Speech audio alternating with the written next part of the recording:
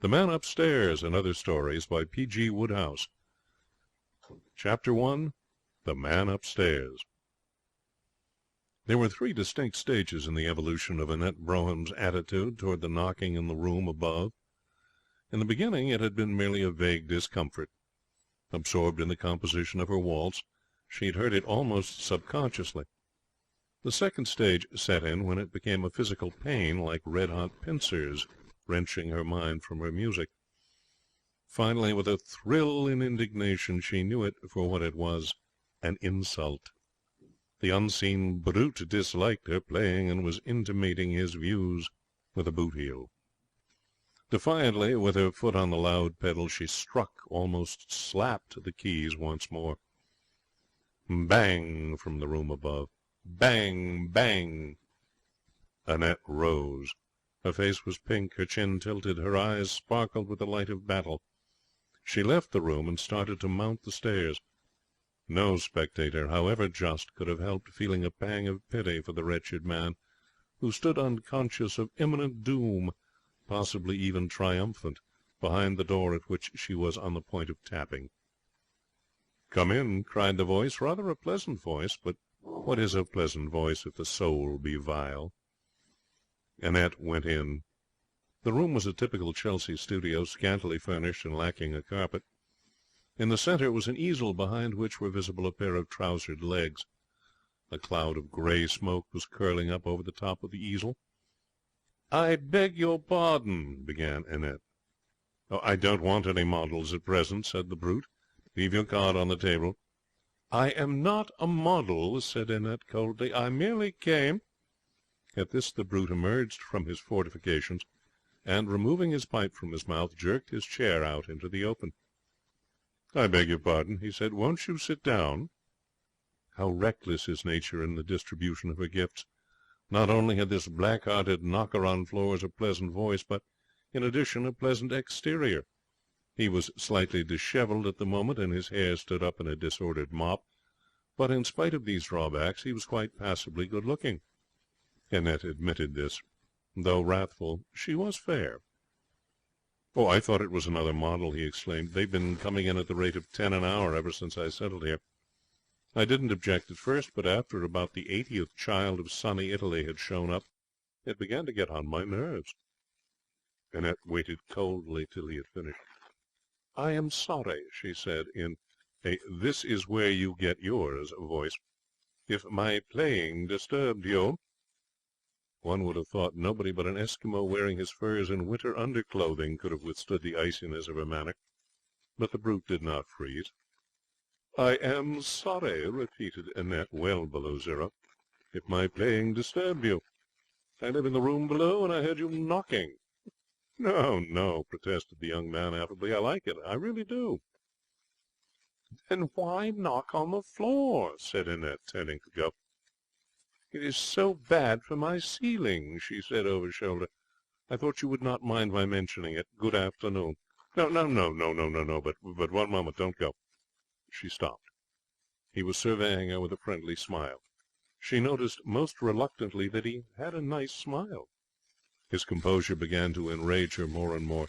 Long ere this he should have been writhing at her feet in the dust, crushed and abject. "You see," he said, I'm awfully sorry, but it's like this. I love music, but what I mean is you weren't playing a tune. It was just the same bit over and over again." "I was trying to get a phrase," said Annette, with dignity, but less coldly. In spite of herself, she was beginning to thaw. There was something singularly attractive about the shock-haired youth. "A phrase?" Of music, for my waltz. I am composing a waltz." A look of such unqualified admiration overspread the young man's face that the last remnants of the ice-pack melted. For the first time since they had met, Annette found herself positively liking this blackguardly floor-smiter. "Can you compose music?" he said, impressed. "Well, yes, I've written 1 or 2 songs." "It must be great to be able to do things, artistic things, I mean, like composing." Well, you do, don't you? You paint." The young man shook his head with a cheerful grin. "I fancy," he said, I should make a pretty good house painter. I want scope. Canvas seems to cramp me." It seemed to cause him no discomfort. He appeared rather amused than otherwise. "Oh, let me look." She crossed over to the easel. "Oh, I shouldn't," he warned her. "You really want to? Is this not mere recklessness? Very well, then." To the eye of the experienced critic, the picture would certainly have seemed crude. It was a study of a dark-eyed child holding a large black cat. Statisticians estimate that there is no moment during the day when one or more young artists somewhere on the face of the globe are not painting pictures of children holding cats. "I call it Child and Cat," said the young man. "Rather a neat title, don't you think? Gives you the main idea of the thing right away. That," he explained, pointing obligingly with the stem of his pipe, "is the cat." Annette belonged to that large section of the public which likes or dislikes a picture according to whether its subject happens to please or displease them. Probably there was not one of the million or so child and cat eyesores at present in existence which she would not have liked. Besides, he'd been very nice about her music. "I think it's splendid," she announced. The young man's face displayed almost more surprise than joy. "Do you really?" he said. "Then I can die happy. That is, if you'll let me come down and listen to those songs of yours first." "You would only knock on the floor," objected Annette. "I'll never knock on another floor as long as I live," said the ex-brute reassuringly. "I hate knocking on floors. I don't see what people want to knock on floors for, anyway." Friendships ripened quickly in Chelsea.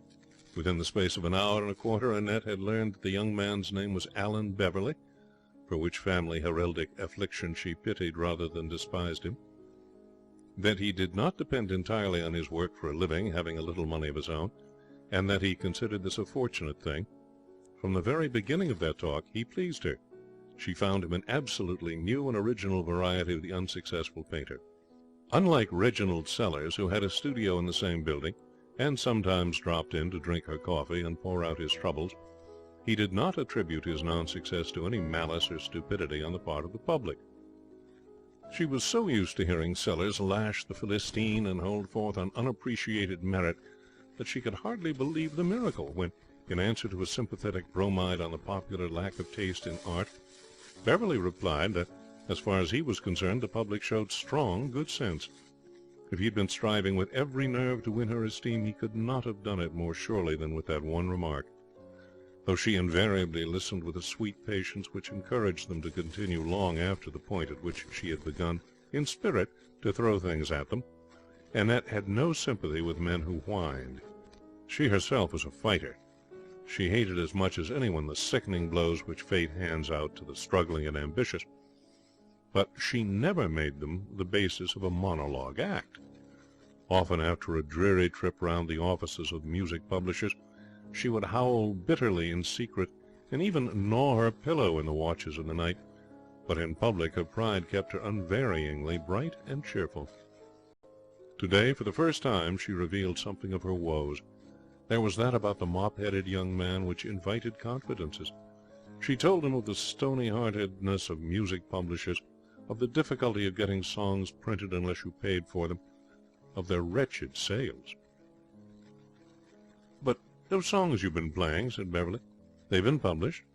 "Well, yes, those 3, but they're the only ones." And didn't they sell?" "Well, hardly at all. You see, a song doesn't sell unless somebody well-known sings it, and people promise to sing them and then don't keep their word. You can't depend on what they say." "Give me their names," said Beverley, "and I'll go round tomorrow and shoot the whole lot." "But can't you do anything?" "Well, only keep on keeping on." "I wish," he said, "that any time you're feeling blue about things you would come up and pour out the poison on me. It's no good bottling it up. Come up and tell me about it, and you'll feel ever so much better. Or let me come down. Any time things aren't going right, just knock on the ceiling." She laughed. "Don't rub it in," pleading Beverley. "It isn't fair. There's nobody so sensitive as a reformed floor-knocker.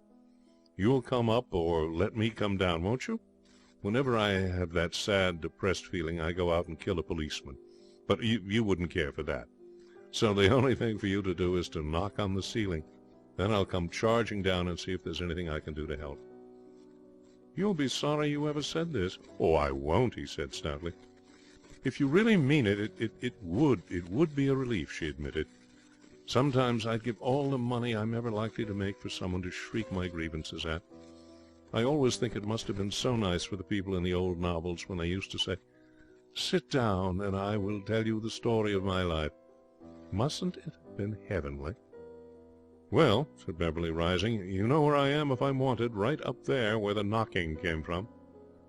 "Knocking?" said Annette. "I remember no knocking." "Would you mind shaking hands?" said Beverley. A particularly maddening hour with one of her pupils drove her up the very next day. Her pupils were at once her salvation and her despair. They gave her the means of supporting life, but they made life hardly worth supporting. Some of them were learning the piano, others thought they sang. All had solid ivory skulls. There was about a teaspoonful of grey matter distributed among the entire squad, and the pupil Annette had been teaching that afternoon had come in at the tail end of the division. In the studio, with Beverley, she found Reginald Sellers standing in a critical attitude before the easel. She was not very fond of Sellers. He was a long, offensive, patronizing person, with a moustache that looked like a smear of charcoal, and a habit of addressing her as, "Ah, little one." Beverley looked up. "Have you brought your hatchet, Miss Brougham? If you have, you're just in time to join in the massacre of the innocents. Sellers has been smiting my child and cat hip and thigh. Look at his eye. There! Did you see it flash then? He's on the warpath again." "My dear Beverley," said Sellers rather stiffly, "I am merely endeavouring to give you my idea of the picture's defect. I'm sorry if my criticism has to be a little harsh." "Go right on," Beverley cordially said. "Don't mind me. It's all for my good." "Well, in a word, then, it's lifeless. Neither the child nor the cat lives." He stepped back a pace and made a frame of his hands.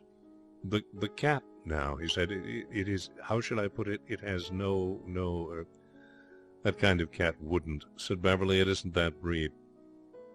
"I think it's a dear cat," said Annette. She felt her temper always quick getting the better of her.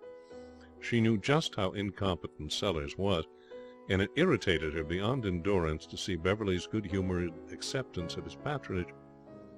"At any rate," said Beverley with a grin, "you both seem to recognize that it is a cat. You're solid on that point, and that's something, seeing I'm only a beginner." "Oh, I know, my dear fellow, I know," said Sellers graciously. "You mustn't let my criticism discourage you. Don't think that your work lacks promise. Far from it.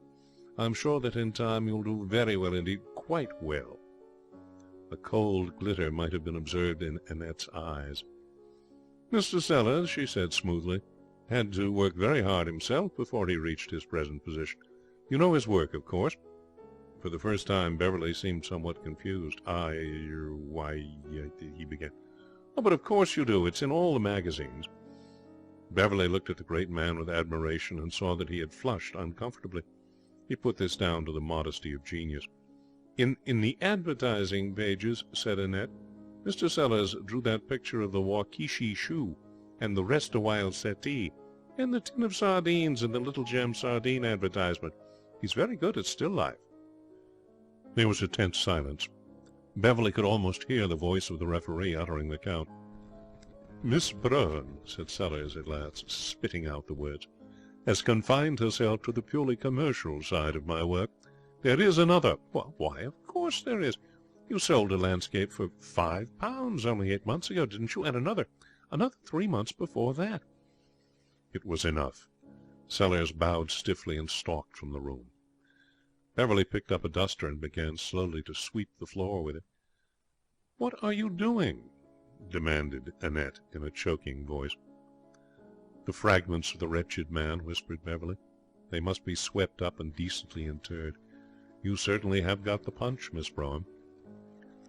He dropped the duster with a startled exclamation, for Annette had suddenly burst into a flood of tears. With her face buried in her hands, she sat in a chair and sobbed desperately. "Good Lord," said Beverley blankly. "I'm a cat. I'm a beast. I hate myself." "Good Lord," said Beverley blankly. "I'm a pig. I'm a fiend." "Good Lord," said Beverley blankly. We're all struggling and trying to get on and having hard luck, and instead of doing what I can to help, I go and taunt him with not being able to sell his pictures. I'm not fit to live. Good Lord, said Beverly blankly. A series of gulping sobs followed, diminishing by degrees into silence. Presently she looked up and smiled, a moist and pathetic smile. I'm sorry, she said, for being so stupid, but he is so horrid and patronizing to you. I couldn't help scratching. I believe I'm the worst cat in London. No, this is, said Beverly, pointing to the canvas, at least according to the late Sellers. But I say, tell me, isn't the deceased a great artist, then? He came curvetting in here with his chest out and started to slate my masterpiece, so I naturally said, what ho, 'tis a genius, isn't he? He can't sell his pictures anywhere. He lives on the little he can get from illustrating advertisements. And I taunt. Please, said Beverly apprehensively. She recovered herself with a gulp. I can't help it, she said miserably. I rubbed it in. Oh, it was hateful of me, but I was all on edge from teaching one of my awful pupils, and when he started to patronize you... She blinked. Poor devil, said Beverly. I never guessed. Good Lord. I must go and tell him I'm sorry, she said. He'll snub me horribly, but I must. She went out. Beverly lit a pipe and stood at the window, looking thoughtfully down into the street. It's a good rule in life never to apologize. The right sort of people do not want apologies, and the wrong sort take a mean advantage of them. Sellers belonged to the latter class. When Annette, meek, penitent, with all her claws sheathed, came to him and grovelled, he forgave her with a repulsive magnanimity, which in a less subdued mood would have stung her to renewed pugnacity. As it was, she allowed herself to be forgiven, and retired with a dismal conviction that from now on he would be more insufferable than ever. And her surmise proved absolutely correct. His visits to the newcomer's studio began again, and Beverly's picture, now nearing completion, came in for criticism enough to have filled a volume. The good humour with which he received it amazed Annette. She had no proprietary interest in the painting beyond what she acquired from a growing regard for its parent, which disturbed her a good deal when she had time to think of it. But there were moments when only the recollection of a remorse for her previous outbreak kept her from rending the critic. Beverly, however, appeared to have no artistic sensitiveness whatsoever. When Sellers savaged the cat in a manner which should have brought the S.P.C.A. down upon him, Beverly merely beamed. His long-sufferingness was beyond Annette's comprehension. She began to admire him for it. To make his position as critic still more impregnable, Sellers was now able to speak as one having authority. After years of floundering, his luck seemed at last to have turned. His pictures, which for months had lain at an agent's, careened like crippled battleships, had at length begun to find a market. Within the last 2 weeks, 3 landscapes and an allegorical painting had sold for good prices, and under the influence of success he expanded like an opening floweret. When Epstein, the agent, wrote to say that the allegory had been purchased by a Glasgow plutocrat of the name of Bates for 160 guineas, Sellers' views on Philistines and their crass materialism and lack of taste underwent a marked modification. He spoke with some friendliness of the man Bates. To me, said Beverly, when informed of the event by Annette, the matter has a deeper significance. It proves that Glasgow has at last produced a sober man. No drinker would have dared face that allegory. The whole business is very gratifying. Beverly himself was progressing slowly in the field of art. He had finished The Child and Cat, and had taken it to Epstein together with a letter of introduction from Sellers. Sellers' habitual attitude now was that of the kindly celebrity who has arrived and wishes to give the youngsters a chance. Since its departure, Beverly had not done much in the way of actual execution. Whenever Annette came to his studio, he was either sitting in a chair with his feet on the window-sill smoking, or in the same attitude listening to Sellers' views on art. Sellers, being on the upgrade, a man with many pounds to his credit in the bank, had more leisure now. He'd given up his advertisement work and was planning a great canvas, another allegorical work. This left him free to devote a good deal of time to Beverly, and he did so. Beverly sat and smoked through his harangues. He may have been listening, or he may not. Annette listened once or twice, and the experience had the effect of sending her to Beverley quivering with indignation. "Why do you let him patronize you like that?" she demanded. "If anybody came and talked to me like that about my music, I don't know what I'd do. Yes, even if he were really a great musician." "Don't you consider Sellers a great artist, then, even now?" "He seems to be able to sell his pictures, so I suppose they must be good, but nothing could give him the right to patronize you as he does." "My learned friend's manner would be intolerable in an emperor to a black beetle," quoted Beverley. "Well, what are we going to do about it?" "If only you could sell a picture too." Well, I've done my part of the contract. I've delivered the goods. There the thing is at Epstein's. The public can't blame me if it doesn't sell. All they've got to do is waltz in their thousands and fight for it. And, by the way, talking of waltzes—" "Oh, it's finished," said Annette dispiritedly. "Published, too, for that matter." "Published? What's the matter, then? Why this drooping sadness? Why aren't you running around the square singing like a bird?" "Because," said Annette, "unfortunately I had to pay the expenses of publication. It was only £5, but the sales haven't caught up with that yet. If they ever do. Perhaps there'll be a new edition." "And will you have to pay for that?" "No, the publishers would." "And who are the publishers?" "Gruzinski and Buchterkirch." "Heavens! Then what are you worrying about? The thing's a cert. A man with a name like Gruzinski could sell a dozen editions by himself, helped and inspired by Buchterkirch, who will make the waltz the talk of the country. Infants will croon it in their cots." "He didn't seem to think so when I saw him last." "Well, of course not. He doesn't know his own power. Gruzinski's shrinking diffidence is a byword in musical circles. He is the genuine human violet. You must give him time." "I'll give him anything if he'll only sell an edition or two," said Annette. The outstanding thing was that he did. There seemed no particular reason why the sale of that waltz should not have been as small and as slow as that of any other waltz by an unknown composer, but almost without warning it expanded from a trickle into a flood.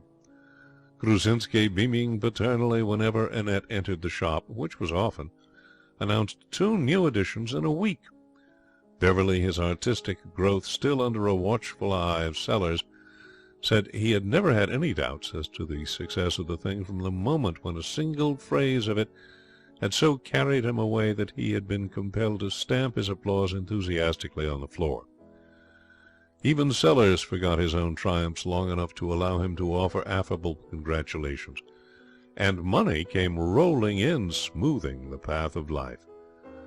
Yes, indeed, those were the great days. There was a hat. Life, in short, was very full and splendid. There was indeed but one thing which kept it from being perfect. The usual drawback to success is that it annoys one's friends so, but in Annette's case this drawback was absent. Sellers' demeanour towards her was that of an old established inmate welcoming a novice into the Hall of Fame. Her pupils, worthy souls though bone-headed, fawned upon her. Beverley seemed more pleased than anyone, yet it was Beverley who prevented her paradise from being complete. Successful herself, she wanted all her friends to be successful, but Beverley, to her discomfort, remained a cheery failure, and, worse, absolutely refused to snub Sellers. It was not as if Sellers' advice and comments were disinterested. Beverley was simply the instrument on which he played his songs of triumph. It distressed Annette to such an extent that now if she went upstairs and heard Sellers' voice in the studio, she came down again without knocking. One afternoon, sitting in her room, she heard the telephone bell ring. The telephone was on the stairs just outside her door. She went out and took up the receiver. "Hello," said a querulous voice. "Is Mr. Beverley there?" Annette remembered having heard him go out. She could always tell his footstep. "He is out," she said. "Is there any message?" "Yes," said the voice emphatically. "Tell him that Rupert Morrison rang up to ask what he was to do with all this great stack of music that's arrived. Does he want it forwarded on to him, or what?" The voice was growing high and excited. Evidently Mr. Morrison was in a state of nervous tension but a man does not care particularly who hears his troubles, so long as he unburdens himself of them to someone. "Music?" said Annette. "Music!" shrilled Mr. Morrison. "Stacks and stacks and stacks of it. Is he playing a practical joke on me, or what?" he demanded hysterically. Plainly he had now come to regard Annette as a legitimate confidante. She was listening. That was the main point. He wanted someone, he did not care whom, who would listen. "He lends me his rooms," wailed Mr. Morrison, "so that I can be perfectly quiet and undisturbed while I write my novel, and first thing I know this music starts to arrive.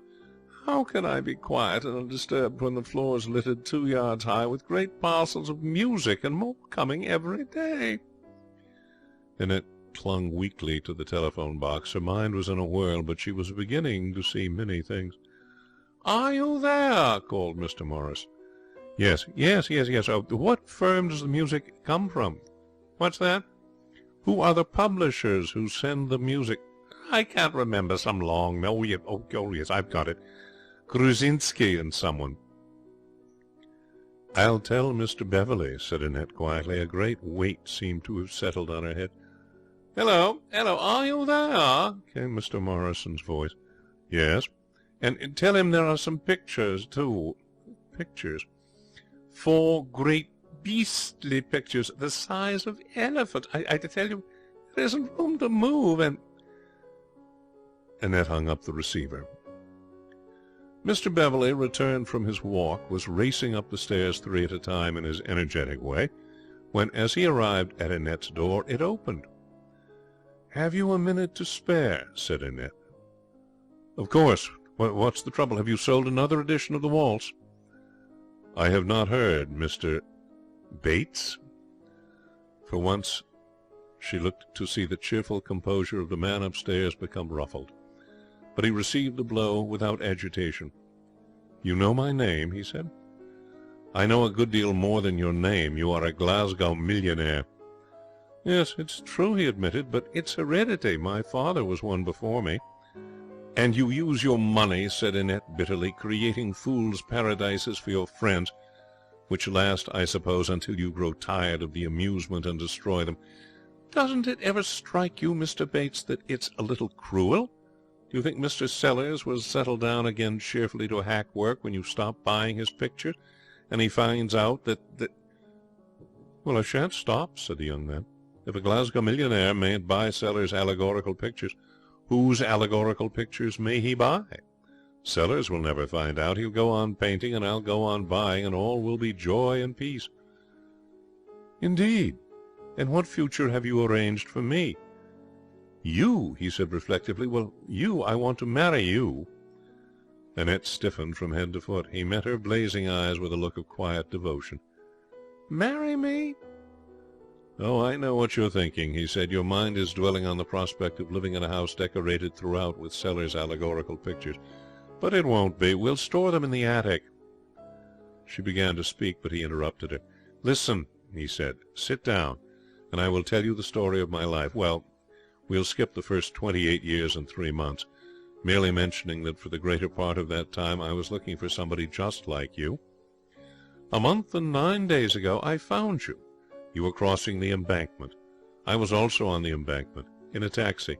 I stopped the taxi, got out, and observed you just stepping into the Charing Cross Underground. I sprang—" "This does not interest me," said Annette. "Oh, but the plot thickens," he assured her. "We left our hero springing, I think, just so. Well, you took the West End train and got off at Sloane Square. So did I. You crossed Sloane Square, turned up King's Road, and finally arrived here. I followed. I saw a notice up, 'Studio to let.' I reflected that, having done a little painting in an amateur way, I could pose as an artist all right, so I took the studio. Also, the name of Alan Beverley. My own is Bill Bates. I had often wondered what it would feel like to be called by some name like Alan Beverley or Cyril Trevelyan. It was simply the spin of the coin which decided me in favour of the former. Once in, the problem was how to get to know you. When I heard you playing, I knew it was all right. I had only to keep knocking on the floor long enough." "Do you mean to tell me," Annette's voice trembled, Do you mean to tell me that you knocked that time simply to make me come up?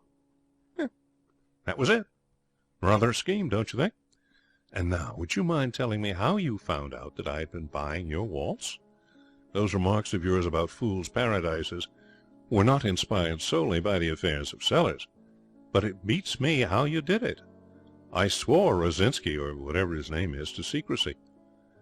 A Mr. Morrison, said Annette indifferently, rang up on the telephone and asked me to tell you that he was greatly worried by the piles of music which were littering the rooms you lent him. The young man burst into a roar of laughter. Poor old Morrison, I forgot all about him. I lent him my rooms at the Albany. He's writing a novel, and he can't work if the slightest thing goes wrong. It just goes to show... Mr. Bates. Yes. Perhaps you didn't intend to hurt me. I dare say you meant only to be kind, but oh, can't you see how you have humiliated me? You've treated me like a child, giving me a make-believe success just to keep me quiet, I suppose. He was fumbling in his pocket. May I read you a letter? He said. A letter? Quite a short one. It's from Epstein, the picture dealer. This is what he says. Sir, meaning me, not dear Bill, mind you, just sir, I am glad to be able to inform you that I have this morning received an offer of 10 guineas for your picture, Child and Cat. Kindly let me know if I am to dispose of it at this price. Well, said Annette in a small voice, I have just been to Epstein's. It seems that the purchaser is a Miss Brown. She gave an address in Bayswater. I called at the address. No Miss Brown lives there, but one of your pupils does. I asked her if she was expecting a parcel from Miss Brown, and she said that she had had your letter and quite understood and would take it in when it arrived. Annette was hiding her face in her hands. Go away, she said faintly. Mr. Bates moved a step nearer. Do you remember that story of the people on the island who eked out a precarious livelihood by taking in one another's washing? He asked casually. Go away, cried Annette. I've always thought, he said, that it must have drawn them very close together, made them feel rather attached to each other, don't you? Go away. I don't want to go away. I want to stay and hear you say you'll marry me. Please, go away. I want to think. She heard him moving towards the door. He stopped, then went on again. The door closed quietly. Presently from the room above came the sound of footsteps. Footsteps pacing monotonously to and fro like those of an animal in a cage. Annette sat listening. There was no break in the footsteps. Suddenly she got up. In one corner of the room was a long pole used for raising and lowering the window sash. She took it and for a moment stood irresolute. Then, with a quick movement, she lifted it and stabbed 3 times at the ceiling. The Man Upstairs by P.G. Woodhouse. Story number 2, Something to Worry About. A girl stood on the shingle that fringes Milbourne Bay, gazing at the red roofs of the little village across the water. She was a pretty girl, small and trim. Just now some secret sorrow seemed to be troubling her, for on her forehead were wrinkles, and in her eyes a look of wistfulness. She had, in fact, all the distinguishing marks of one who was thinking of her sailor lover. But she was not. She had no sailor lover. What she was thinking of was that at about this time they'd be lighting up the shop windows in London, and that of all the deadly, depressing spots she had ever visited, this village of Milbourne was the deadliest. The evening shadows deepened, the incoming tide glistened oilily as it rolled over the mud flats. She rose and shivered. "Go, what a hole," she said, eyeing the unconscious village morosely. "What a hole!" This was Sally Preston's first evening in Milbourne. She'd arrived by the afternoon train from London, not of her own free will. Left to herself, she would not have come within 60 miles of the place. London supplied all that she demanded from life. She'd been born in London. She'd lived there ever since. She hoped to die there. She liked fogs, motor buses, noise, policemen, paper boys, shops, taxicabs, artificial light, stone pavements. houses in long grey rows, mud, banana skins, and moving picture exhibitions, especially moving picture exhibitions. It was indeed her taste for these that had caused her banishment to Millbourne. The great public is not yet unanimous on the subject of moving picture exhibitions. Sally, as I have said, approved of them. Her father, on the other hand, did not. An austere ex-butler who let lodgings in Ebury Street and preached on Sundays in Hyde Park, he looked askance at the movies. It was his boast that he had never been inside a theatre in his life, and he classed cinema palaces with theatres as wiles of the devil. Sally, suddenly unmasked as an habitual frequenter of these abandoned places, sprang with one bound into prominence as the bad girl of the family. Instant removal from the range of temptation being the only possible plan, it seemed to Mr. Preston that a trip to the country was indicated. He selected Millbourne because he had been butler at the Hall there, and because his sister, Jane, who had been a parlour-maid at the rectory, was now married and living in the village. Certainly he could not have chosen a more promising reformatory for Sally. Here, if anywhere, might she forget the heady joys of the cinema. Tucked away in the corner of its little bay, which an accommodating island converts into a still lagoon, Millbourne lies dozing. In all sleepy Hampshire there is no sleepier spot. It's a place of calm-eyed men and drowsy dogs. Things crumble away and are not replaced. Tradesmen book orders and then lose interest and forget to deliver the goods. Only centenarians die, and nobody worries about anything, or did not until Sally came and gave them something to worry about. Next door to Sally's Aunt Jane, in a cosy little cottage with a wonderful little garden, lived Thomas Kitchener, a large, grave, self-sufficing young man, who by sheer application to work had become already, though only 25, second gardener at the Hall. Gardening absorbed him. When he was not working at the Hall, he was working at home. On the morning following Sally's arrival, it being a Thursday and his day off, he was crouching in a constrained attitude in his garden, every fibre of his being concentrated on the interment of a plump young bulb. Consequently, when a chunk of mud came sailing over the fence, he did not notice it. A second, however, compelled attention by bursting like a shell on the back of his neck. He looked up, startled. Nobody was in sight. He was puzzled. It could hardly be raining mud. Yet the alternative theory that someone in the next garden was throwing it was hardly less bizarre. The nature of his friendship with Sally's Aunt Jane and old Mr. Williams, her husband, was comfortable rather than rollicking. It was inconceivable that they should be flinging clods at him. As he stood wondering whether he should go to the fence and look over, or simply accept the phenomenon as one of those things which no fellow can understand, there popped up before him the head and shoulders of a girl. Poised in her right hand was a third clod, which, seeing that there was now no need for his services, she allowed to fall to the ground. "Hello," she said. "Good morning." She was a pretty girl, small and trim. Tom was by way of being the strong, silent man with a career to think of, and no time for bothering about girls, but he did see that. There was, moreover, a certain alertness in her expression, rarely found in the feminine population of Millbourne, who were apt to be slightly bovine. "What do you think you're messing about at?" she said affably. Tom was a slow-minded young man who liked to have his thoughts well under control before he spoke. He was not one of your gay rattlers. Besides, there was something about this girl which confused him to an extraordinary extent. He was conscious of new and strange emotions. He stood staring silently. "What's your name, anyway?" He could answer that. He did so. "Oh, mine's Sally Preston. Mrs. Williams is my aunt. I've come from London." Tom had no remarks to make about London. "Have you lived here all your life?" "Yes," said Tom. "My goodness, don't you ever feel fed up? Don't you want a change?" Tom considered the point. "No," he said.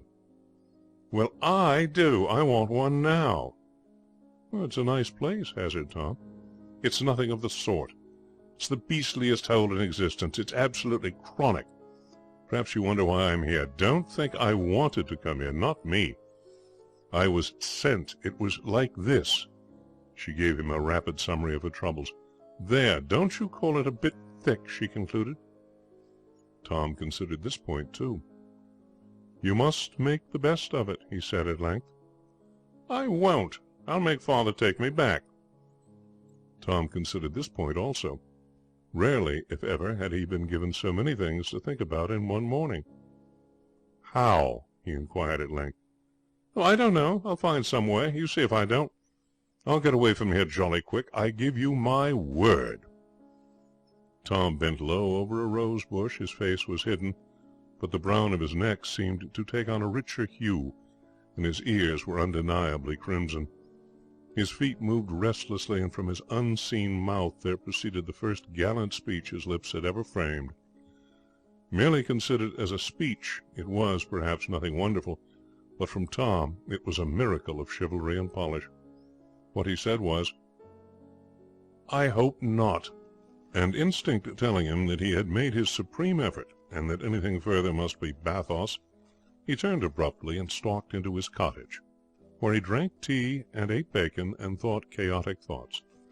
And when his appetite declined to carry him more than halfway through the third rasher, he understood. He was in love. These strong, silent men, who mean to be head gardeners before they are 30, and eliminate woman from their lives as a dangerous obstacle to the successful career, pay a heavy penalty when they do fall in love.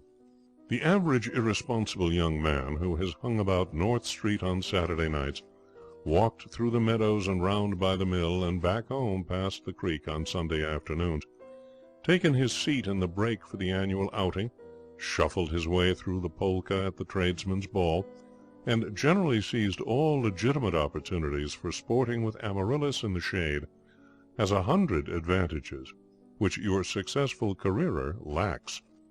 There was hardly a moment during the days which followed when Tom did not regret his neglected education. For he was not Sally's only victim in Milburn. There was the trouble. Her beauty was not of that elusive type which steals imperceptibly into the vision of the rare connoisseur. It was sudden and compelling. It hit you. Bright brown eyes beneath a mass of fair hair, a determined little chin, a slim figure. These are disturbing things, and the youths of peaceful Milbourne sat up and took notice as one youth. Throw your mind back to the last musical comedy you saw. Recall the leading lady's song with chorus of young men, all proffering devotion simultaneously in a neat row. Well, that was how the lads of the village comported themselves towards Sally. Mr. and Mrs. Williams, till then a highly esteemed but little frequented couple, were astonished at the sudden influx of visitors. The cottage became practically a salon. There was not an evening when the little sitting-room looking out on the garden was not packed. It's true that the conversation lacked some of the sparkle generally found in the better class of salon. To be absolutely accurate, there was hardly any conversation at all. The youths of Melbourne were sturdy and honest. They were the backbone of England. England, in her hour of need, could have called upon them with the comfortable certainty that, unless they happened to be otherwise engaged, they would leap to her aid. But they did not shine at small talk. Conversationally, they were a spent force after they had asked Mr. Williams how his rheumatism was. Thereafter they contented themselves with sitting massively about in corners, glowering at each other. Still, it was all very jolly and sociable, and helped to pass the long evenings.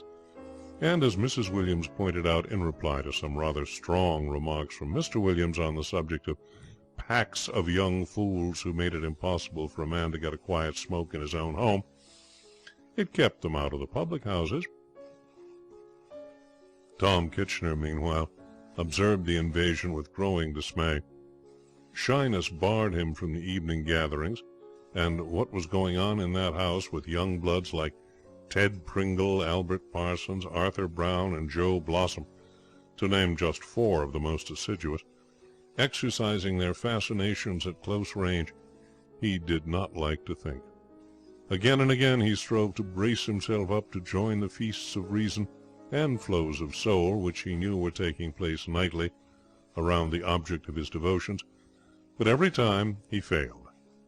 Habit is a terrible thing. It shackles the strongest, and Tom had fallen into the habit of inquiring after Mr. William's rheumatism over the garden fence first thing in the morning. It was a civil, neighbourly thing to do, but it annihilated the only excuse he could think of for looking in at night. He could not help himself. It was like some frightful scourge, the morphine habit, or something of that sort. Every morning he swore to himself that nothing would induce him to mention the subject of rheumatism, but no sooner had the stricken old gentleman's head appeared above the fence than out it came. "Morning, Mr. Williams." "Morning, Tom." Pause, indicative of a strong man struggling with himself, then, "How's the rheumatism, Mr. Williams?" "Better, thank ye, Tom." And there he was with his gun spiked. However, he did not give up. He brought to his wooing the same determination which had made him second gardener at the Hall at 25. He was a novice at the game, but instinct told him that a good line of action was to shower gifts. He did so. All he had to shower was vegetables, and he showered them in a way that would have caused the goddess Ceres to be talked about. His garden became a perfect crater, erupting vegetables. Why vegetables? I think I heard some heckler cry. Why not flowers? Fresh, fair, fragrant flowers. You can do a lot with flowers. Girls love them. There is poetry in them. And what's more, there is a recognized language of flowers. Shoot in a rose or a calceolaria or an herbaceous border or something, I gather, and you've made a formal proposal of marriage without any of the trouble of rehearsing a long speech and practicing appropriate gestures in front of your bedroom looking-glass. Why, then, did not Thomas Kitchener give Sally Preston flowers? Well, you see, unfortunately it was now late autumn, and there were no flowers. Nature had temporarily exhausted her floral blessings, and was jogging along with potatoes and artichokes and things. Love is like that. It invariably comes just at the wrong time. A few months before there had been enough roses in Tom Kitchener's garden to win the hearts of a dozen girls. Now there were only vegetables. 'Twas ever thus. It was not to be expected that a devotion so practically displayed should escape notice. Nor should it escape comment. This was supplied by that shrewd observer, old Mr. Williams. He spoke seriously to Tom across the fence on the subject of his passion. "Young Tom," he said, "drop it." Tom muttered unintelligibly. Mr. Williams adjusted the top hat, without which he never stirred abroad, even into his garden. He blinked benevolently at Tom. "You're making up to that young gal of Jane's," he proceeded. "You can't deceive me. All these taties and what not. I seen your game fast enough. Just you drop it, young Tom." "Why?" muttered Tom rebelliously. A sudden distaste for old Mr. Williams blazed within him. "Why? 'Cause you'll only burn your fingers if you don't, that's why. I've been watching this young gal of Jane's, and I seen what sort of a young gal she be. She's a flippity piece, that's what she be. You marry that young gal, Tom, and you'll never have no more quiet or happiness. She just take and turn the place upside down on you. The man as marries that young gal has got to be master in his own home. He's got to show her what's what. Now, you ain't got the devil in you to do that, Tom. You're what I might call a sort of a sheep. Now, I admires it in you, Tom. I like to see a young man steady and quiet, same as what you be. So that's how it is, you see. Just you drop this foolishness, young Tom, and leave that young gal be, else you'll burn your fingers, same as what I say." And giving his top hat a rakish tilt, the old gentleman ambled indoors, satisfied that he had dropped a guarded hint in a pleasant and tactful manner. It's to be supposed that this interview stung Tom to swift action. Otherwise one cannot explain why he should not have been just as reticent on the subject nearest his heart when bestowing on Sally the 27th cabbage as he had been when he administered the 160th potato. At any rate, the fact remains that as that fateful vegetable changed hands across the fence, something resembling a proposal of marriage did actually proceed from him. As a sustained piece of emotional prose, it fell short of the highest standard. Most of it was lost at the back of his throat, and what did emerge was mainly inaudible. However, as she distinctly caught the word love twice, and as Tom was shuffling his feet and streaming with perspiration, and looking everywhere at once except at her, Sally grasped the situation. Whereupon, without any visible emotion, she accepted him. Tom had to ask her to repeat her remark. He could not believe his luck. It was singular how diffident a normally self-confident man can become once he's in love. When Colonel Milvery of the Hall had informed him of his promotion to the post of second gardener, Tom had demanded no encore. He knew his worth. He was perfectly aware that he was a good gardener, and official recognition of the fact left him gratified but unperturbed. But this affair of Sally was quite another matter. It had revolutionized his standards of value, forced him to consider himself as a man entirely apart from his skill as a gardener. And until this moment he had had grave doubt as to whether, apart from his skill as a gardener, he amounted to much. He was overwhelmed. He kissed Sally across the fence humbly. Sally, for her part, seemed very unconcerned about it all. A more critical man than Thomas Kitchener might have said that to all appearances the thing rather bored Sally. "Don't tell anybody just yet," she stipulated. Tom would have given much to be allowed to announce his triumph defiantly to old Mr. Williams, to say nothing of making a considerable noise about it in the village. But her wish was law, and he reluctantly agreed. There are moments in a man's life when, however enthusiastic a gardener he may be, his soul soars above vegetables. Tom's shot with a jerk into the animal kingdom. The first present he gave Sally in his capacity of fiancé was a dog. It was a half-grown puppy with long legs and a long tail, belonging to no one species, but generously distributing itself among about 6. Sally loved it and took it with her wherever she went, and on one of those rambles down swooped Constable Cobb, the village policeman, pointing out that, contrary to regulations, the puppy had no collar. It's possible that a judicious meekness on Sally's part might have averted disaster. Mr. Cobb was human, and Sally was looking particularly attractive that morning. Meekness, however, did not come easy to Sally. In a speech which began as argument and ended, Mr. Cobb proving solid and unyielding, as pure cheek, she utterly routed the constable. But her victory was only a moral one, for as she turned to go, Mr. Cobb, dull red and puffing slightly, was already entering particulars of the affair in his notebook, and Sally knew that the last word was with him. On her way back she met Tom Kitchener. He was looking very tough and strong, and at the sight of him a half-formed idea, which she had regretfully dismissed as impracticable, of assaulting Constable Cobb, returned to her in an amended form. Tom did not know it, but the reason why she smiled so radiantly upon him at that moment was that she had just elected him to the post of hired assassin. While she did not want Constable Cobb actually assassinated, she earnestly desired him to have his helmet smashed down over his eyes, and it seemed to her that Tom was the man to do it. She poured out her grievance to him and suggested her scheme. She even elaborated it. "Why shouldn't you wait for him one night and throw him into the creek? It isn't deep, and it's jolly muddy." Said Tom doubtfully. "It would just teach him," she pointed out. But the prospect of undertaking the higher education of the police did not seem to appeal to Tom. In his heart he rather sympathized with Constable Cobb. He saw the policeman's point of view. It's all very well to talk, but when you are stationed in a sleepy village where no one ever murders or robs or commits arson, or even gets drunk and disorderly in the street, a puppy without a collar is simply a godsend. A man must look out for himself. He tried to make this side of the question clear to Sally, but failed signally. She took a deplorable view of his attitude. "I might have known that you'd have been afraid," she said, with a contemptuous jerk of her chin. Good morning."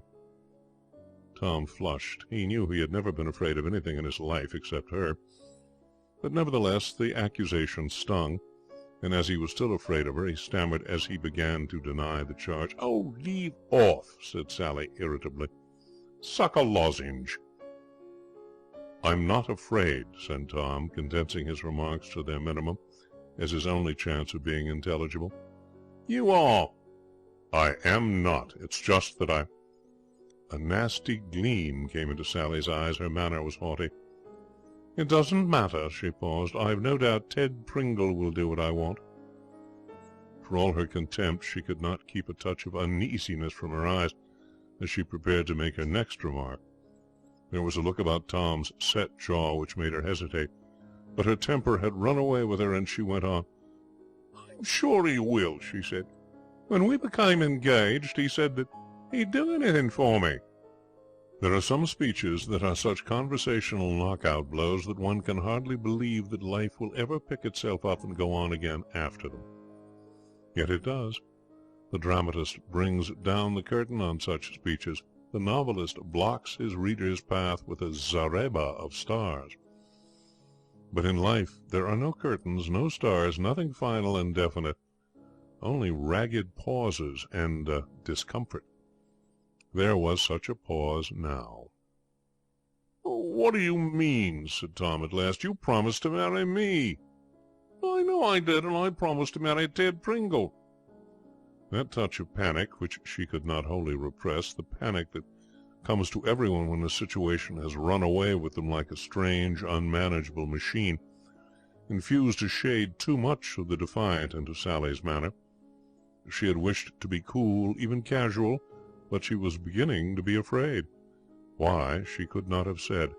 Certainly she'd not anticipate violence on Tom's part. Perhaps that was it. Perhaps it was just because he was so quiet that she was afraid. She had always looked on him contemptuously as an amiable, transparent lout, and now he was puzzling her. She got an impression of something formidable behind his stolidity, something that made her feel mean and insignificant. She fought against the feeling, but it gripped her, and in spite of herself she found her voice growing shrill and out of control.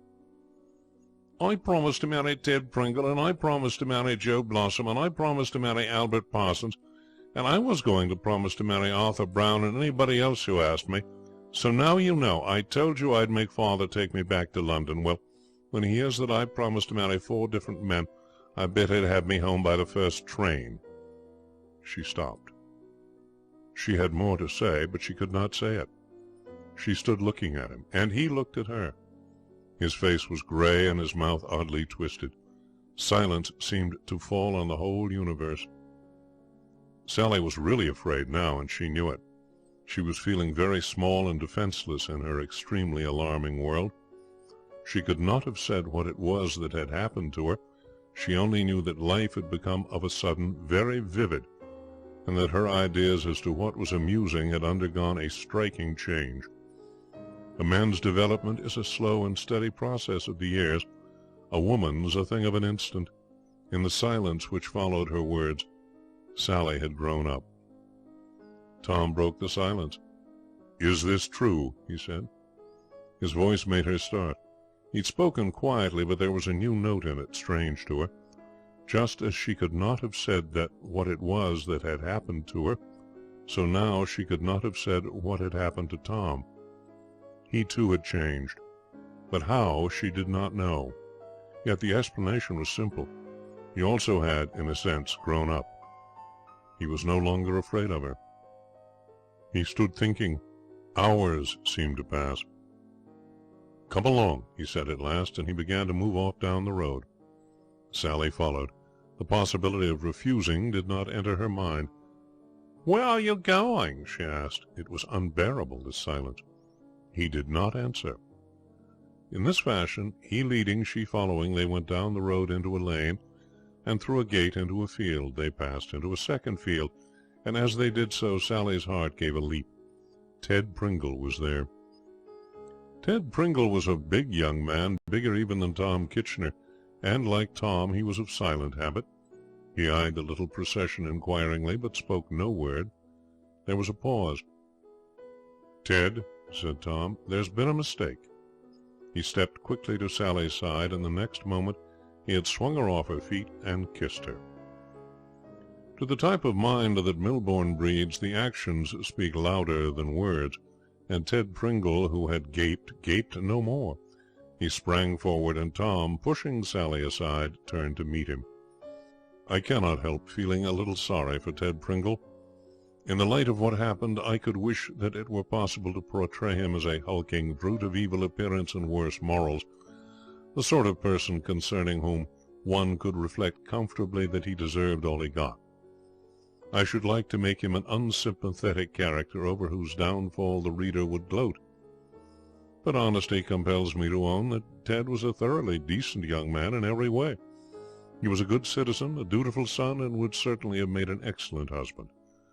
Furthermore, in the dispute on hand, he had right on his side fully as much as Tom. The whole affair was one of those elemental clashings of man and man, where the historian cannot sympathize with either side at the expense of the other, but must confine himself to a mere statement of what occurred.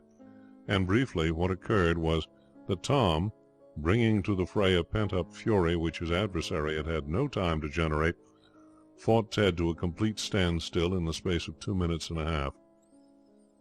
Sally had watched the proceedings, sick and horrified. She had never seen men fight before, and the terror of it overwhelmed her. Her vanity received no pleasant stimulation from the thought that it was for her sake that this storm had been let loose. For the moment her vanity was dead, stunned by collision with the realities. She found herself watching in a dream. She saw Ted fall, rise, fall again, and lie where he had fallen. And then she was aware that Tom was speaking. "Come along." She hung back. Ted was lying very still. Gruesome ideas presented themselves. She had just accepted them as truth when Ted wriggled. He wriggled again. Then he sat up suddenly, looked at her with unseeing eyes, and said something in a thick voice. She gave a little sob of relief.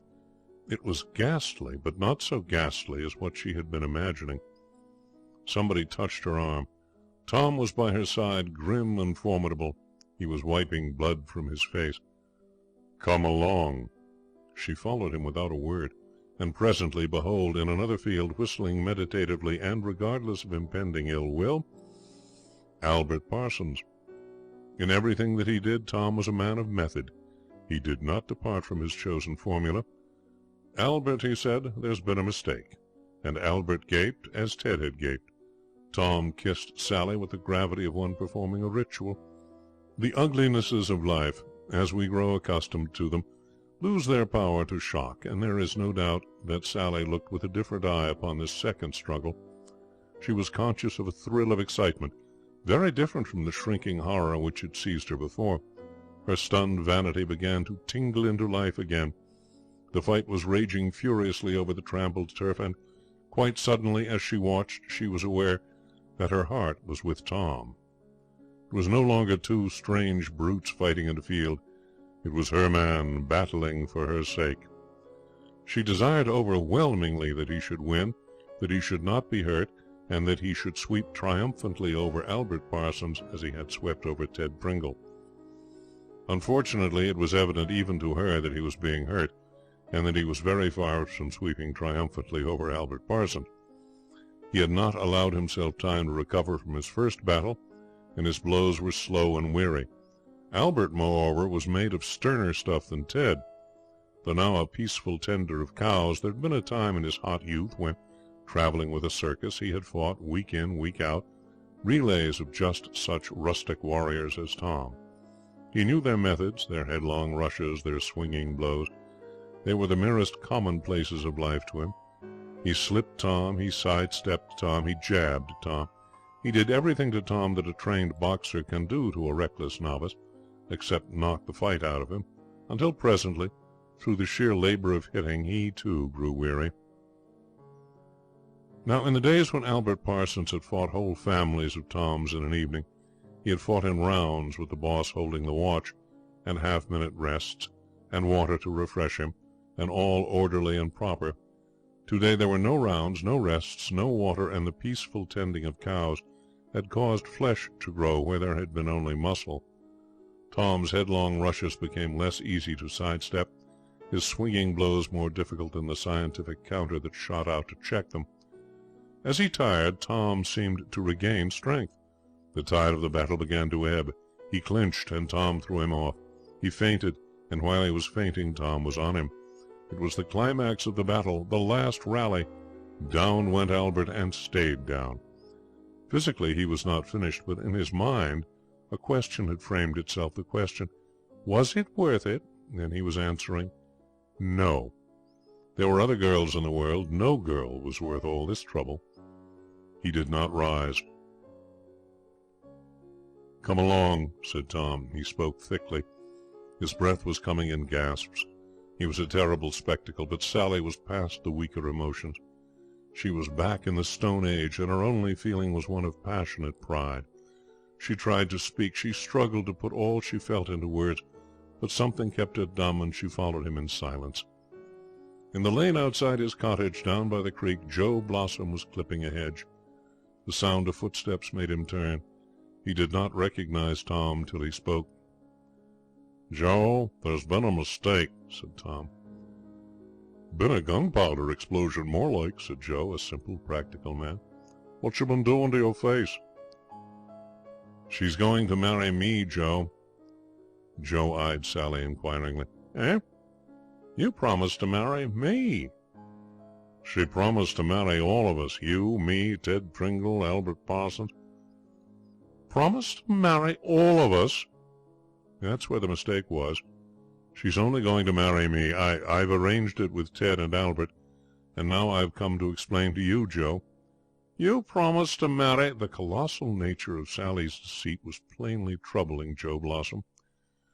He expelled his breath in a long note of amazement. Then he summed up. "Why, you're nothing more nor less than a Joshua." The years that had passed since Joe had attended the village Sunday school had weakened his once easy familiarity with the characters of the Old Testament. It's possible that he had somebody else in mind. Tom stuck doggedly to his point. "You can't marry her, Joe." Joe Blossom raised his shears and clipped a protruding branch. The point under discussion seemed to have ceased to interest him. "Who wants to?" he said. "Good riddance." They went down the lane. Silence still brooded over them. The words she wanted continued to evade her. They came to a grassy bank. Tom sat down. He was feeling unutterably tired. "Tom!" He looked up. His mind was working dizzily. "You're going to marry me," he muttered. She sat down beside him. "I know," she said. "Tom, dear, lay your head on my lap and go to sleep." If this story proves anything beyond the advantage of being in good training when you fight, it proves that you cannot get away from the moving pictures even in a place like Millburn. For as Sally sat there nursing Tom, it suddenly struck her that this was the very situation with which the Romance of the Middle Ages film ended. You know the one I mean. Sir Percival Yea something, which has slipped my memory for the moment, goes out after the Holy Grail, meets damsel in distress, overcomes her persecutors, rescues her, gets wounded, and is nursed back to life in her arms.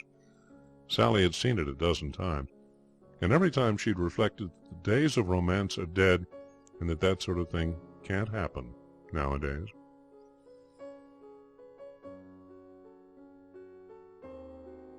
Chapter 3 of The Man Upstairs. Story titled Deep Waters. The Man Upstairs by P.G. Woodhouse. Historians of the social life of the late Roman Empire speak of a certain young man of Ariminum who would jump into rivers and swim in them. When his friends said, "You fish," he would answer, "Oh, pish! Fish can't swim like me, they've no vim in 'em." Just such another was George Barnard Calendar. On land in his land clothes, George was a young man who excited little remark. He looked very much like other young men. He was much about the ordinary height. His carriage suggested the possession of an ordinary amount of physical strength. Such was George on shore.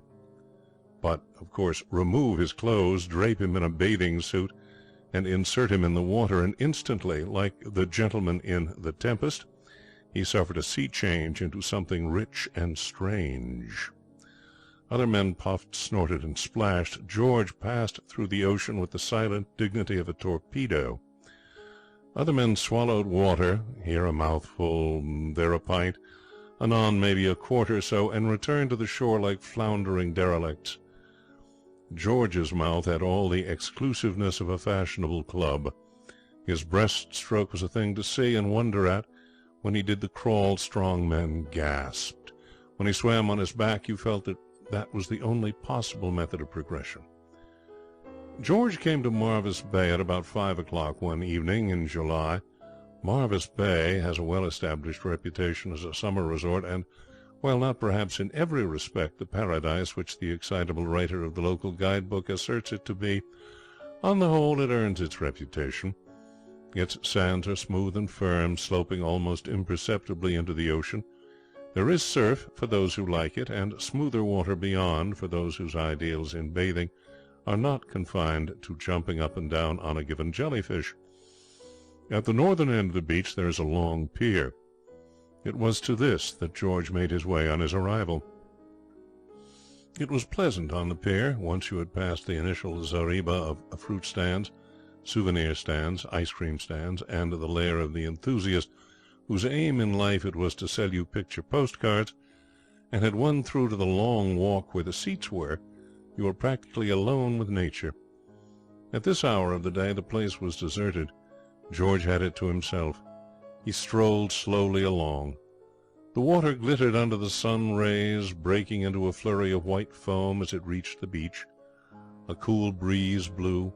The whole scenic arrangements were a great improvement on the stuffy city he had left. Not that George had come to Mavis Bay with the single aim of finding an antidote to metropolitan stuffiness. There was a more important reason.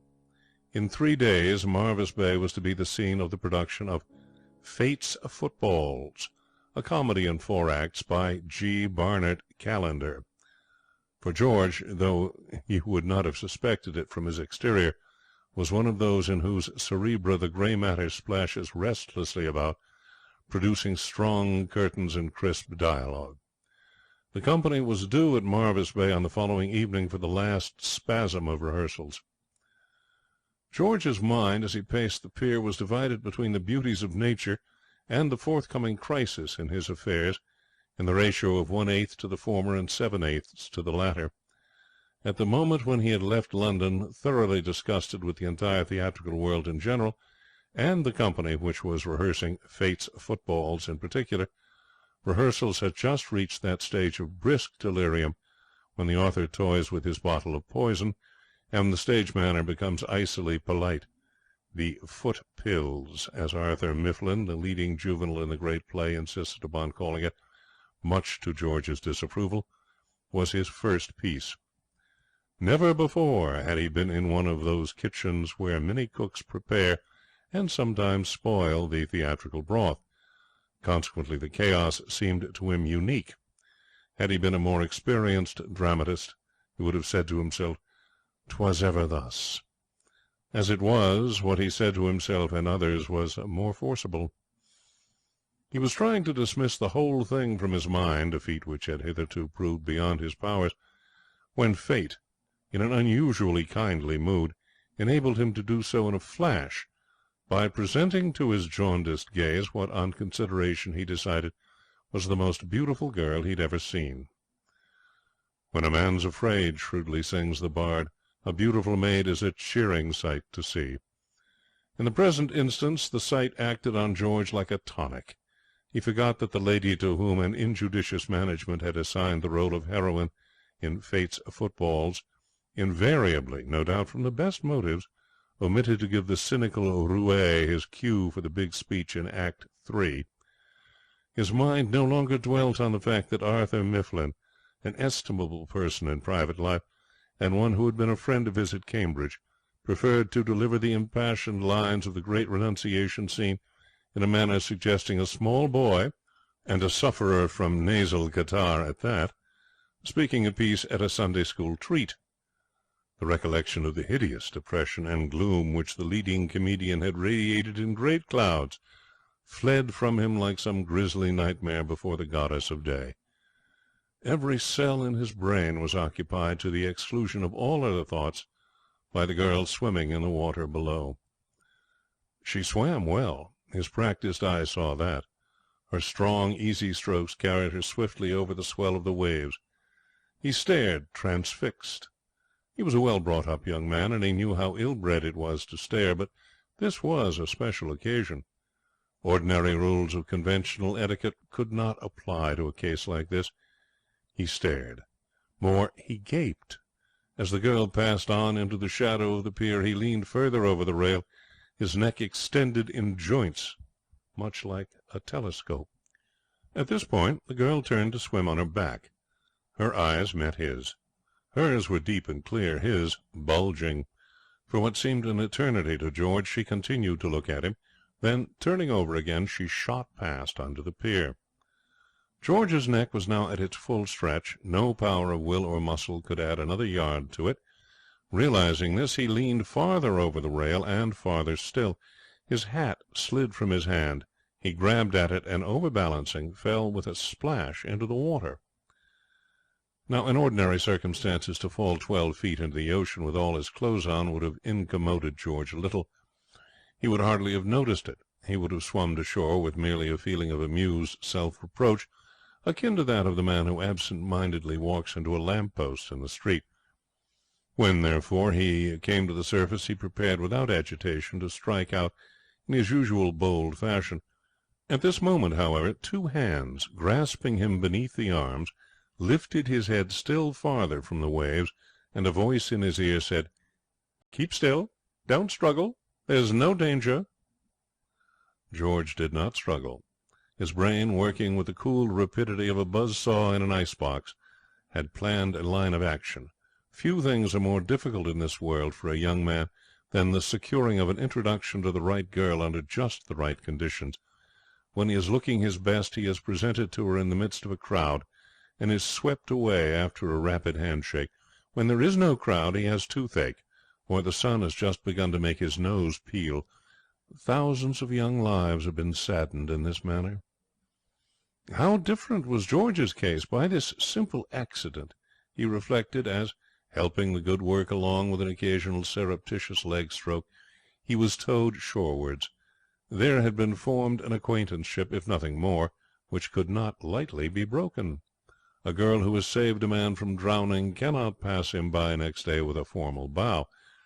And what a girl, too!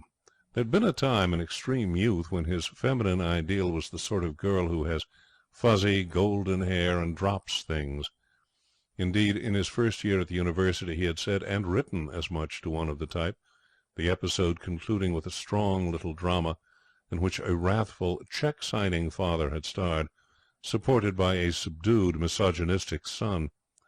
Which things, aided by the march of time, had turned George's tastes toward the healthy, open-air girl who did things instead of dropping them. The pleasantest functions must come to an end sooner or later, though, and in due season George felt his heels grate on the sand. His preserver loosed her hold. They stood up and faced each other. George began to express his gratitude as best he could. It was not easy to find neat, convincing sentences on the spur of the moment, but she cut him short.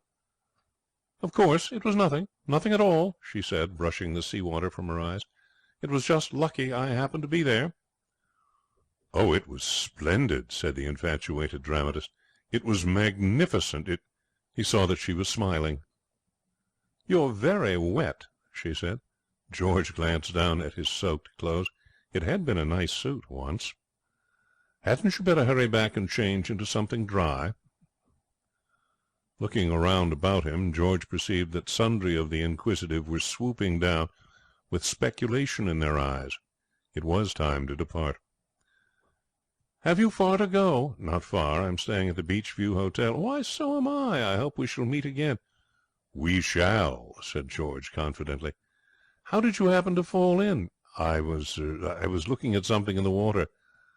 "Oh, I thought you were," said the girl quietly. George blushed.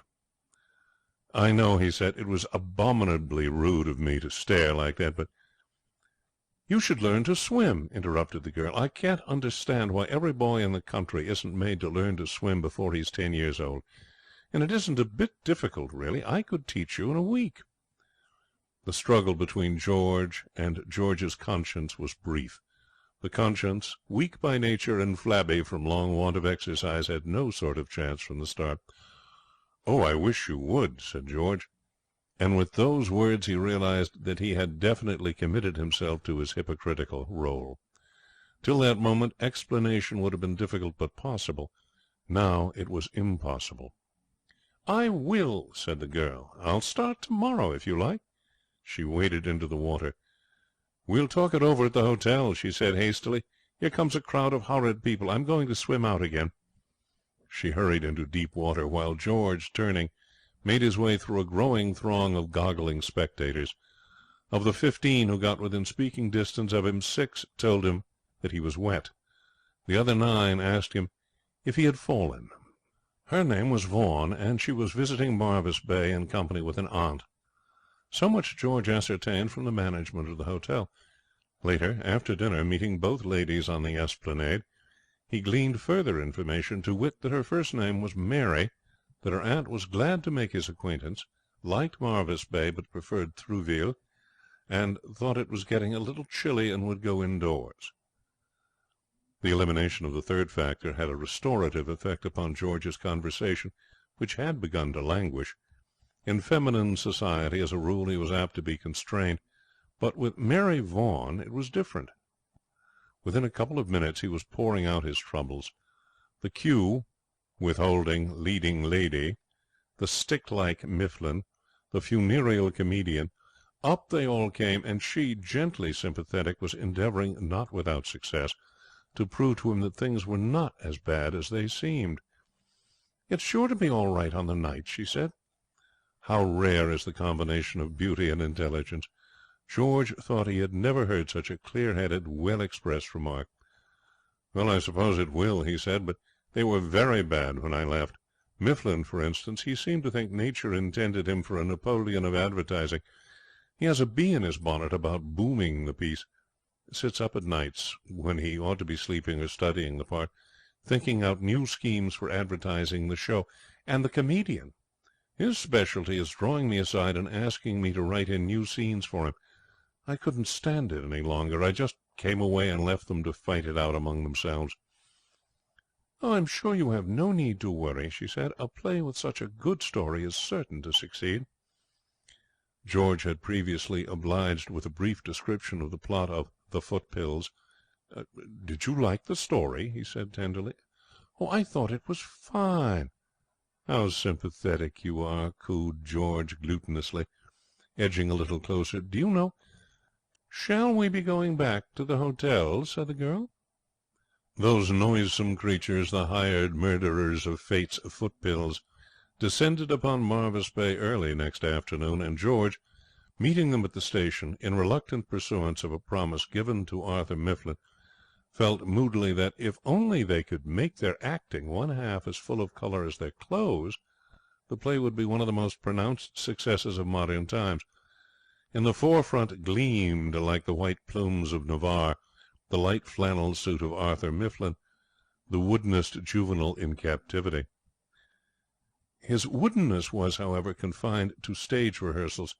It may be mentioned that, once the run of a piece had begun, he was sufficiently volatile, and in private life he was almost excessively so, a fact which had been noted at an early date by the keen-eyed authorities of his university, the discovery leading to his tearing himself away from alma mater by request with some suddenness. He was a long, slender youth, with green eyes, jet-black hair, and a passionate fondness for the sound of his own voice. "Well, here we are," he said, kicking breezily at George's leg with his cane. "Yes, I saw you," said George, coldly sidestepping. "The whole team," continued Mr. Mifflin, "all bright, bonny, and trained to the minute." "What happened after I left?" George asked. "Has anybody begun to act yet, or are they waiting till the dress rehearsal?" "Oh, the rehearsals," admitted Mr. Mifflin handsomely, "weren't perfect, but you wait."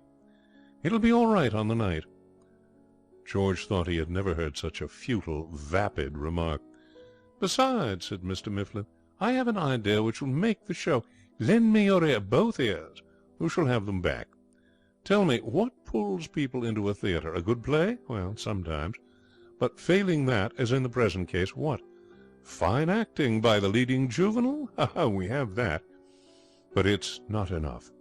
No, my boy, advertising is the thing. Look at all these men on the beach. Are they going to roll in of their own free wills to see a play like The Footpills?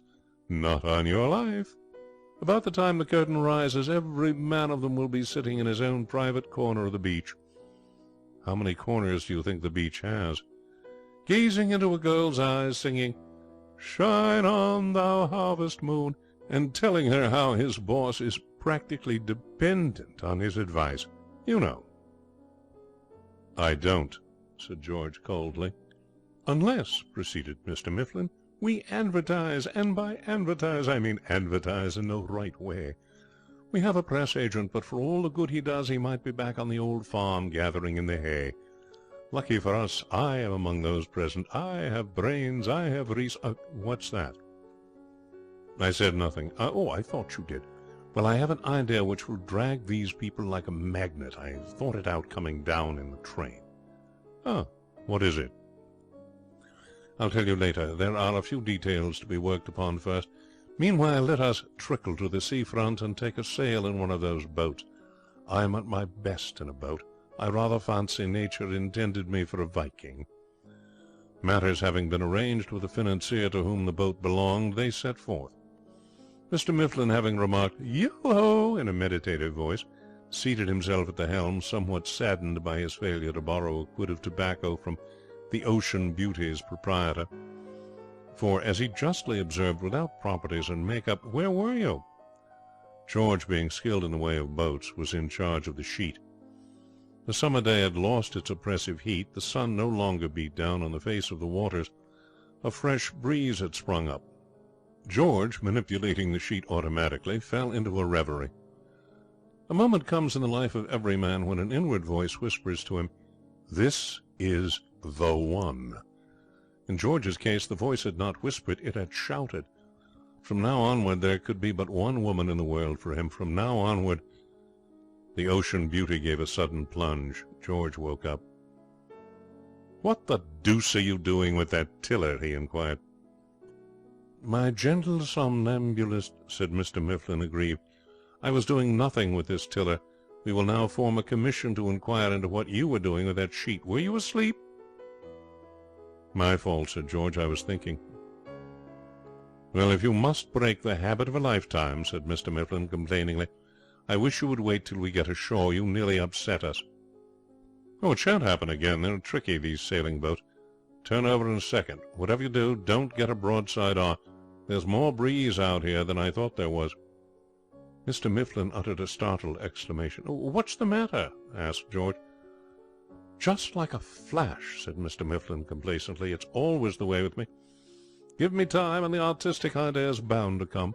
Just some little thought, some little apparently obvious idea which stamps the man of genius. It beats me why I didn't think of it before. Why, of course, a costume piece with a male star is 100 times more effective." "What are you talking about?" "I see now," continued Mr. Mifflin, "that there was a flaw in my original plan. My idea was this. We were talking in the train about the bathing down here, and Jane happened to say she could swim some, and it suddenly came to me." Jane was the leading woman, she who omitted to give cues. "I said to myself, George is a sportsman. He'll be delighted to do a little thing like that." "Like to do what?" "Why, rescue Jane." "What?" "She and you," said Mr. Mifflin, "were to go in swimming together while I waited on the sands, holding our bone-headed press agent on a leash. About 100 yards from the shore, up go her arms, piercing scream, agitated crowds on the beach. What is the matter? What was happening? A touch of cramp. Will she be drowned? No. G. Barnett Callender, author of Fate's Footballs, which opens at the Beach Theatre on Monday evening next at 8:15 sharp, will save her. See, he has her. He is bringing her in. She is safe. How pleased her mother will be, and the public, what a bit of luck for them. They'll be able to see her act at 8:15 sharp on Monday after all. Back you come to the shore, cheering crowds, weeping women, strong situation. I unleash the press agent, and off he shoots in time to get the story into the evening paper. It was a great idea, but I see now there were one or two flaws in it. You do you? Said George. It occurs to me on reflection that after all you wouldn't have agreed to it. Something, I don't know what, which is lacking in your nature would have made you reject the scheme. I'm certainly glad that occurred to you. And a far greater flaw was that it was too altruistic. It boomed you and it boomed Jane, but I didn't get a thing out of it. My revised scheme is 1,000 times better in every way. Don't say you have another. Oh, I have, and, added Mr. Mifflin with modest pride, it is a winner. This time I unhesitatingly assert that I have the goods. In about 1 minute from now you will hear me exclaim in a clear musical voice the single word jump. That is your cue to leap over the side as quick as you can move, for at that precise moment the spanking craft is going to capsize. George spun round in his sheet. Mr. Mifflin's face was shining with kindly enthusiasm. The shore was at least 200 yards away, and that morning he had had his first swimming lesson. Why, a movement of the tiller will do it. These accidents are common objects of the seashore. I may mention that I can swim just enough to keep myself afloat.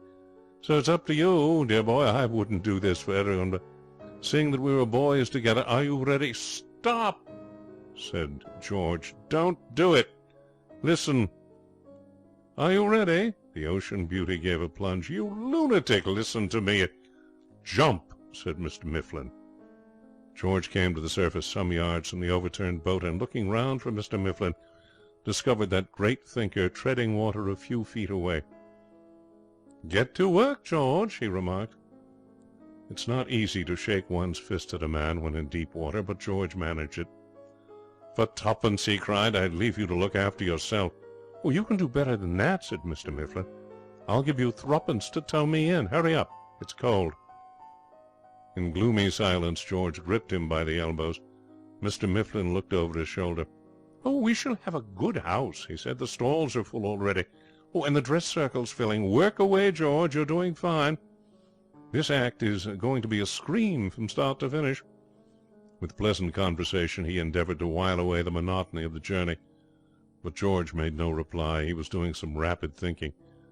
With ordinary luck, he felt bitterly, all would have been well. He could have gone on splashing vigorously under his teacher's care for a week, gradually improving till he emerged into a reasonably proficient swimmer.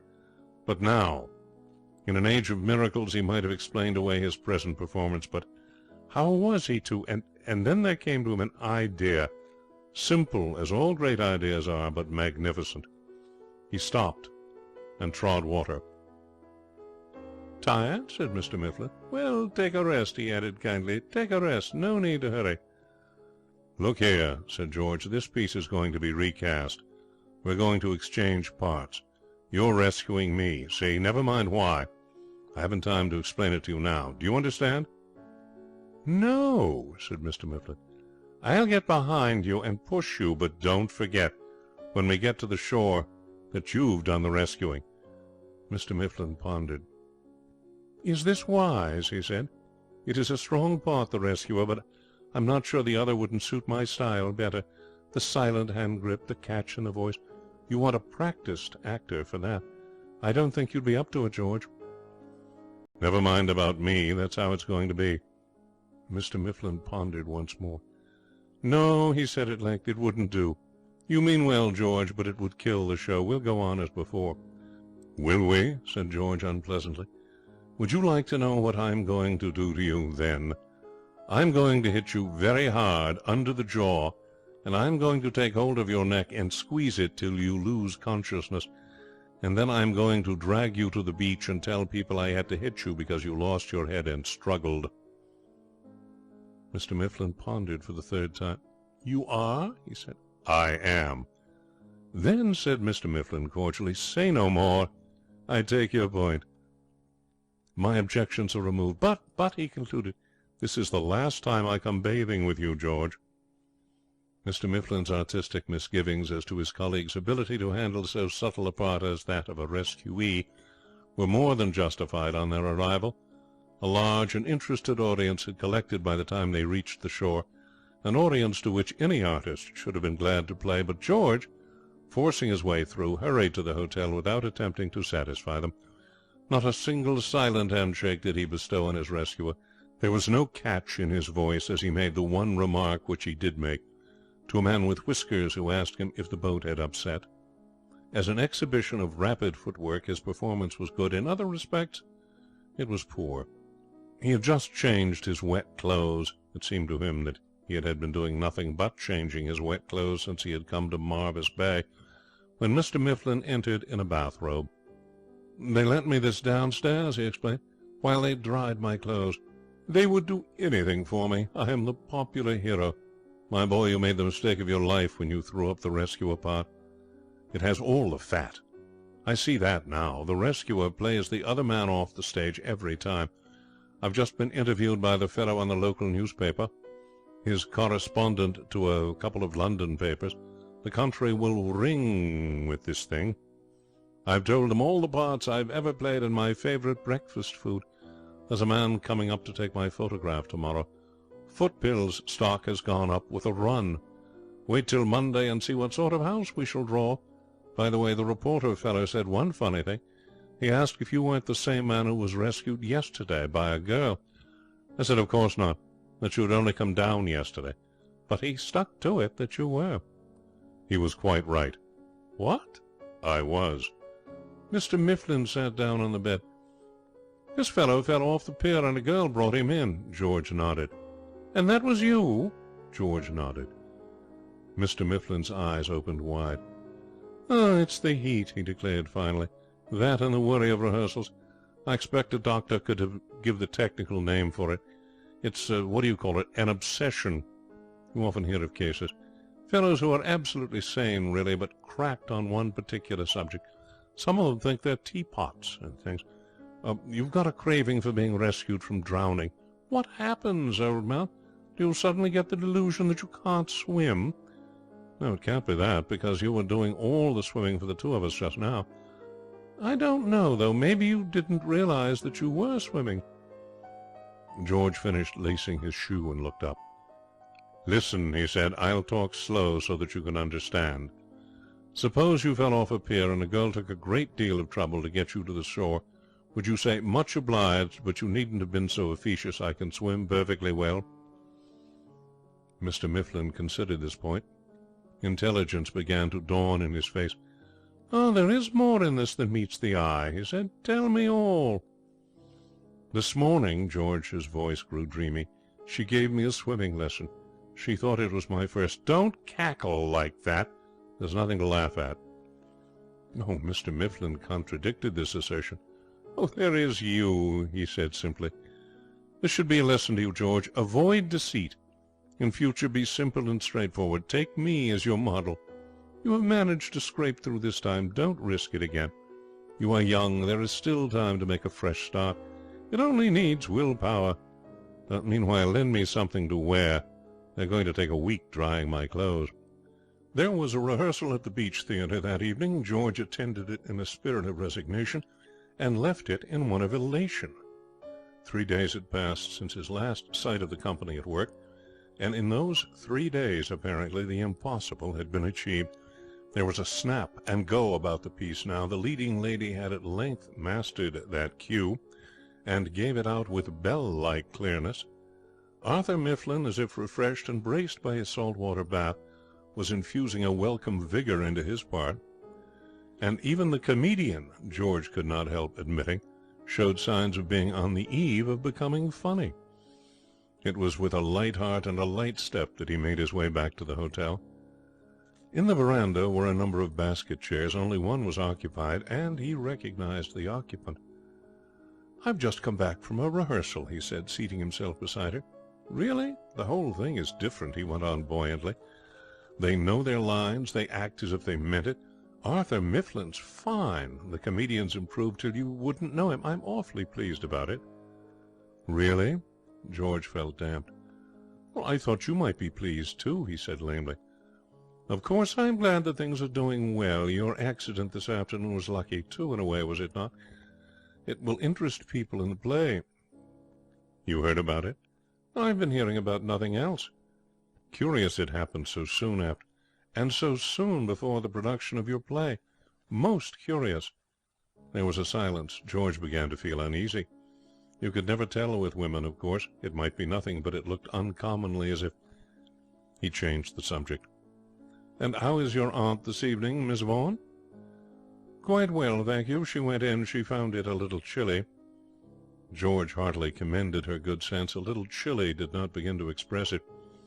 If the girl had been like this all the evening, he wondered her aunt had not caught pneumonia. He tried again. "Will you have time to give me another lesson tomorrow?" he said. She turned on him. "Mr. Callender, don't you think this farce has gone on long enough?" Once in the dear dead days beyond recall, when but a happy child, George had been smitten unexpectedly by a sportive playmate a bare half-inch below his third waistcoat button. The resulting emotions were still green in his memory. As he had felt then, so did he feel now. "Miss Vaughan, I don't understand." "Really?" "What have I done?" "You have forgotten how to swim." A warm and prickly sensation began to manifest itself in the region of George's forehead. "Forgotten?" "Forgotten. And in a few months. I thought I had seen you before, and today I remembered. It was just about this time last year that I saw you at Hayling Island, swimming perfectly wonderfully, and today you are taking lessons. Can you explain it?" A frog-like croak was the best George could do in that line. She went on. "Business is business, I suppose, and a play has to be advertised somehow, but—" "You don't think," croaked George. "I should have thought it rather beneath the dignity of an author, but of course you know your own business best. Only I object to being a conspirator. I'm sorry for your sake that yesterday's episode attracted so little attention. Today it was much more satisfactory, wasn't it? I am so glad." There was a massive silence for about 100 years. "I think I'll go for a short stroll," George said. Scarcely had he disappeared when the long form of Mr. Mifflin emerged from the shadow beyond the veranda. "Could you spare me a moment?" The girl looked up. The man was a stranger. She inclined her head coldly. "My name is Mifflin," said the other, dropping comfortably into the chair which had held the remains of George. The girl inclined her head again more coldly, but it took more than that to embarrass Mr. Mifflin. Dynamite might have done it, but not coldness. "The Mifflin," he explained, crossing his legs. "I overheard your conversation just now." "You were listening," said the girl scornfully. "For all I was worth," said Mr. Mifflin. "These things are very much a matter of habit. For years I've been playing in pieces where I've had to stand concealed upstage, drinking in the private conversation of other people, and the thing has become a second nature to me. However, leaving that point for a moment, what I wish to say is that I heard you, unknowingly, of course, doing a good man a grave injustice. Mr. Callender could have defended himself if he had wished. I was not referring to George. The injustice was to myself." "To you?" "I was the sole author of this afternoon's little drama. I like George, but I cannot permit him to pose in any way as my collaborator. George has old-fashioned ideas. He does not keep abreast of the times. He can write plays, but he needs a man with a big brain to boom them for him. So far from being entitled to any credit for this afternoon's work, he was actually opposed to it." "Then why did he pretend you had saved him?" she demanded. "George's," said Mr. Mifflin, "is essentially a chivalrous nature. At any crisis demanding a display of the finer feelings, he is there with the goods before you can turn around. His friends frequently wrangle warmly as to whether he is most like Bayard, Lancelot, or Happy Hooligan. Some say one, some the other. It seemed that yesterday you saved him from a watery grave without giving him time to explain that he could save himself. Well, what could he do? He said to himself, 'Well, she must never know,' and acted accordingly. But let us leave George and return—" "Thank you, Mr. Mifflin." There was a break in her laugh. I don't think there is any necessity. I think I understand now. It was very clever of you." "Well, it was more than cleverness," said Mr. Mifflin, rising. "It was genius." A white form came to meet George as he re-entered the veranda. "Mr. Calendar," he stopped, "I'm very sorry I said such horrid things to you just now. I've been talking to Mr. Mifflin, and I want to say I think it was ever so nice and thoughtful of you. I understand everything." George did not, by a good deal, but he understood sufficient for his needs. He shot forward as if some strong hand were behind him with a needle. "Miss Vaughan, Mary, I think I hear Aunt calling," said she. But a benevolent Providence has ordained that aunts cannot call for ever, and it is on record that when George entered his box on the 200th night of that great London success, Fate's Footballs, he did not enter it alone. End of story number 3, Deep Waters. Chapter 4 of The Man Upstairs.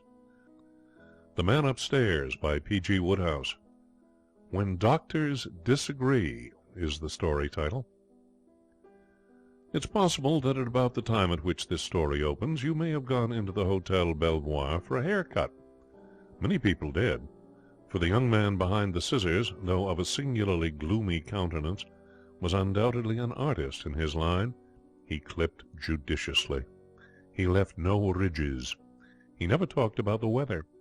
And he allowed you to go away unburdened by any bottle of hair food. It's possible, too, that being there you decided that you might as well go the whole hog and be manicured at the same time. It's not unlikely, moreover, that when you had got over the first shock of finding your hands so unexpectedly large and red, you felt disposed to chat with the young lady who looked after that branch of the business. In your genial way you may have permitted a note of gay but gentlemanly badinage to creep into your end of the dialogue, in which case, if you had raised your eyes to the mirror, you would certainly have observed a marked increase of gloom in the demeanour of the young man attending to your apex. He took no official notice of the matter. A quick frown, a tightening of the lips, nothing more. Jealous as Arthur Welsh was of all who inflicted gay badinage, however gentlemanly, on Maud Peters, he never forgot that he was an artist. Never, even in his blackest moments, had he yielded to the temptation to dig the point of the scissors the merest fraction of an inch into a client's skull. But Maud, who saw, would understand, and if the customer was an observant man, he would notice that her replies at that juncture became somewhat absent, her smile a little mechanical. Jealousy, according to an eminent authority, is the hydra of calamities, the sevenfold death. Arthur Welsh's was all that and a bit over. It was a constant shadow on Maud's happiness. No fair-minded girl objects to a certain tinge of jealousy. Kept within proper bounds, it's a compliment. It makes for piquancy. It is the gin and the ginger beer of devotion. But it should be a condiment, not a fluid. It was the unfairness of the thing which hurt Maud. Her conscience was clear. She knew girls, several girls, who gave the young men with whom they walked out ample excuse for being perfect Othellos. If she had ever flirted on the open beach with the baritone of the troupe of Pierrots, like Jane Oddy, she could have excused Arthur's attitude. If, like Pauline Dicey, she had roller-skated for a solid hour with a black-moustached stranger while her fiancé floundered in Mugg's Alley, she could have understood his frowning disapprovingly. But she was not like Pauline. She scorned the coquetries of Jane. Arthur was the centre of her world, and he knew it. Ever since the rainy evening when he had sheltered her under his umbrella to her tube station, he had known perfectly well how things were with her, and yet just because in a strictly business-like way she was civil to her customers, he must scowl and bite his lip and behave generally as if it had been brought to his notice that he had been nurturing a serpent in his bosom. It was worse than wicked. It was unprofessional. She remonstrated with him. "It isn't fair," she said one morning when the rush of customers had ceased and they had the shop to themselves. Matters had been worse than usual that morning. After the days of rain and greyness, the weather had turned over a new leaf. The sun glinted among the bottles of unveiling lotion in the window, and everything in the world seemed to have relaxed and become cheerful. Unfortunately, everything had included the customers. During the last few days they'd taken their seats in moist gloom, and, brooding over the prospect of coming colds in the head, it had little that was pleasant to say to the divinity who was shaping their ends. But today it had been different. Warm and happy, they had bubbled over with gay small talk. "It isn't fair," she repeated. Arthur, who was stropping a razor and whistling tunelessly, raised his eyebrows. His manner was frosty. "I fail to understand your meaning," he said. "You know what I mean. Do you think I don't see you frowning when I was doing that gentleman's nails?" The allusion was to the client who had just left, a jovial individual with a red face, who certainly had made Maud giggle a good deal. And why not? If a gentleman tells really funny stories, what harm is there in giggling? You have to be pleasant to people. If you snubbed customers, what happened? Why, sooner or later it got round to the boss, and then where were you? Besides, it was not as if the red-faced customer had been rude. Write down on paper what he had said to her, and nobody could object to it. Write down on paper what she had said to him, and you couldn't object to that either. It was just Arthur's silliness. She tossed her head. "I am gratified," said Arthur ponderously. In happier moments Maud had admired his gift of language. He read a great deal, encyclopedias and papers and things. "I am gratified to find that you had time to bestow a glance on me. You appeared absorbed." Maud sniffed unhappily. She had meant to be cold and dignified throughout the conversation, but the sense of her wrongs was beginning to be too much for her. A large tear splashed onto her tray of orange sticks. She wiped it away with the chamois leather. "It isn't fair," she sobbed. "It isn't. You know I can't help it if gentlemen talk and joke with me. You know it's all in the day's work. I'm expected to be civil to gentlemen who come in to have their hands done. Silly I should look sitting as if I'd swallowed a poker. I do think you might understand, Arthur, you being in the profession yourself." He coughed. "It isn't so much that you talk to them as that you seem to like—" He stopped. Maud's dignity had melted completely. Her face was buried in her arms. She did not care if 1,000,000 customers came in, all at the same time. "Maud!" She heard him moving towards her, but she did not look up. The next moment his arms were round her, and he was babbling. And a customer, pushing open the door unnoticed 2 minutes later, retired hurriedly to get shaved elsewhere, doubting whether Arthur's mind was on his job. For a time this little thunderstorm undoubtedly cleared the air. For a day or two Maud was happier than she ever remembered to have been. Arthur's behaviour was unexceptionable. He bought her a wristwatch, light brown leather, very smart. He gave her some chocolates to eat in the tube.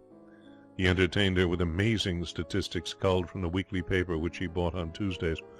He was, in short, the perfect lover. On the second day the red-faced man came in again. Arthur joined in the laughter at his stories. Everything seemed ideal. It could not last. Gradually things slipped back into the old routine. Maud, looking up from her work, would see the frown and the bitten lip. She began again to feel uncomfortable and self-conscious as she worked. Sometimes their conversation on the way to the tube was almost formal. It was useless to say anything. She had a wholesome horror of being one of those women who nagged, and she felt that to complain again would amount to nagging. She tried to put the thing out of her mind, but it insisted on staying there. In a way she understood his feelings. He loved her so much, she supposed, that he hated the idea of her exchanging a single word with another man. This, in the abstract, was gratifying, but in practice it distressed her. She wished she were some sort of foreigner so that nobody could talk to her, but then they would look at her, and that probably would produce much the same results. It was a hard world for a girl. Then the strange thing happened. Arthur reformed. One might almost say he reformed with a jerk. It was a parallel case to those sudden conversions at Welsh revival meetings. On Monday evening he had been at his worst. On the following morning he was a changed man. Not even after the original thunderstorm had he been more docile. Maud could not believe that at first. The lip once bitten was stretched in a smile. She looked for the frown. It was not there. Next day it was the same, and the day after that. When a week had gone by and still the improvement was maintained, Maud felt that she might now look upon it as permanent. A great load seemed to have been taken off her mind. She revised her views on the world. It was a very good world, quite one of the best, with Arthur beaming upon it like a sun. A number of eminent poets and essayists in the course of the last few centuries have recorded in their several ways their opinion that one can have too much of a good thing. The truth applies even to such a good thing as absence of jealousy. Little by little Maud began to grow uneasy. It began to come home to her that she preferred the old Arthur of the scowl and the gnawed lip. Of him she had at least been sure. Whatever discomfort she may have suffered from his spirited imitations of Othello, at any rate they had proved that he loved her. She would have accepted gladly an equal amount of discomfort now in exchange for the same certainty. She could not read this new Arthur. His thoughts were a closed book. Superficially, he was all that she could have wished. He still continued to escort her to the Tube, to buy her occasional present, to tap, when conversing, the pleasantly sentimental vein. But now these things were not enough. Her heart was troubled. Her thoughts frightened her. The little black imp at the back of her mind kept whispering and whispering, till at last she was forced to listen. "He's tired of you. He doesn't love you any more. He's tired of you." It is not everybody who in times of mental stress can find ready to hand among his or her personal acquaintances an expert counsellor, prepared at a moment's notice to listen with sympathy and advise with tact and skill. Everyone's world is full of friends, relatives, and others who will give advice on any subject that may be presented to them, but there are crises in life which cannot be left to the amateur. It is the aim of a certain widely read class of paper to fill this void. Of this class, Fireside Chat is one of the best-known representatives. In exchange for 1 penny, its 500,000 readers received every week a serial story about life in highest circles, a short story packed with heart interest, articles on the removal of stains and the best method of coping with the cold mutton, anecdotes of royalty, photographs of peeresses, hints on dress, chats about baby, brief but pointed dialogues between Blogson and Snogson, poems, great thoughts from the dead and brainy, half hours in the editor's cosy sanctum, a slab of brown paper, and the journal's leading feature, Advice on Matters of the Heart. The weekly contribution of the advice specialist of Fireside Chat, entitled In the Consulting Room by Dr. Cupid, was made up mainly of answers to correspondence. He affected the bedside manner of the kind, breezy old physician, and probably gave a good deal of comfort. At any rate, he always seemed to have plenty of cases on his hands. It was to this expert that Maud took her trouble. She had been a regular reader of the paper for several years, and had indeed consulted the great man once before, when he had replied favourably to her query as to whether it would be right for her to accept caramels from Arthur, then almost a stranger. It was only natural that she should go to him now in an even greater dilemma. The letter was not easy to write, but she finished it at last, and after an anxious interval, judgment was delivered as follows. Well, bless my soul, what is all this? M.P. writes me. I am a young lady, until recently was very, very happy, except that my fiancé, though truly loving me, was of a very jealous disposition, though I am sure I gave him no cause. He would scowl when I spoke to any other man, and this used to make me unhappy. But for some time now he has quite changed, and does not seem to mind at all, and though at first this made me feel happy, to think that he had got over his jealousy, I now feel unhappy, because I am beginning to be afraid that he no longer cares for me. Do you think this is so, and what ought I to do? My dear young lady, I should like to be able to reassure you, but it is kindest sometimes, you know, to be candid, however it may hurt. It has been my experience that when jealousy flies out of the window, indifference comes in at the door. In the old days a knight would joust for the love of a lady, risking physical injury rather than permit others to rival him in her affections. I think, M.P., that you should endeavour to discover the true state of your fiancé's feelings. I do not, of course, advocate anything in the shape of unwomanly behaviour, of which I am sure, my dear young lady, you are incapable, but I think that you should certainly try to pique your fiancé, to test him. At your next ball, for instance, refuse him a certain number of dances, on the plea that your programme is full. At garden parties, at homes, and so on, exhibit pleasure in the society and conversation of other gentlemen, and mark his demeanour as you do so.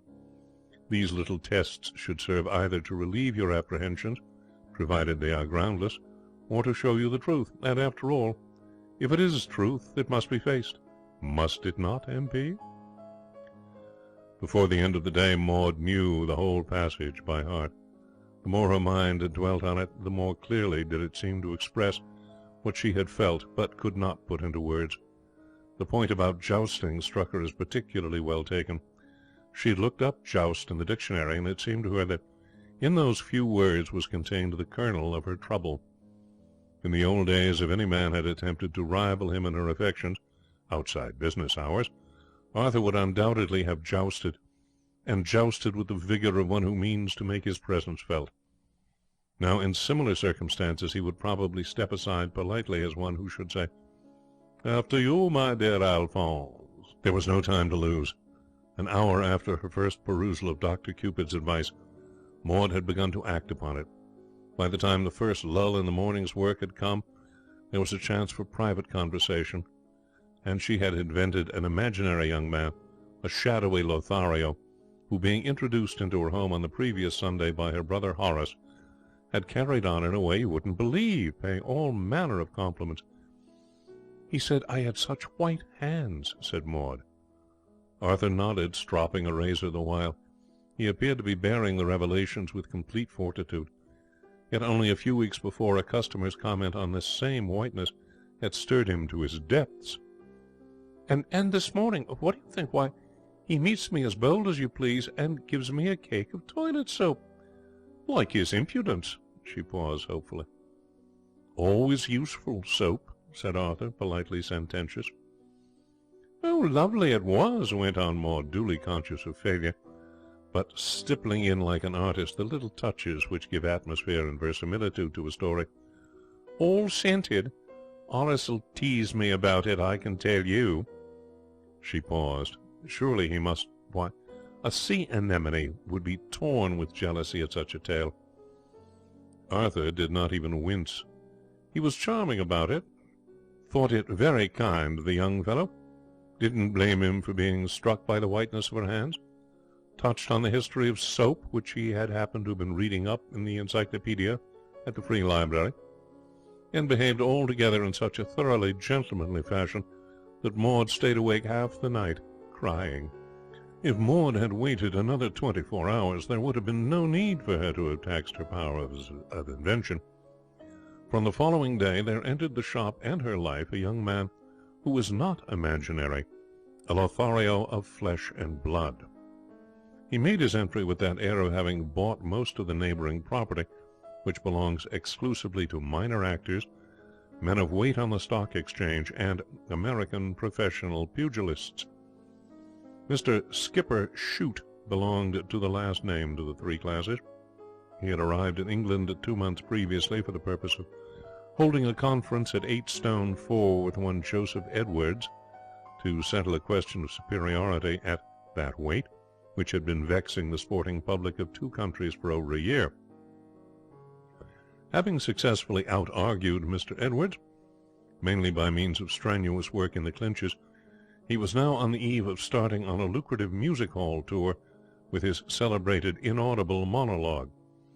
As a result of these things, he was feeling very, very pleased with the world in general, and with Mr. Skipper Shute in particular.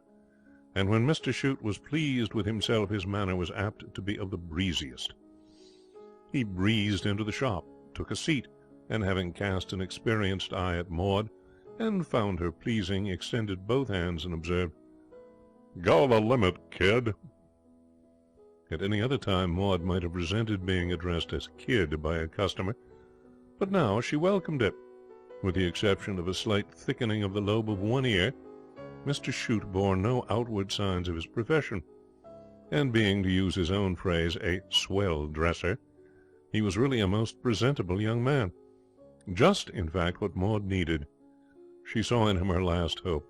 If any faint spark of his ancient fire still lingered in Arthur, it was through Mr. Shute that it must be fanned. She smiled upon Mr. Shute. She worked on his robust fingers as if it were an artistic treat to be permitted to handle them. So carefully did she toil that she was still busy when Arthur, taking off his apron and putting on his hat, went out for his 20 minutes' lunch, leaving them alone together. The door had scarcely shut when Mr. Shute bent forward. "Say," he sank his voice to a winning whisper, "you look good to me," he said gallantly. "The idea," said Maud, tossing her head. "On the level," Mr. Shute assured her. Maud laid down her orange sticks. "Don't be silly," she said. There, I've finished." "Well, I've not," said Mr. Shute, "not by a mile." "Say." "Well?" "What do you do with your evenings?" "I go home." "Sure, but when you don't, it's a poor heart that never rejoices. Don't you ever whoop it up?" "Whoop it up?" "The mad whirl," explained Mr. Shute. "Ice cream soda and buckwheat cakes and a happy evening at lovely Luna Park." "I don't know where Luna Park is." "What did they teach you at school? It's out in that direction," said Mr. Shute, pointing over his shoulder. "You go straight on about 3,000 miles till you hit little old New York. Then you turn to the right. Say, don't you ever get a little treat? Why not come along to the White City some old evening? This evening. Mr. Welsh is taking me to the White City tonight." "And who is Mr. Welsh?" "The gentleman who has just gone out." "Is that so? Well, he doesn't look a live one, but maybe it's just because he's had bad news today. You never can tell." He rose. "Farewell, Evelina, fairest of your sex. We shall meet again, so keep a stout heart." And taking up his cane, straw hat, and yellow gloves, Mr. Shute departed, leaving Maud to her thoughts. She was disappointed. She had expected better results. Mr. Shute had lowered with ease the record for gay badinage hitherto held by the red-faced customer, yet to all appearances there had been no change in Arthur's manner. But perhaps he had scowled or bitten his lip, and she had not noticed it. Apparently he had struck Mr. Shute, an unbiased spectator, as gloomy. Perhaps at some point when her eyes had been on her work she hoped for the best. Whatever his feelings may have been during the afternoon, Arthur was undeniably cheerful that evening. He was in excellent spirits. His light-hearted abandon on the wiggle-woggle had been noted and commented upon by several lookers-on. Confronted with the hairy anus, he had touched a high level of facetiousness, and now, as he sat with her listening to the band, he was crooning joyously to himself in accompaniment to the music, without, it would appear, a care in the world. Maud was hurt and anxious. In a mere acquaintance this blithe attitude would have been welcome. It would have helped her to enjoy her evening. But from Arthur at that particular moment she looked for something else. Why was he cheerful? Only a few hours ago she had been, yes, flirting with another man before his very eyes. What right had he to be cheerful? He ought to be heated, full of passionate demands for an explanation, a flushed, throaty thing to be coaxed back into a good temper and then forgiven. All this at great length for having been in a bad one. Yes, she told herself, she had wanted certainty one way or another, and here it was. Now she knew. He no longer cared for her. She trembled. "Cold?" said Arthur. "Let's walk. Evening's beginning to draw in now. Lum-da-diddly-ah. That's what I call a good tune. Give me something lively and bright. Dumpty-umpty-idly-ah. Dump-dump." "Funny thing," said Maud deliberately. "What's a funny thing?" "The gentleman in the brown suit whose hands I did this afternoon." "He was," agreed Arthur brightly, "a very funny thing." Maud frowned. Wit at the expense of hairy anus was one thing, at her own another. "I was about to say," she went on precisely, "that it was a funny thing, a coincidence, seeing that I was already engaged, that the gentleman in the brown suit whose hands I did this afternoon should have asked me to come here, to White City, with him tonight." For a moment they walked on in silence. To Maud it seemed a hopeful silence. Surely it must be the prelude to an outburst. "Oh," he said, and stopped. Maud's heart gave a leap. Surely that was the old tone. A couple of paces and he spoke again. "I didn't hear him ask you." His voice was disappointingly level. "He asked me after you'd gone out to lunch." "Oh, it's a nuisance," said Arthur cheerfully, "when things clash like that. But perhaps he'll ask you again. Nothing to prevent you coming here twice. Well, repays a second visit, I always say." "I think—" "You shouldn't," said a voice behind him. "It hurts the head. Well, kid, being shown a good time?" The possibility of meeting Mr. Shute had not occurred to Maud. She had assumed that, being aware that she would be there with another, he would have stayed away. It may, however, be remarked that she did not know Mr. Shute. He was not one of your sensitive plants. He smiled pleasantly upon her, looking very dapper in evening dress, and a silk hat, though a size too small for him, shone like a mirror. Maud hardly knew whether she was glad or sorry to see him. It did not seem to matter much now, either way. Nothing seemed to matter much, in fact. Arthur's cheery acceptance of the news she had received invitations from others had been like a blow, leaving her numb and listless. She made the introductions. The two men eyed each other. "Pleased to meet you," said Mr. Shute. "Weather keeps up," said Arthur. And from that point onward Mr. Shute took command. It is to be assumed that this was not the first time Mr. Shute had made one of a trio in these circumstances, for the swift dexterity with which he lost Arthur was certainly not that of a novice. So smoothly was it done that it was not until she emerged from the witching waves, guided by the pugilist's slim but formidable right arm, that Maud realized that Arthur had gone. She gave a little cry of dismay. Secretly she was beginning to be somewhat afraid of Mr. Shute. He was showing signs of being about to step out of the role she had assigned to him and attempt something on a larger scale. His manner had that extra touch of warmth which makes all the difference. "Oh, he's gone!" she cried. "Sure," said Mr. Shute. "He's got a hurry-up call from the UG village. The chief's cousin wants a haircut." "We must find him. We must." "Surest thing you know," said Mr. Shute. "Plenty of time." "We must find him." Mr. Shute regarded her with some displeasure.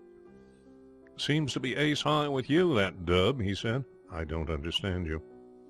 "My observation was," explained Mr. Shute coldly, "that, judging from appearances, that dough-faced lemon was a Willie boy, the first and only love."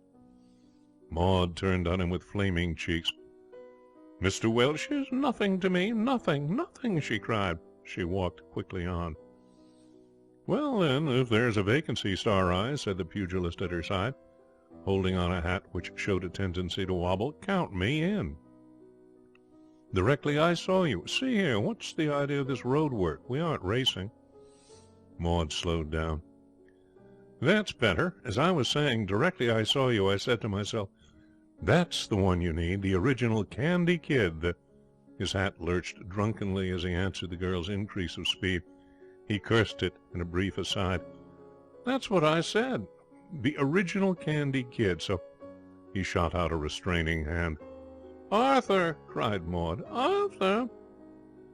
"That's not my name," breathed Mr. Shute tenderly. "Call me Clarence." Considered as an embrace, it was imperfect. At these moments a silk hat a size too small handicaps a man. The necessity of having to be careful about the nap prevented Mr. Shute from doing himself complete justice. But he did enough to induce Arthur Welsh, who, having sighted the missing ones from afar, had been approaching them at a walking pace, to substitute a run for the walk, and arrived just as Maud wrenched herself free. Mr. Shute took off his hat, smoothed it, replaced it with extreme care, and turned his attention to the newcomer. "Arthur!" said Maud. Her heart gave a great leap. There was no mistaking the meaning in the eye that met hers. He cared. He cared. "Arthur!" He took no notice. His face was pale and working. He strode up to Mr. Shute. "Well?" he said between his teeth. An 8 stone 4 champion of the world has many unusual experiences in life, but he rarely encounters men who say "well" to him between their teeth. Mr. Chute eyed this freak with profound wonder. "I'll teach you to kiss young ladies." Mr. Chute removed his hat again and gave it another brush. This gave him the necessary time for reflection. "I don't need it," he said. "I've graduated." "Put them up," hissed Arthur. Almost a shocked look spread itself over the pugilist's face. So might Raphael have looked if requested to draw a pavement picture. "You aren't speaking to me," he said incredulously. "Put them up." Maud, trembling from head to foot, was conscious of one overwhelming emotion. She was terrified, yes, but stronger than the terror was the great wave of elation which swept over her. All her doubts had vanished. At last, after weary weeks of uncertainty, Arthur was about to give the supreme proof. He was going to joust for her. A couple of passers-by had paused, interested to watch developments. You could never tell, of course. Many an apparently promising row never got any farther than words. But, glancing at Arthur's face, they certainly felt justified in pausing. Mr. Chute spoke. "If it wasn't," he said carefully, "that I don't want trouble with the Society for the Prevention of Cruelty to Animals, He broke off, for, to the accompaniment of a shout of approval from the 2 spectators, Arthur had swung his right fist, and it had taken him smartly on the side of the head. Compared with the blows Mr. Chute was wont to receive in the exercise of his profession, Arthur's was a gentle tap, but there was one circumstance which gave it a deadliness all its own. Achilles had his heel. Mr. Chute's vulnerable point was at the other extremity. Instead of countering, he uttered a cry of agony and clutched wildly with both hands at his hat. He was too late. It fell to the ground and bounded away with its proprietor in passionate chase. Arthur snorted and gently chafed his knuckles. There was a calm about Mr. Chute's demeanour as, having given his treasure a final polish and laid it carefully down, he began to advance on his adversary, which was more than ominous. His lips were a thin line of steel. The muscles stood out over his jawbones. Crouching in his professional manner, he moved forward softly, like a cat. And it was at this precise moment, just as the 2 spectators, reinforced now by 11 other men of sporting tastes, were congratulating themselves on their acumen in having stopped to watch, that Police Constable Robert Bryce, intruding 14 stones of bone and muscle between the combatants, addressed to Mr. Chute these memorable words: "Hullo, hullo, hullo, hullo, hullo." Mr. Chute appealed to his sense of justice. "The mutt knocked my hat off." "And I'd do it again," said Arthur truculently. "Not while I'm here, you wouldn't, young fellow," said Mr. Bryce, with decision. "I'm surprised at you," he went on, pained.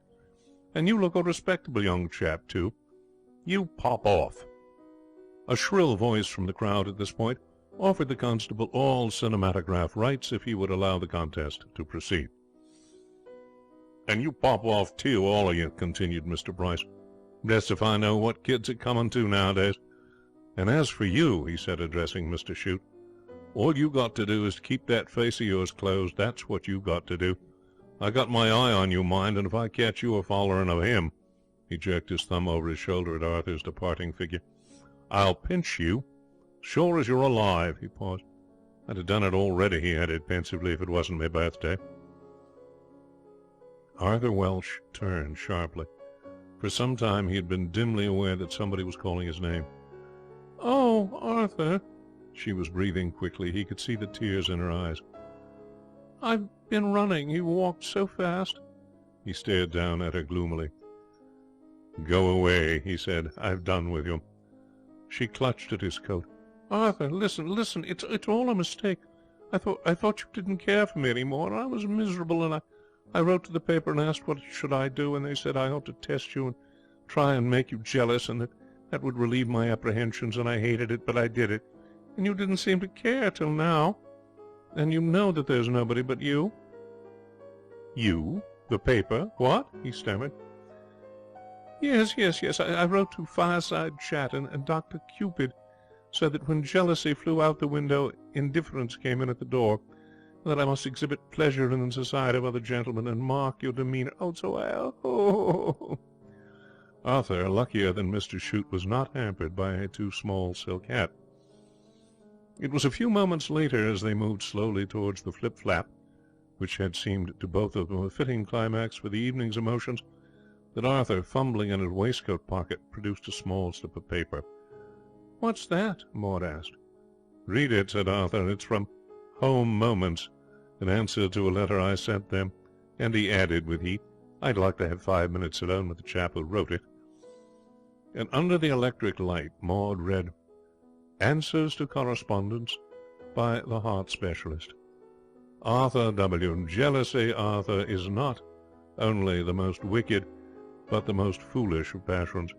Shakespeare said, 'It is the green-eyed monster which doth mock the meat it feeds on.' You admit that you have frequently caused great distress to the young lady of your affections by your exhibition of this weakness. Exactly. There is nothing a girl dislikes or despises more than jealousy. Be a man, Arthur W. Fight against it. You may find it hard at first, but persevere. Keep a smiling face. If she seems to enjoy talking to other men, show no resentment. Be merry and bright. Believe me, it's the only way." End of Chapter 4, Story number 4, When Doctors Disagree.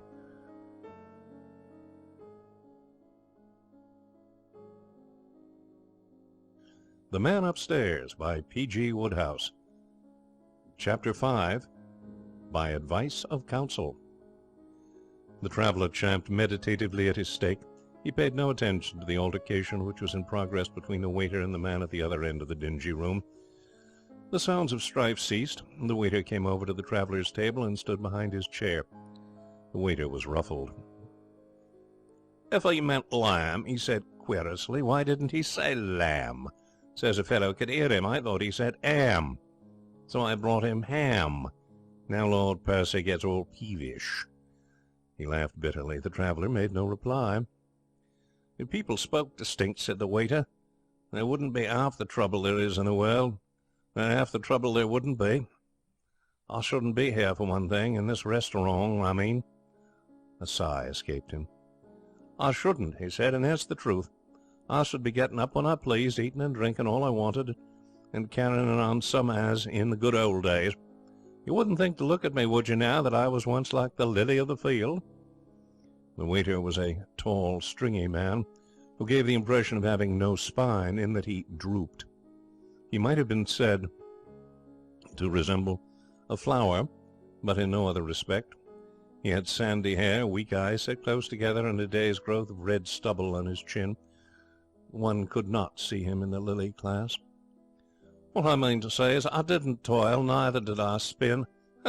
Them was the happy days, lying on my back, plenty of tobacco, something cool in a jug." He sighed once more. "Did you ever know a man of the name of Moore? Jerry Moore?" The traveller applied himself to his steak in silence. "Nice feller, simple sort of feller, big, quiet, bit deaf in one ear, straw-coloured hair, blue eyes. Handsome, rather. And it has just outside of Reigate, has it still. Money of his own, left him by his pa. Simple sort of fellow, not much to say for himself. I used to know him well in them days. Used to live with him. Nice feller he was, big. Bit hard of hearing, got a sleepy kind of grin, like this or something." The traveller sipped his beer in thoughtful silence. "I reckon you never met him," said the waiter. "Maybe you never knew Gentleman Bailey either. We always called him that. He was one of those broken-down Eton or Adder fellers, folks said. We struck up a partnership kind of casual, both being on the tramp together, and after a while we happened to be round about Reigate, and the first house we come to was this Jerry Moore's. He come up just as we were sliding to the back door and grinned that sleepy grin like this or something. 'Hello,' he said. Gentleman kind of gives a whoop and hollers, 'If it ain't my old pal, Jerry Moore. Jack,' he says to me, 'this is me old pal, Mr. Jerry Moore, what I met in happier days down at Ramsgate one summer.'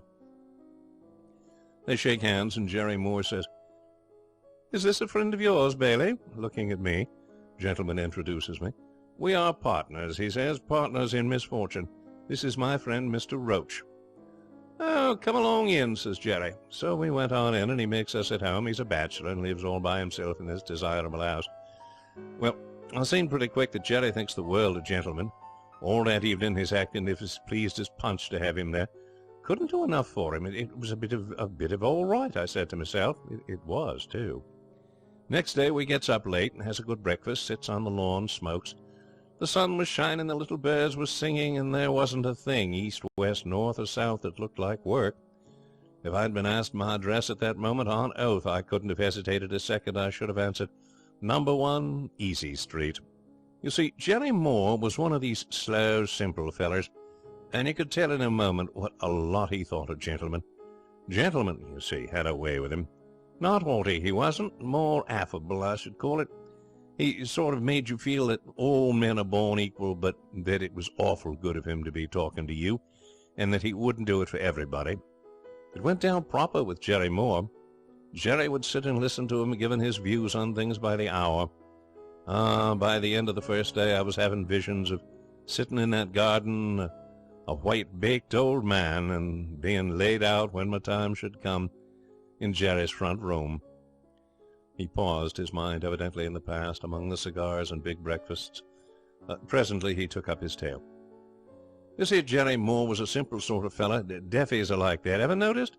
Not that Jerry was a real deafy. His hearing was a bit off, but he could follow you if you spoke to him nice and clear. Well, I was saying he was kind of simple, like to put in his days pottering about the little garden he'd made for himself, looking after his flowers and his fowls, and sitting of an evening listening to gentlemen holding forth on life. He was a philosopher, gentleman was, and Jerry took everything he said as gospel. Didn't want no proofs. He and the King of Denmark would have been great pals. He just sat by with his big blue eyes getting rounder every minute and lapped it up. Now, you'd think a man like that could be counted on, wouldn't you? Would he want anything more? Not he, you'd say. Well, you'd be wrong. Believe me, there isn't a man on earth that's fixed and contented but what's a woman can't knock his old paradise into ash with one punch. It wasn't long before I began to notice a change in Jerry. He never had been what you'd call a champion catch-as-catch-can talker, but now he was silenter than ever, and he got a habit of switching gentlemen off from his theories of life in general to woman in particular. Now, this suited gentlemen just right. What he didn't know about woman wasn't knowledge. Gentleman was too busy talking to have time to get suspicious, but I wasn't, and one day I draws Gentleman aside and puts it to him straight. "Gentlemen," I says, "Jerry Moore is in love." Well, this was a nasty knock, of course, for Gentleman. He knew as well as I did what it would mean if Jerry was to lead home a blushing bride through that front door. It would be outside into the cold, hard work for the bachelor friends. Gentleman sees that quick, and his jaw drops. I goes on. "All the time," I says, "that you're talking away of an evening, Jerry's seeing visions of a little woman sitting in your chair. And you can bet you don't enter into them visions. He may dream of little feet pattering about the house," I says, "but they ain't ours.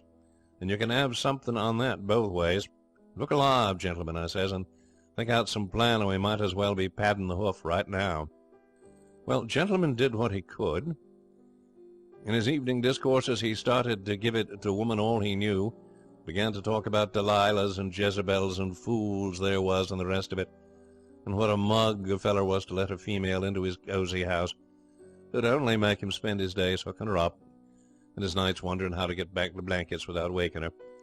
My, he was crisp, enough to have given Romeo the jumps, he'd have thought, but, Lord, it's no good talking to them when they've had it bad. A few days later we caught him with the goods, talking in the road to a girl in a pink dress. I couldn't but admit that Jerry had picked one right from the top of the basket. This wasn't one of them languishing sort of what sits about in cosy corners and reads storybooks, and don't care what's happening in the home so long as they find out what became of the hero in his duel with the Grand Duke. She was a brown, slim, wiry-looking little thing.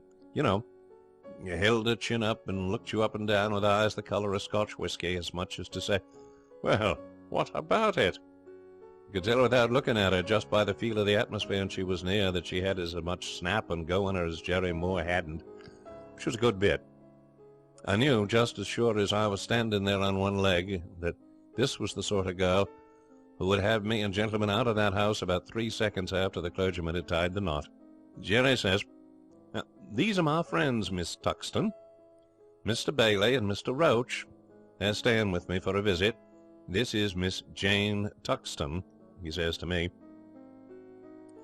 "I was just going to see Miss Tuxton home," he says, sort of wistful.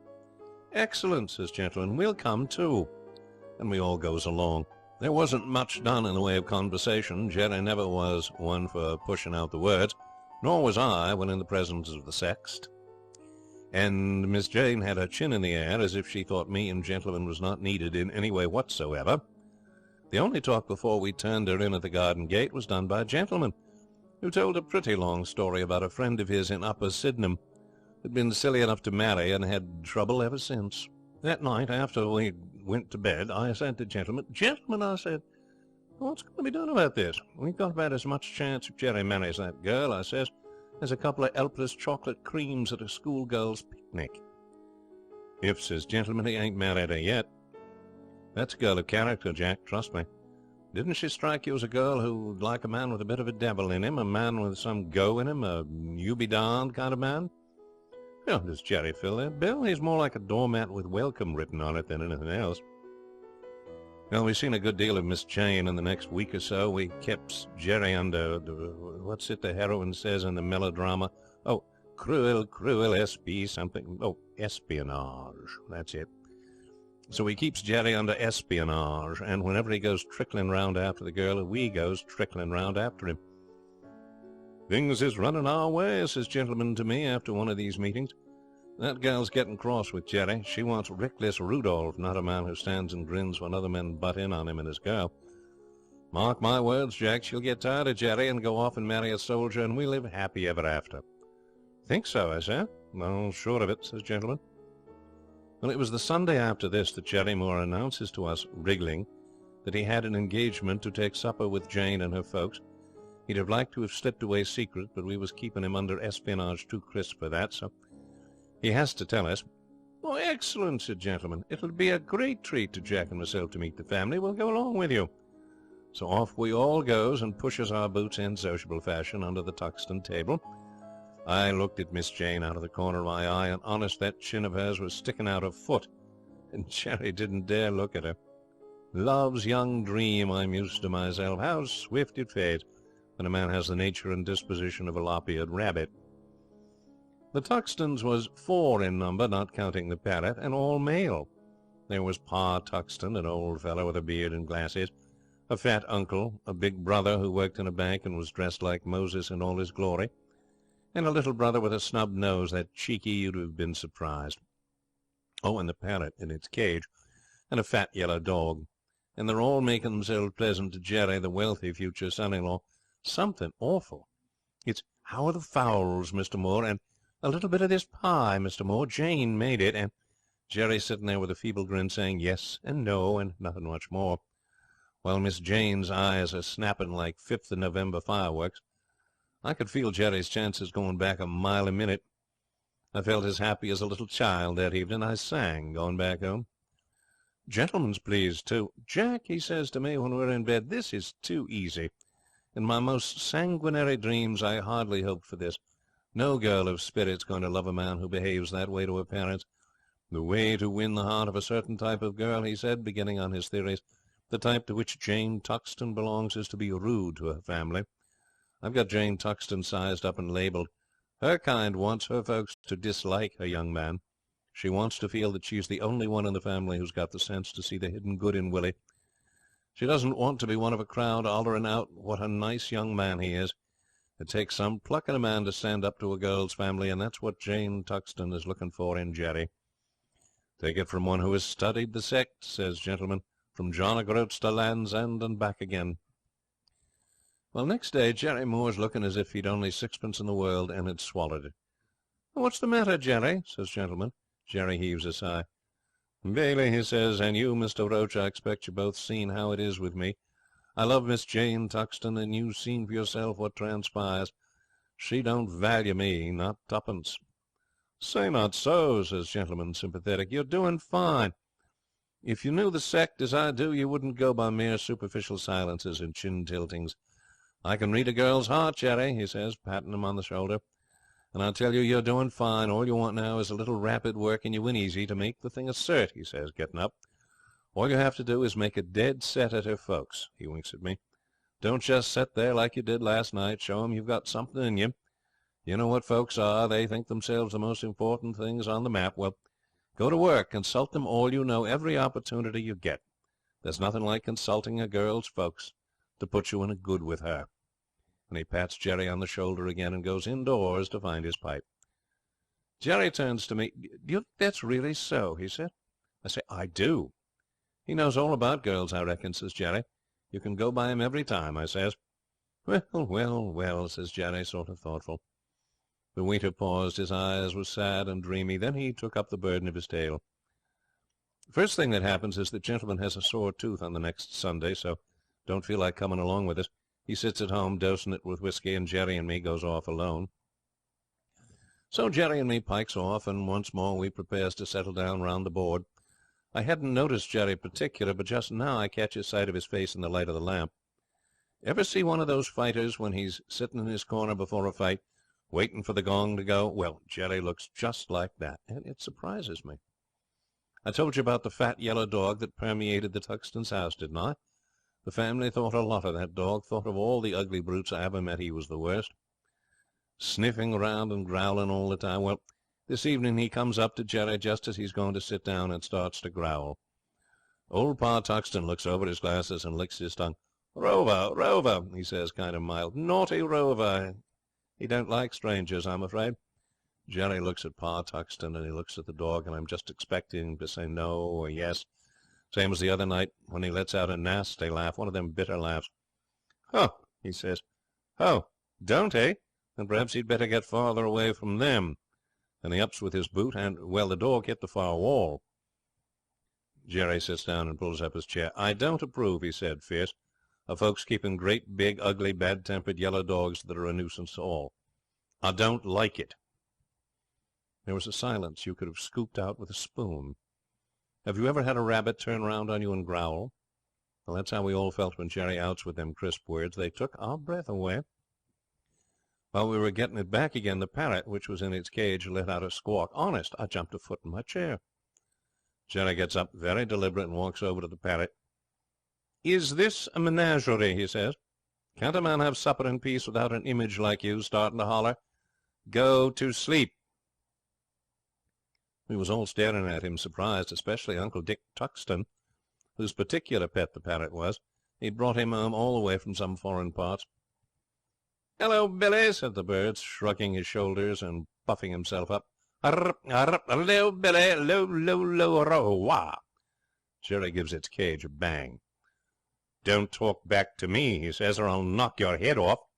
You think because you've got a green tail you're someone." And he stalks back to his chair and sits glaring at Uncle Dick. Well, this wasn't what you might call promoting an easy flow of conversation. Everyone's looking at Jerry, especially me, wondering what next, and trying to get their breath, and Jerry's frowning at the cold beef, and there's a sort of awkward pause. Miss Jane is the first to get busy. She bustles about and gets the food served out, and we begins to eat. But still, there's not so much conversation that you'd notice it. This goes on till we reaches the concluding stages, and then Uncle Dick comes up to the scratch. "How's the fowls, Mr. Moore?" he says. "Give me some more pie," says Jerry. "What?" Uncle Dick repeats his remark. "Fowls?" says Jerry. "What do you know about fowls?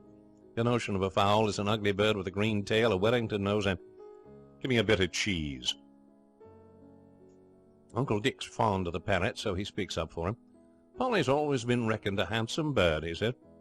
"He wants stuffing," says Jerry, and Uncle Dick drops out of the talk. Up comes big brother, Ralph, his name was. He's the bank clerk and a dude. He gives his cuffs a flick and starts in to make things jolly all round by telling a story about a man he knows named Wotherspoon. Jerry fixes him with his eye, and halfway through he interrupts. "That waistcoat of yours is fierce," he says. "Pardon?" says Ralph. "That waistcoat of yours," says Jerry, "it hurts my eyes. It's like an electric sign." "Why, Jerry," I said, but he just scowls at me, and I stop. Ralph is proud of his clothes, and he isn't going to stand this. He glares at Jerry, and Jerry glares at him. "Who "Who do you think you are?" said Ralph, breathing hard. "Button up your coat," says Jerry. "Look here," says Ralph. "Cover it up, I tell you," says Jerry. "Do you want to blind me?" Pa Tuxton interrupts. "Why, Mr. Moore," he begins, sort of soothing, when the small brother, who's been staring at Jerry, chips in. "I told you he was cheeky." He says, "Pa, what a funny nose Mr. Moore's got." And that did it. Jerry rises very slow and leans across the table and clips the kid brother one side of the ear hole. And then there's a general imbroglio, everyone standing up and the kid hollering and the dog barking. "If you'd brought him up better," said Jerry, severe to Pa Tuxton, "this would never have happened." Pa Tuxton gives a sort of howl. "Mr. Moore," he yells, "what is the meaning of this extraordinary behaviour? You come here and strike me child." Jerry bangs on the table. "Yes," he says, "and I'd strike him again. Listen to me. You think just because I'm quiet I ain't got no spirit. You think all I can do is sit and smile. You think... Bah! You aren't on to the hidden depths of me character. I'm one of them still waters that runs deep. Here, you get out of it. Yes, all of you except Jane. Jane and me wants this room to have a private talk in. I've got a lot of things to say to Jane. Are you going?" I turns to the crowd. I was awful disturbed. "You mustn't take any notice," I says. "He ain't well. He ain't himself." When just then the parrot cuts with another of them squawks. Jerry jumps at it. "You first," he says, and flings the cage out of the window. "Now you," he says to the yellow dog, putting him out through the door. And then he folds his arms and scowls at us, and we all notice suddenly that he's very big. We look at one another, and we begins to edge towards the door, all except Jane, who's staring at Jerry as if he's a ghost. "Mr. Moore," said Pa Tuxton, dignified, "we'll leave you. You're drunk." "Oh, I'm not drunk," says Jerry. "I'm in love." "Jane," says Pa Tuxton, "come with me and leave this ruffian to himself." "Jane," says Jerry, "stop here and come and lay your head on my shoulder." "Jane," says Pa Tuxton, "do you hear me?" "Jane," says Jerry, "I'm waiting." She looks from one to the other for a spell, then she moves to where Jerry's standing. "I'll stop," she says, sort of quiet. And we drifts out. The waiter snorted. I got back home as quick as I could and relates the proceedings to Gentleman. Gentleman's rattled. "I don't believe it," he says. "Don't stand there and tell me Jerry Moore did them things. Why, it ain't in the man. Especially after what I said to him about the way he ought to behave. How could he have done so?" Just then in comes Jerry, beaming all over. "Boys," he shouts, "congratulates me. It's all right. We've fixed it up. She says she hadn't known me properly before. She says she'd always reckoned me a sheep, while all the time I was one of them strong, silent men." He turns to Gentleman. The man at the other end of the room was calling for his bill. All right," said the waiter. "Coming." He turns to Gentleman. He went on rapidly, and he says, "Bailey, I owe it all to you, because if you hadn't told me to insult her folks—" He leaned on the traveller's table and fixed him with an eye that pleaded for sympathy. "How about that?" he said. "Isn't that crisp? Insult her folks. Them was his very words. Insult her folks." The traveller looked at him inquiringly. "Can you beat it?" said the waiter. "I don't know what you're saying," said the traveller. "If it is important, write it on a slip of paper. I am stone deaf." End of Chapter 5, by advice of Counsel. Chapter 6 of The Man Upstairs. The Man Upstairs by P.G. Woodhouse. Chapter number 6. Rough-Hew them how we will. Paul Boyle was a waiter. The word waiter suggests a soft-voiced, deft-handed being, moving swiftly and without noise in an atmosphere of luxury and shaded lamps. At Breden's Parisian Cafe and Restaurant in Soho, London, where Paul worked, there were none of these things. And Paul himself, though he certainly moved swiftly, was by no means noiseless. His progress through the room resembled in almost equal proportions the finish of a marathon race, the star act of a professional juggler, and a monologue by an Earl's Court side-showman. Constant acquaintance rendered regular habitués callous to the wonder, but to a stranger the sight of Paul tearing over the difficult between-tables course, his hands loaded with two vast pyramids of dishes, shouting as he went the mystic single word, coming in a moment, sir. Our steaks are, yes, are coming, are," was impressive to a degree. For doing far less exacting feats on the stage, music hall performers were being paid £50 a week. Paul got 18 shillings. Ah, but what a blessing is poverty, properly considered. If Paul had received more than 18 shillings a week, he would not have lived in an attic.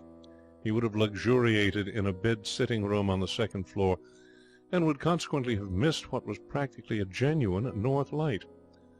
The skylight which went with the attic was so arranged that the room was a studio in miniature, and as Paul was engaged in his spare moments in painting a great picture, nothing could have been more fortunate. For Paul, like so many of our public men, lived two lives. Off duty, the sprinting, barking juggler of Braddon's Parisian Café became the quiet follower of art. Ever since his childhood he had had a passion for drawing and painting. He regretted that fate had allowed him so little time for such work, but after all, he reflected, all great artists had had their struggles, so why not he? Moreover, they were now nearly at an end. An hour here, an hour there, and every Thursday a whole afternoon, and the great picture was within measurable distance of completion. He had won through. Without models, without leisure, hungry, tired, he had nevertheless triumphed. A few more touches and the masterpiece would be ready for purchase, and after that all would be plain sailing. Paul could forecast the scene so exactly. The picture would be at the dealer's, possibly. One must not be too sanguine. Thrust away in some odd corner, the wealthy connoisseur would come in. At first he would not see the masterpiece. Other more prominently displayed works would catch his eye. He would turn from them in weary scorn, and then Paul wondered how big the cheque would be. There were definitely reasons why he wanted the money. Looking at him as he cantered over the linoleum at Braddon's, you would have said that his mind was on his work, but it was not so. He took and executed orders as automatically as the penny in the slot music box in the corner took pennies and produced tunes.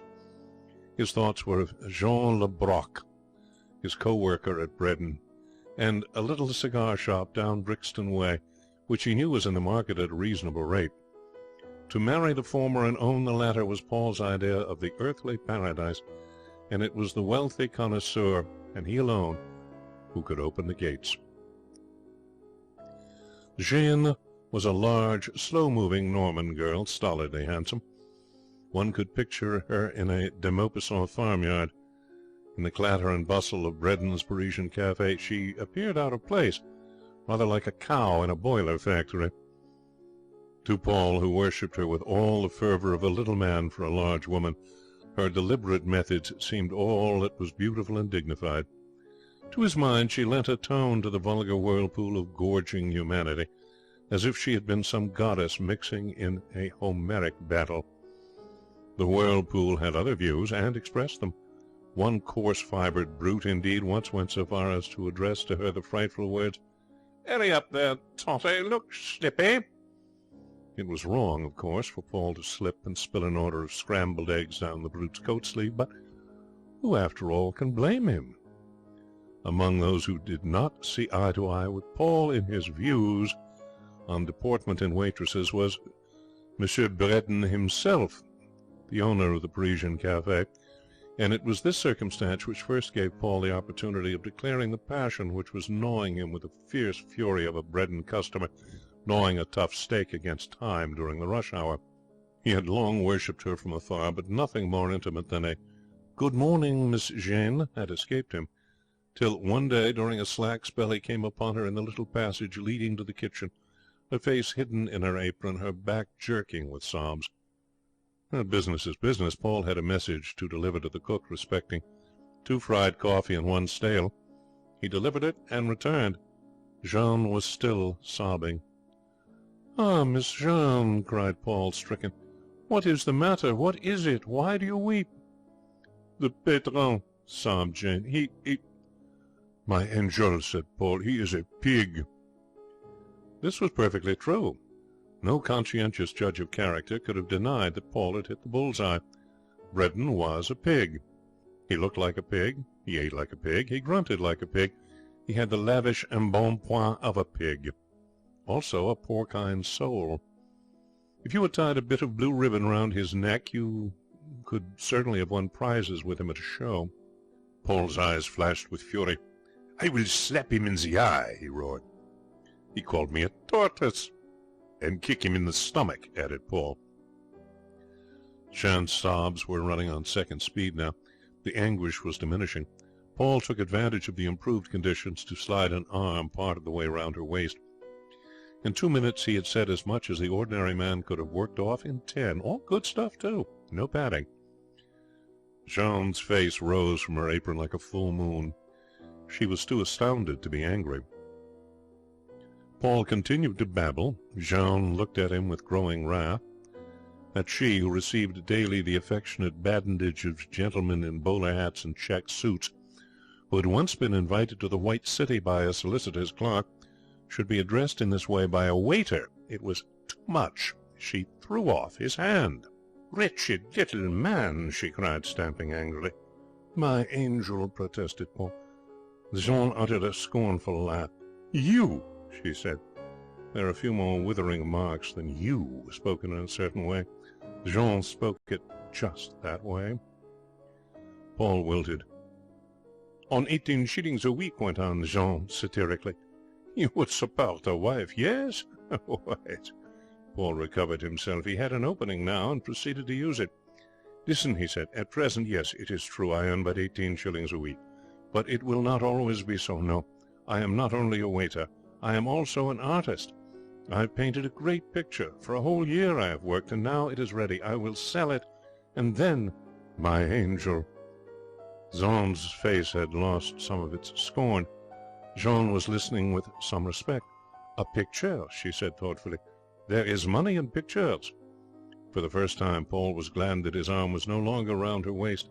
To do justice to the great work he needed both hands for purposes of gesticulation. "There is money in this picture," he said. "Oh, it is beautiful. I call it The Awakening. It's a woodland scene. I come back from my work where, hot and tired, and a mere glance at that wood refreshes me. It's so cool, so green. The sun filters in golden splashes through the foliage. On a mossy bank between 2 trees lies a beautiful girl asleep. Above her, bending fondly over her, just about to kiss that flower-like face, is a young man in the dress of a shepherd. At the last moment he has looked over his shoulder to make sure that there is nobody near to see. He is wearing an expression so happy, so proud, that one's heart goes out to him." "Yes, there might be money in that," cried Jean. There is," cried Paul. "I shall sell it for many francs to a wealthy connoisseur. And then, my angel—" "You are a good little man," said the angel patronizingly. "Perhaps, peut-être, we will see." Paul caught her hand and kissed it. She smiled indulgently. "Yes," she said, "there might be money. These English pay much money for pictures." It is pretty generally admitted that Geoffrey Chaucer, the eminent poet of the 14th century, though obsessed with an almost Rooseveltian passion for the new spelling, was there with the goods when it came to profundity of thought. It was Chaucer who wrote the lines, "The life so short, the craft so long to learn, the essay so hard, so sharp are the conquering," which means broadly that it's difficult to paint a picture, but a great deal more difficult to sell it. Across the centuries Paul Bowles shook hands with Geoffrey Chaucer. So sharp are the conquering put his case in a nutshell. The full story of his wanderings with the masterpiece would read like an Odyssey, and be about as long. It shall definitely be condensed. There was an artist who dined at intervals at Bredon's Parisian Café, and as the artistic temperament was too impatient to be suited by Jean's leisurely methods, it had failed to Paul to wait upon him. It was to this expert that Paul, emboldened by the geniality of the artist's manner, went for information. How did Monsieur sell his pictures? Monsieur said he didn't, except once in a blue moon. But when he did, he took the thing to the dealers. Paul thanked him. A friend of him, he explained, had painted a picture and wished to sell it. Poor devil, was the artist's comment. Next day, it happened to be a Thursday, Paul started on his travels. He started buoyantly, but by evening he was as a punctured balloon. Every dealer had the same remark to make, to wit, no room. "Have you sold the picture?" inquired Jean. when they met. "Not yet," said Paul. "But there are delicate matters, these negotiations. I use finesse. I proceed with caution." He approached the artist again. "With the dealers," he said, "my friend has been a little unfortunate. They say they have no room." "I know," said the artist, nodding. "Is there perhaps another way?" "Well, what sort of picture is it?" inquired the artist. Paul became enthusiastic. "Ah, monsieur, it is beautiful. It is a woodland scene, a beautiful girl. Oh. Then he had better try the magazines. They might use it for a cover." Paul thanked him effusively. On the following Thursday he visited divers art editors. The art editors seemed to be in the same unhappy condition as the dealers. "Overstocked," was their cry. "The picture," said Jean on the Friday morning, "is it sold?" "Not yet," said Paul, "but—" "Always but." "My angel." "Bah," said Jean, with a toss of her large but shapely head. By the end of the month Paul was fighting in the last ditch, wandering disconsolately among those who dwell in outer darkness and have grimy thumbs. 7 of these in all he visited on that Black Thursday, and each of the 7 rubbed the surface of the painting with a grimy thumb, snorted, and dismissed him. Sick and beaten, Paul took the masterpiece back to his skylight room. All that night he lay awake thinking. It was a weary bundle of nerves that came to the Parisian cafe next morning. He was late in arriving, which was good, in that it delayed the inevitable question as to the fate of the picture, but bad in every other respect. Monsieur Bredin, squatting behind the cash desk, grunted fiercely at him, and worse, Jean, who, owing to his absence, had to be busier than suited her disposition, was distant and haughty. A murky gloom settled upon Paul. Now it so happened that Monsieur Bredin, when things went well with him, was wont to be filled with a ponderous amiability. It was not often that this took a practical form, though it is on record that in an exuberant moment he once gave a small boy a halfpenny.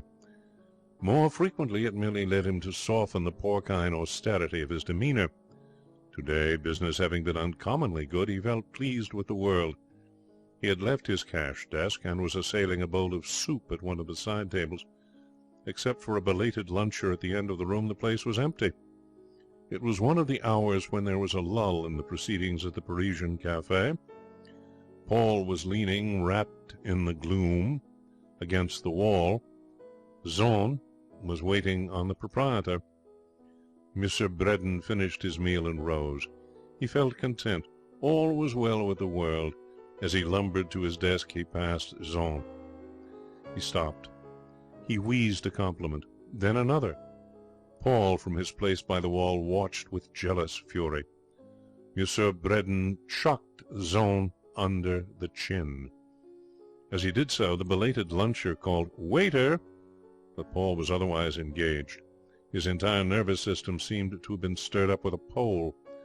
With a hoarse cry he dashed forward. He would destroy this pig who chucked his Jean under the chin. The first intimation Monsieur Bredin had of the declaration of war was the impact of a French roll on his ear. It was one of those knobbly, chunky rolls with sharp corners, almost as deadly as a piece of shrapnel. Monsieur Bredin was incapable of jumping, but he uttered a howl, and his vast body quivered like a stricken jelly. A second roll, whizzing by, slapped against the wall. A moment later a cream bun burst in sticky ruin on the proprietor's left eye.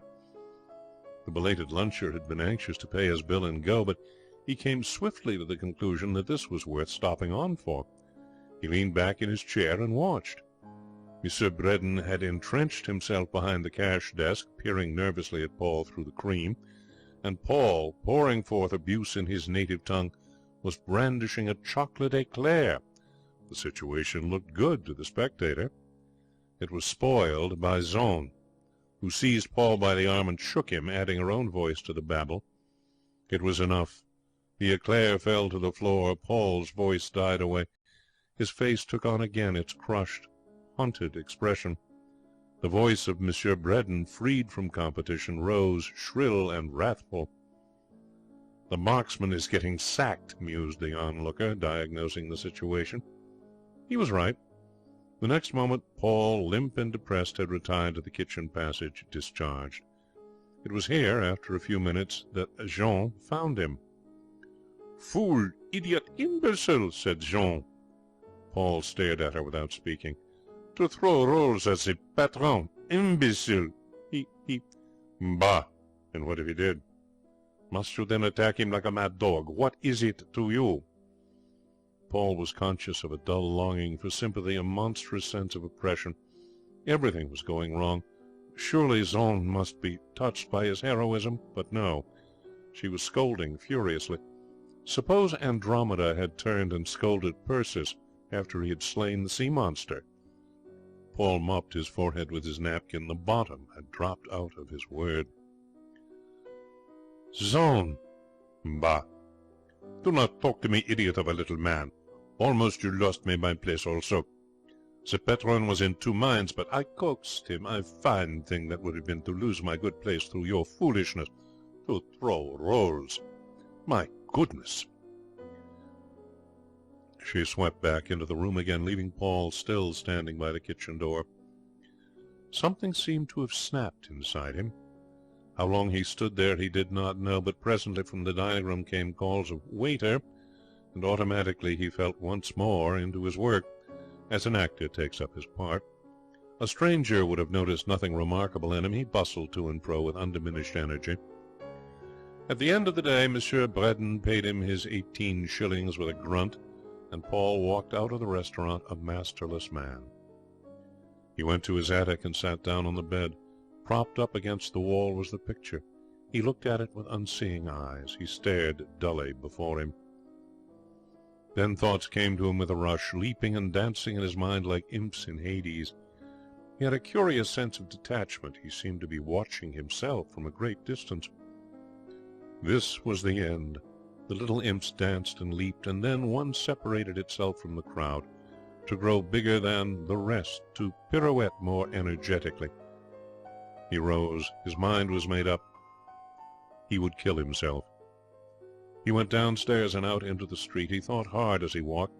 He would kill himself, but how?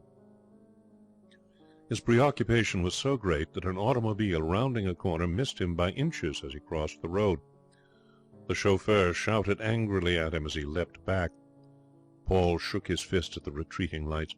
"Pig!" he shouted. "Assassin! Scoundrel! Villain! Would you kill me? I will take your number, rascal. I will inform the police. Villain!" A policeman had strolled up and was eyeing him curiously. Paul turned to him, full of his wrongs. "Officer," he cried, "I have a complaint. These pigs of chauffeurs, they are reckless. They drive so recklessly, hence the great number of accidents." "Awful," said the policeman. "Pass along, sonny." Paul walked on, fuming. It was abominable that these chauffeurs... And then an idea came to him. He had found a way. It was quiet in the park. He had chosen the park because it was dark, and there would be none to see and interfere. He waited long in the shadow by the roadside. Presently from the darkness there came the distant drone of powerful engines. Lights appeared like the blazing eyes of a dragon swooping down to devour its prey. He ran out into the road with a shout. It was an error, that shout. He had intended it for an inarticulate farewell to his picture, to Jean, to life. It was excusable to the driver of the motor that he misinterpreted it. It seemed to him a cry of warning. There was a great jarring of brakes, a scuttering of locked wheels on the dry road, and the car came to a standstill a full yard from where he stood.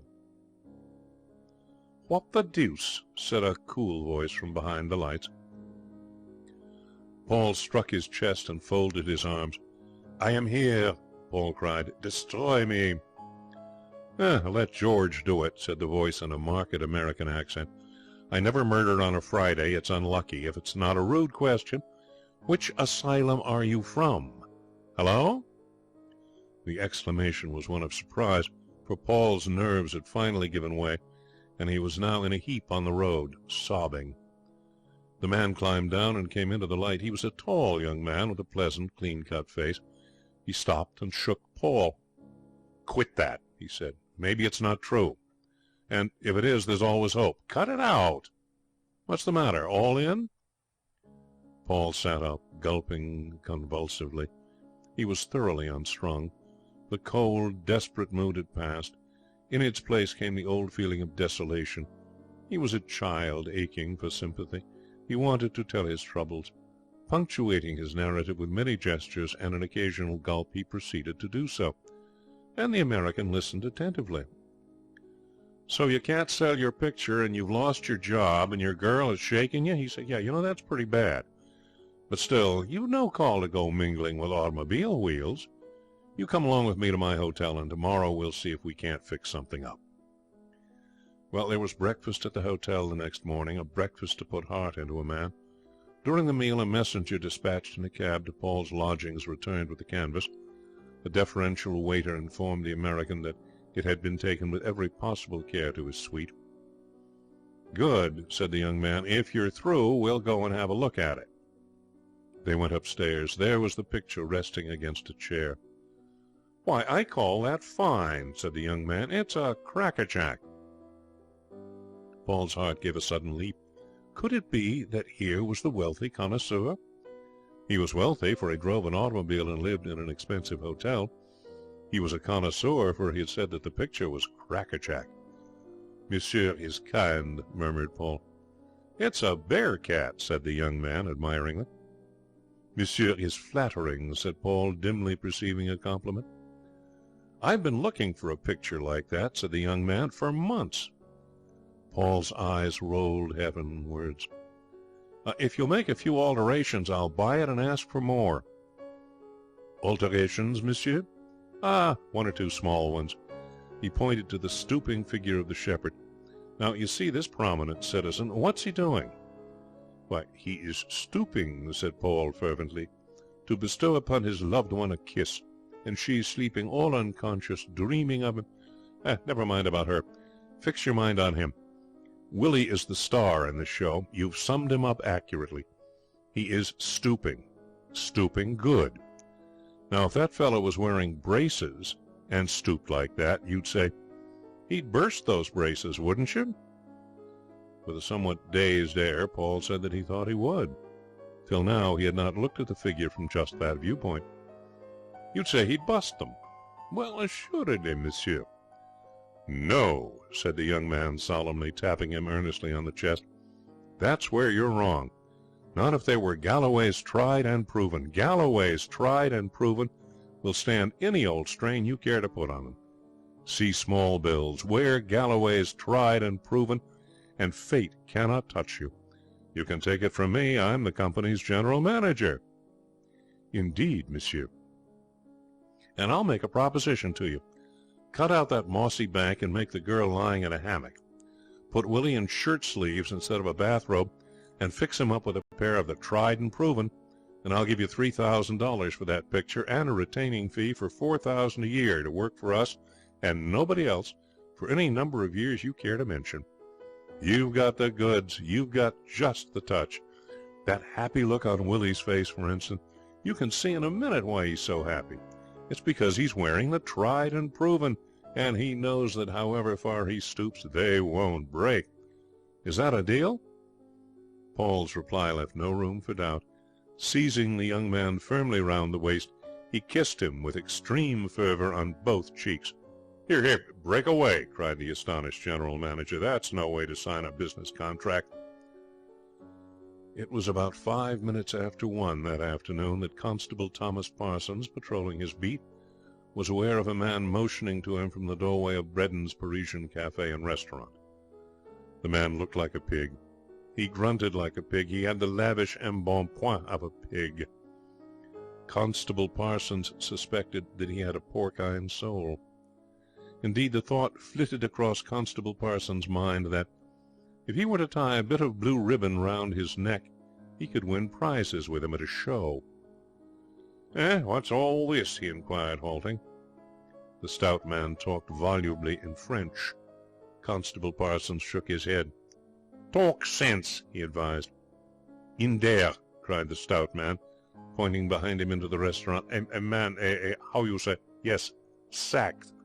An employee whom I yesterday sacked. Today he returns. I say to him, 'Cochon, va.'" "What's that?"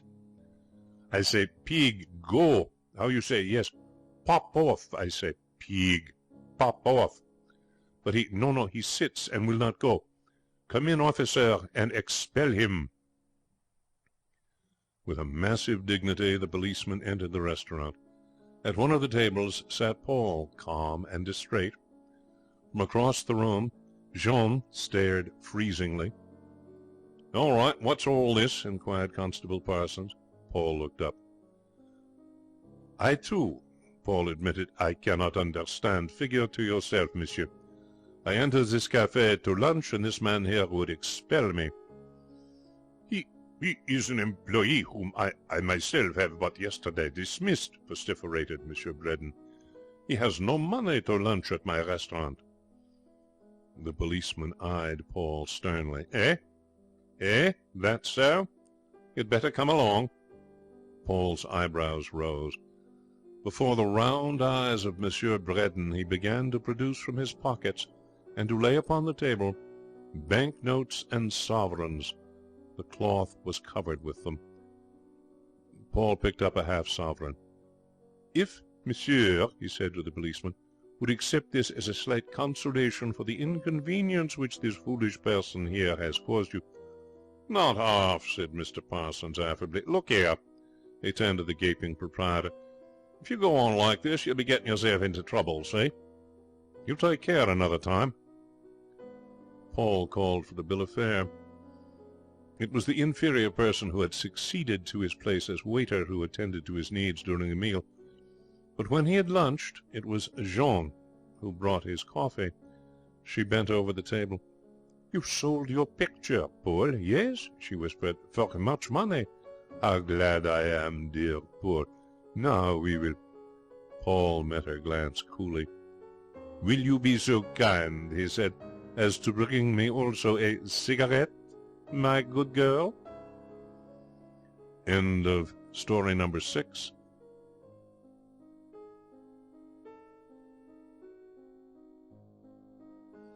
The Man Upstairs by P.G. Woodhouse.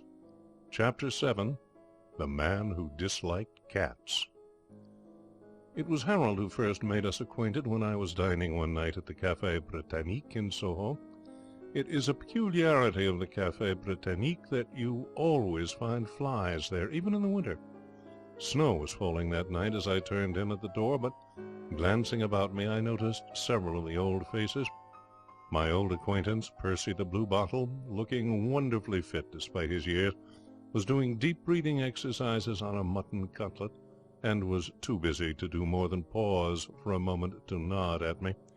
But his cousin Harold, always active, sighted me and bustled up to do the honours.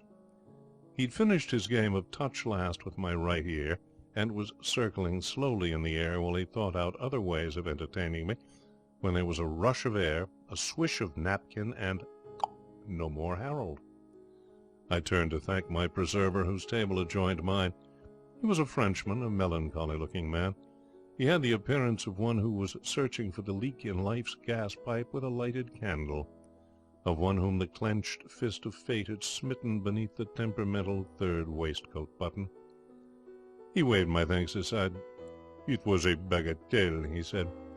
He became friendly. He moved to my table, and we fraternized over our coffee. Suddenly he became agitated. He kicked at something on the floor. His eyes gleamed angrily. "Psst!" he hissed. "Va-t'en!" I looked around the corner of the table and perceived the restaurant cat in dignified retreat. "You do not like cats?" I said. "I hate all animals, monsieur. Cats especially." He frowned. He seemed to hesitate. "I will tell you my story," he said. "You will sympathize. You have a sympathetic face.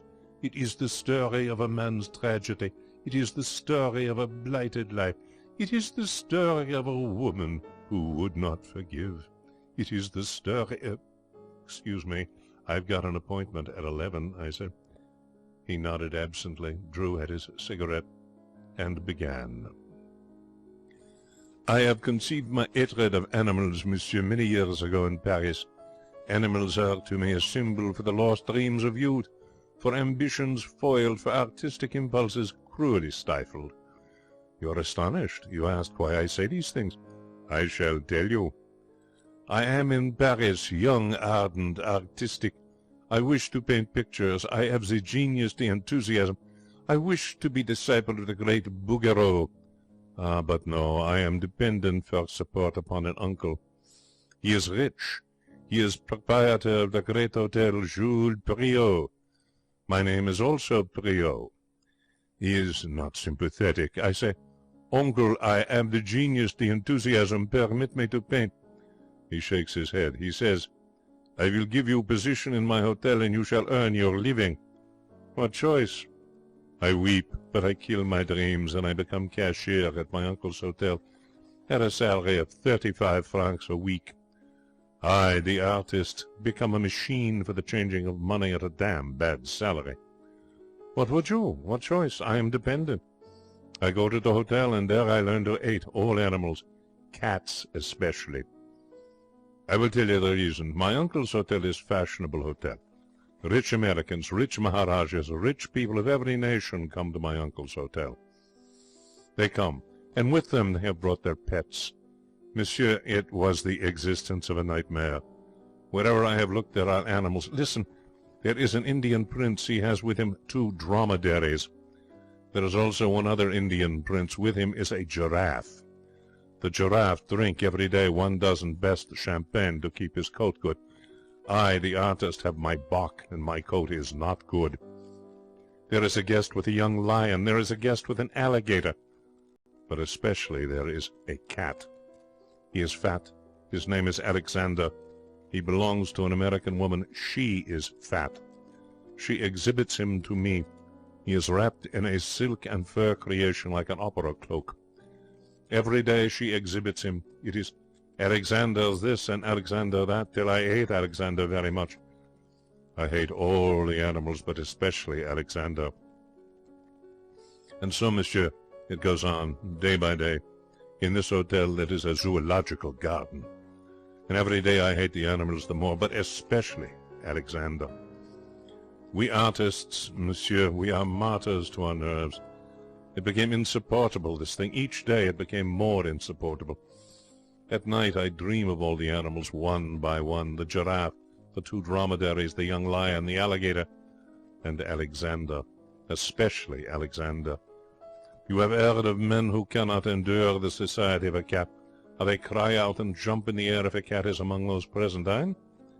Your Lord Roberts? Precisely, monsieur. I have read so much. Listen, then. I am become by degrees almost like him. I do not cry out and jump in the air when I see the cat Alexander, but I grind my teeth and I hate him. Yes, I am the sleeping volcano, and one morning, monsieur, I have suffered the eruption. It is like this. I shall tell you. Not only at that time am I the martyr to my nerves, but also to toothache. That morning I have had the toothache very bad. I have been in pain the most terrible. I groan as I hear of the figures in my book. As I groan, I hear a voice. Say good morning to Monsieur Priault, Alexander. Conceive my emotions, monsieur, when this fat, beastly cat is placed before me upon my desk. It puts a cover upon it. No, that is not the phrase. The lid. It put the lid upon it. All my smothered hatred of the animal burst forth. I could no longer conceal my hatred. I rose. I was terrible. I seized him by the trail. I flung him. I did not know where. I did not care. Not then. Afterwards, yes, but not then. Your Longfellow has a poem. I shot an arrow into the air. It fell to earth, I knew not where. And then he has found it, the arrow in the heart of a friend. Am I right? Also was that the tragedy with me. I flung the cat Alexander. My uncle, on whom I am dependent, is passing at the moment. He has received the cat in the middle of his face. My companion, with the artist's instinct for the curtain, paused.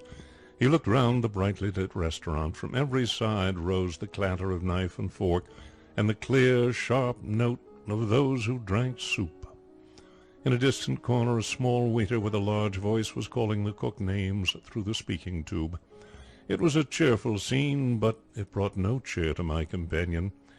He sighed heavily and resumed. I hurry over that painful scene. There is a blooming row. My uncle is hot-tempered man.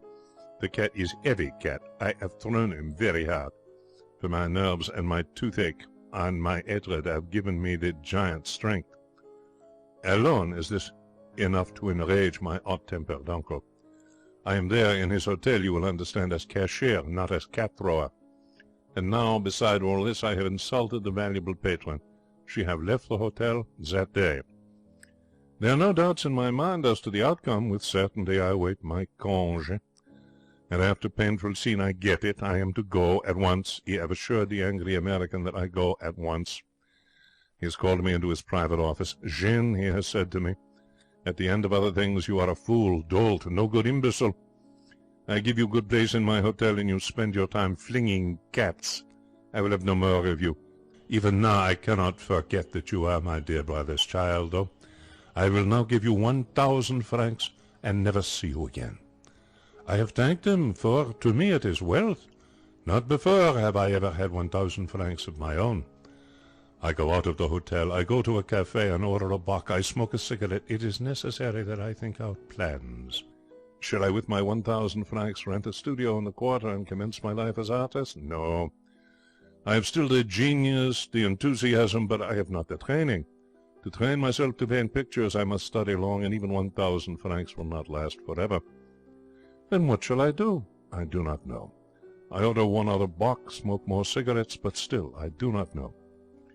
And then I say to myself, I will go back to my uncle and plead with him. I will seize favourable opportunity. I will approach him after dinner when he is in his good temper, but for that I must be close at hand. I must be, what is your expression, the Johnny on the spot. My mind is made up. I have my plan. I have gone back to my uncle's hotel, and have engaged not too expensive bedroom. My uncle does not know. He still is in his private office. I secure my room. I dine cheaply that night, but I go to the theatre and also to supper after the theatre, for have I not my 1,000 francs? It is late when I reach my bedroom. I go to bed. I go to sleep. But I do not sleep long. I am awakened by a voice. It is a voice that says, "Move, and I shoot. Move, and I shoot." I lie still. I do not move. I am courageous, but I am unarmed. And the voice says again, "Move, and I shoot." Is it robbers? Is it some marauder who has made his way to my room to plunder me? I do not know. Perhaps I think yes. "Who are you?" I have asked. There is no answer. I take my courage in my hands. I leap from my bed. I dash for the door. No pistol has been fired. I have reached the passage and have shouted for assistance. Hotel officials run up. Doors open. "What is it?" voices cry. "There is in my room an armed robber," I assure them. And then I have found, no, I am mistaken. My door, you will understand, is open. And as I have said these words, a large green parrot comes hopping out. My assassin is nothing but a green parrot. "Move and I shoot," it has said to those gathered in the corridor. It then has bitten me in the hand and passed on. I am chagrined, monsieur, but only for a moment. Then I forget my chagrin, for a voice from a door that has opened says with joy, "It is my Polly which I have this evening lost." I turn. I gasp for admiration. It is a beautiful lady in a pink dressing gown which have spoke these words. She has looked at me. I have looked at her. I forget everything but that she is adorable. I forget those who stand by. I forget that the parrot has bitten me in the hand. I forget even that I am standing there in my pyjamas with on my feet nothing. I can only gaze at her and worship. I have found words. "Mademoiselle," I have said, "I am rejoiced that I have been the means of restoring to you your bird." She has thanked me with her eyes, and then with words also. I am bewitched. She is divine. I care not that my feet are cold. I could wish to stand there talking all night. She has given a cry of dismay. Your hand, it is wounded." I look at my hand. Yes, it is bleeding where the bird have bitten it. "Chut, mademoiselle," I have said, "it is a bagatelle." But no, she is distressed. She is what your poet Scott have said, "A ministering angel thou." She have torn her handkerchief and is binding up my wound. I am enchanted. Such beauty, such kindness, hardly can I resist to fall on my knees before her and declare my passion. We are twin souls. She has thanked me again. She has scolded the parrot. She has smiled upon me as she retires to her room. It is enough. Nothing is said, but I am a man of sensibility and discernment, and I understand that she will not be offended if I seek to renew our friendship on a more suitable occasion. The doors shut, the guests have returned to bed, the hotel servants to their duties, and I go back to my room. But not to sleep. It is very late, but I do not sleep. I lie awake, and I think of her. You will conceive, monsieur, with what mixed feelings I descend next morning. On the one hand, I must keep the sharp lookout for my uncle, for him I must avoid till I shall have, what do you say in your idiom? Oh, yes, I have it. Simmered down and tucked in his shirt. On the other hand, I must watch for my lady of the parrot. I count the minutes till we shall meet again. I avoid my uncle with success, and I see her about the hour of déjeuner. She is talking to old gentlemen. I have bowed, she has smiled, and motioned me to approach. Father, she has said, this is the gentleman who caught Polly. We have shaken hands. He is indulgent papa. He has smiled and thanked me also. We have confided to each other our names. He is English. He owns much land in England. He has been staying in Paris. He is rich. His name is Anderson. He addresses his daughter and calls her Marion. In my heart I also call her Marion. You will perceive that I am, as you say, pretty far gone. The hour of déjeuner has arrived. I entreat them to be my guests. I can run to it, you understand, for there are still in my pockets plenty of my uncle's francs. They consent. I am in heaven. All is well. Our friendship has progressed with marvellous speed. The old gentleman and I are swiftly the dear old pals. I have confided to him my dreams of artistic fame, and he has told me how much he dislikes your Lloyd George. He has mentioned that he and Miss Marion depart for London that day. I am desolate. My face tumbles. He has observed my despair. He has invited me to visit them in London. Imagine my chagrin. To visit them in London is the one thing I desire to do, but how? I accept gratefully, but I ask myself how it is to be done. I am poor blighter, with no profession and 900 francs. He has taken it for granted that I am wealthy. What shall I do? I spend the afternoon trying to form a plan. And then I am resolved. I will go to my uncle and say, Uncle, I have the magnificent chance to marry the daughter of a wealthy English landowner. Already I have her gratitude soon, for I am young, handsome, debonair. I shall have her love. Given me one more chance, uncle, be decent old buck, and put up the money for this affair. These words I have resolved to say to my uncle. I go back to the hotel. I enter his private office. I reveal no secret when I say that he is not cordial. 10,000 devils, he has cried. What do you have here? I hasten to tell him all, and plead with him to be decent old buck. He does not believe. Who is he asks, this English landowner. How did I meet him, and where? I tell him. He is amazed. You have the infernal impudence to take room in my hotel, he has cried. I am crafty, I am diplomat. Where else, my dear uncle? I say, in all Paris there is no such homme from home. The cuisine merveilleuse, the beds of rose leaves, the attendants superb. If only for one night I have said to myself, I must stay in this of all hotels. I have, what do you say, touched the spot. And what you say, he has said more calmly, there is certainly something. It is a good hotel, this of mine. The only hotel, I have assured them. The Meurice? Shh! I snap my fingers. The Ritz? Bah! Once again I snap my fingers. In all Paris there is no hotel like this. He has simmered down. His shirt is tucked in. Tell me again this plan of yours, Jean. When I leave him, we have come to an understanding. It is agreed between us that I am to have one last chance. He will not spoil this promising ship for the ha'porth of tar. He will give me money for my purpose. But he has said as we part, if I fail, his hands shall be washed of me. He cannot now forget that I am his dear brother's child. But if I fail to accomplish the conquest of the divine Miss Marion, he thinks he will be able to.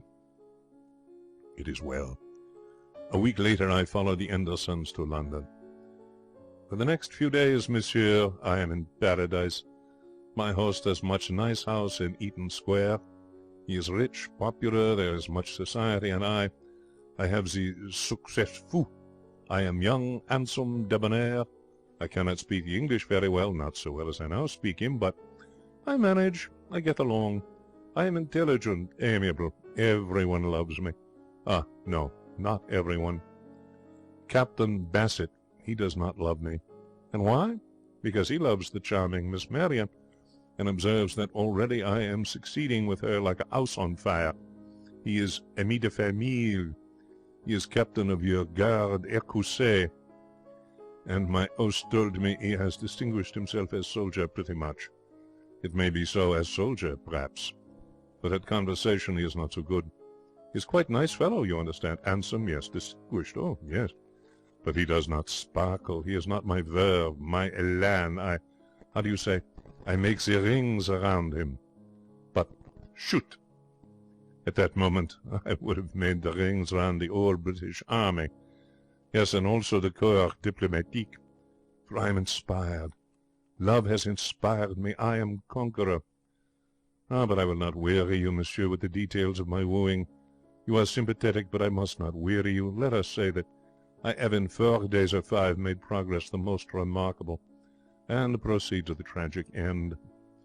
Almost I could tell it in 4 words. In them one would say that it is set forth.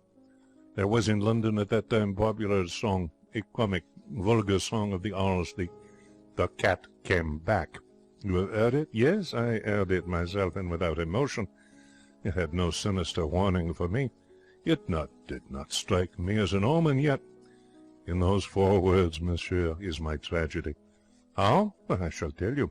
Every word is a sword twisted in my heart, but I shall tell you.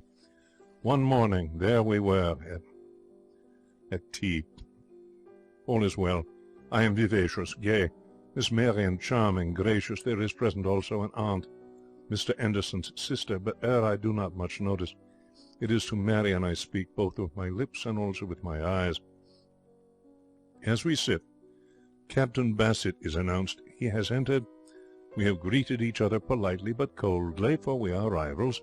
There is in his manner also something which I do not much like, a species of suppressed triumph, of elation.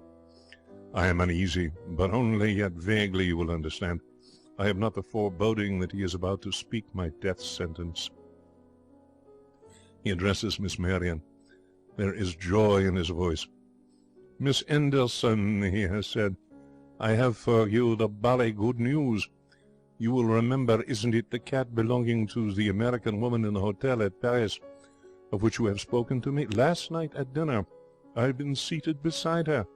At first I am not certain. Is it she? Then I say that there cannot be 2 Mrs. Balderstone rock metallers in Europe. So I mention to her the cat. And to cut the long story short, I venture to purchase for you as a little present the cat Alexander. I have uttered a cry of horror, but it is not heard because of Miss Marian's cry of joy. Oh, Captain Bassett, she has said, how very splendid of you. Ever since I first saw him have I loved Alexander. I cannot tell you how grateful I am, but it amazes me that you should have been able to induce her to part with him.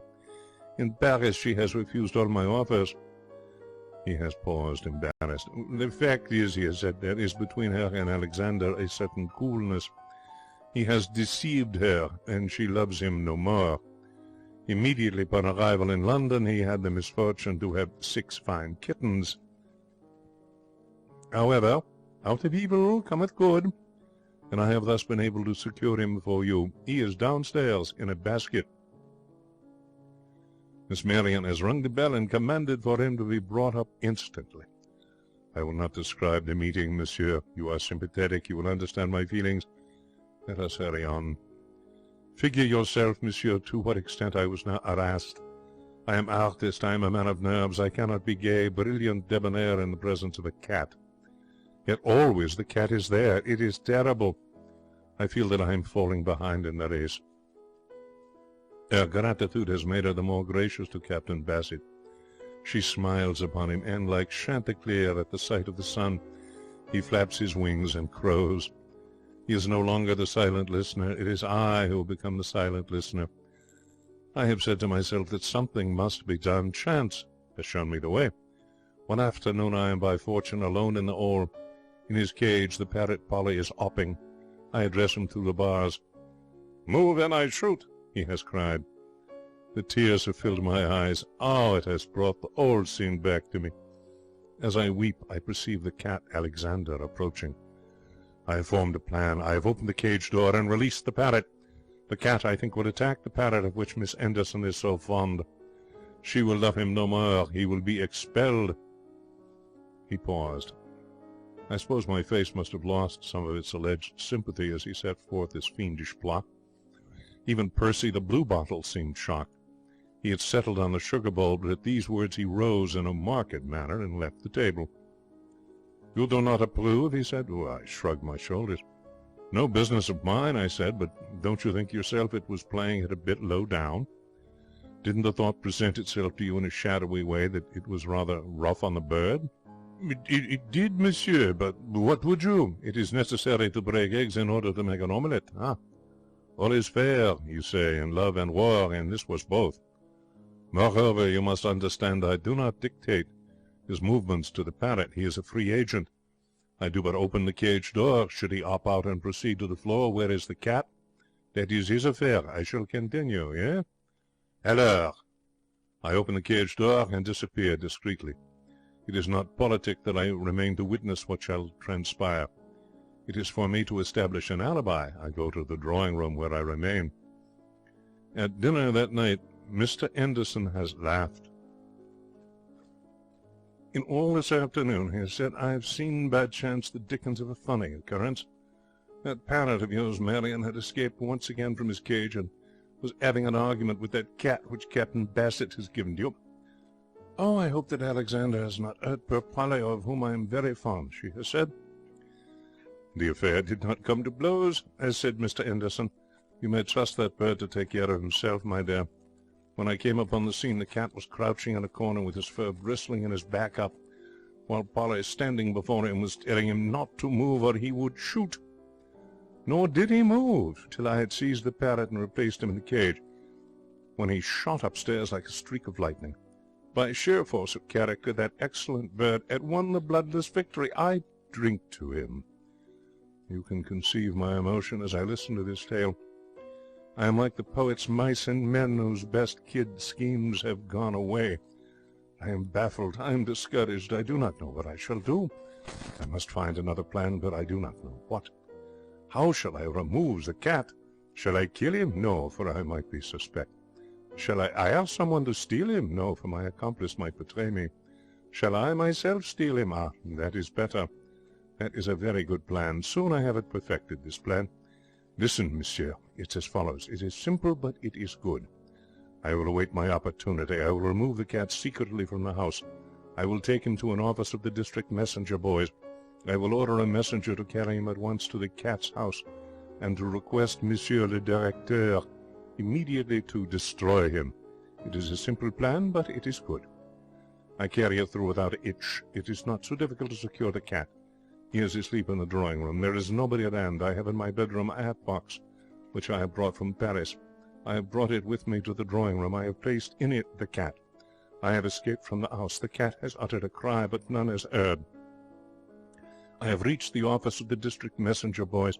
I have handed over the cat in its box. The manager is courteous, sympathetic. A messenger has started in a cab for the cat's house. I have breathed a sigh of relief. I am saved. That is what I say to myself as I return. My troubles are over, and once more I can be gay, debonair, vivacious with Miss Marion, for no longer will there be present with a cat Alexander to harass me. When I have returned, there is commotion in the house. I pass on the stairs, domestics calling, "Puss, puss, puss." The butler is chirruping loudly and poking beneath the furniture with a umbrella. All is confusion and agitation. In the drawing-room is Miss Marion. She is distressed. Nowhere, she has said, can there be found the cat Alexander, of whom I am so fond. Nowhere in the house is he. Where can he be? He is lost. I am gentle, sympathetic. I endeavour to console her. I hint to her that I am not sufficient substitute for a beastly cat. She is, however, inconsolable. I must be patient. I must wait my time. Captain Bassett is announced. He is informed of what has happened.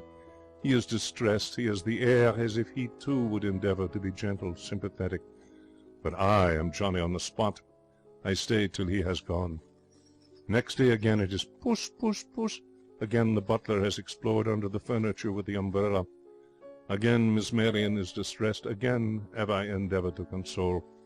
This time I think I am not so unsuccessful. I am, you understand, young, handsome, sympathetic. In another 2 ticks I am about to seize her and declare my passion. But before I can do so, Captain Bassett is announced. I gaze at him as at unsuccessful rival. I am confident, I am conqueror. Ah, I little know. It is in the moments of our highest hope, monsieur, that we are destroyed. Captain Bassett, he too has the air of the conqueror. He has begun to speak. Miss Anderson, he has said, I have once more the bally good news. I rather fancy that I have tracked down the missing Alexander. Do you not know him? Miss Marian has cried out with joy, but I am calm, for is not Alexander already yesterday destroyed? It is like this, he has resumed. I have thought to myself, where is lost cat most likely to be? And I have answered, in the cat's house. So I go this morning to the cat's house, and there I see a cat which is either lost Alexander or his living image. Exactly is he the same as all appearances as the lost Alexander. But there is, when I try to purchase him, some curious itch which they do not explain. They must have time, they say, to consider. They cannot at once decide. Why, what nonsense, Miss Marian has cried. If the cat is my cat, surely then must they return him to me. Come, he has said, let us all 3 at once, in a taxicab, go to the cat's house. If the all 3 of us identify the lost Alexander, then must they return him. Monsieur, I am uneasy. I have foreboding, but I go. What choice? We go in a taxicab to the cat's house. The directeur is courteous and sympathetic. He has introduced us to the cat, and my heart has turned to water, for it is Alexander. Why has he not been destroyed? The directeur is speaking. I hear him in a dream. If you identify him as your cat, miss, he has said, the matter is ended. My hesitation when you, sir, approached me this morning on the matter was due to the fact that a messenger was sent with instructions that he be destroyed at once. Rather rough, wasn't it, that, on the messenger? Yes, Captain Bassett has said. He is facetious, you understand, for he is conqueror. I am silent. I am not facetious, for already I feel, how do you say, my fowl is cooked. Oh, not the messenger, sir, the director has said. You have misunderstood me. It was the cat which was to be destroyed as per instructions of the anonymous sender. Who could have played such a wicked trick? Miss Marian has asked, indignant. The director has stooped, and from behind the table he has brought a hat-box. In this, he has said, the above animal was conveyed, but with it was no accompanying letter. The sender was anonymous. Perhaps, Captain Bassett has said, and still more in a dream I hear him, perhaps on the hat-box is some bally name or other. Do you not know? No, what? I clutched at the table. The room is spinning round and round. I have no stomach, only emptiness. Why, bless me, the director has said. You're quite right. Yes, sir. So there is. Funny of me not to have before observed it. There is a name, and also an address. It is the name of Jean Préau, and the address is the Hotel Jules Préau in Paris. My companion stopped abruptly. He passed a handkerchief over his forehead. With a quick movement he reached for his glass of liqueur brandy and drained it at a gulp. Monsieur, he said, you will not wish me to describe the scene? There is no need for me, to be Zola-esque. You can imagine? She chucked you in a moment of emotion. It is the simplest language that comes to the lips. He nodded. And married Captain Bassett? He nodded again. And your uncle? I said. How did he take it? He sighed. There was once more a blooming row, monsieur. He washed his hands of you?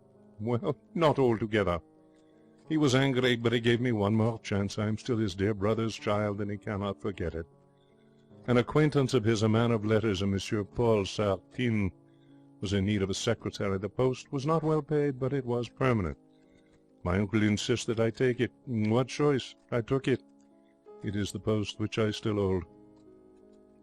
He ordered another liqueur brandy and gulped it down. "The name is familiar to you? You have heard of Monsieur Sartines?" "No, I don't think I have. Who is he?" "He is a man of letters, a savant.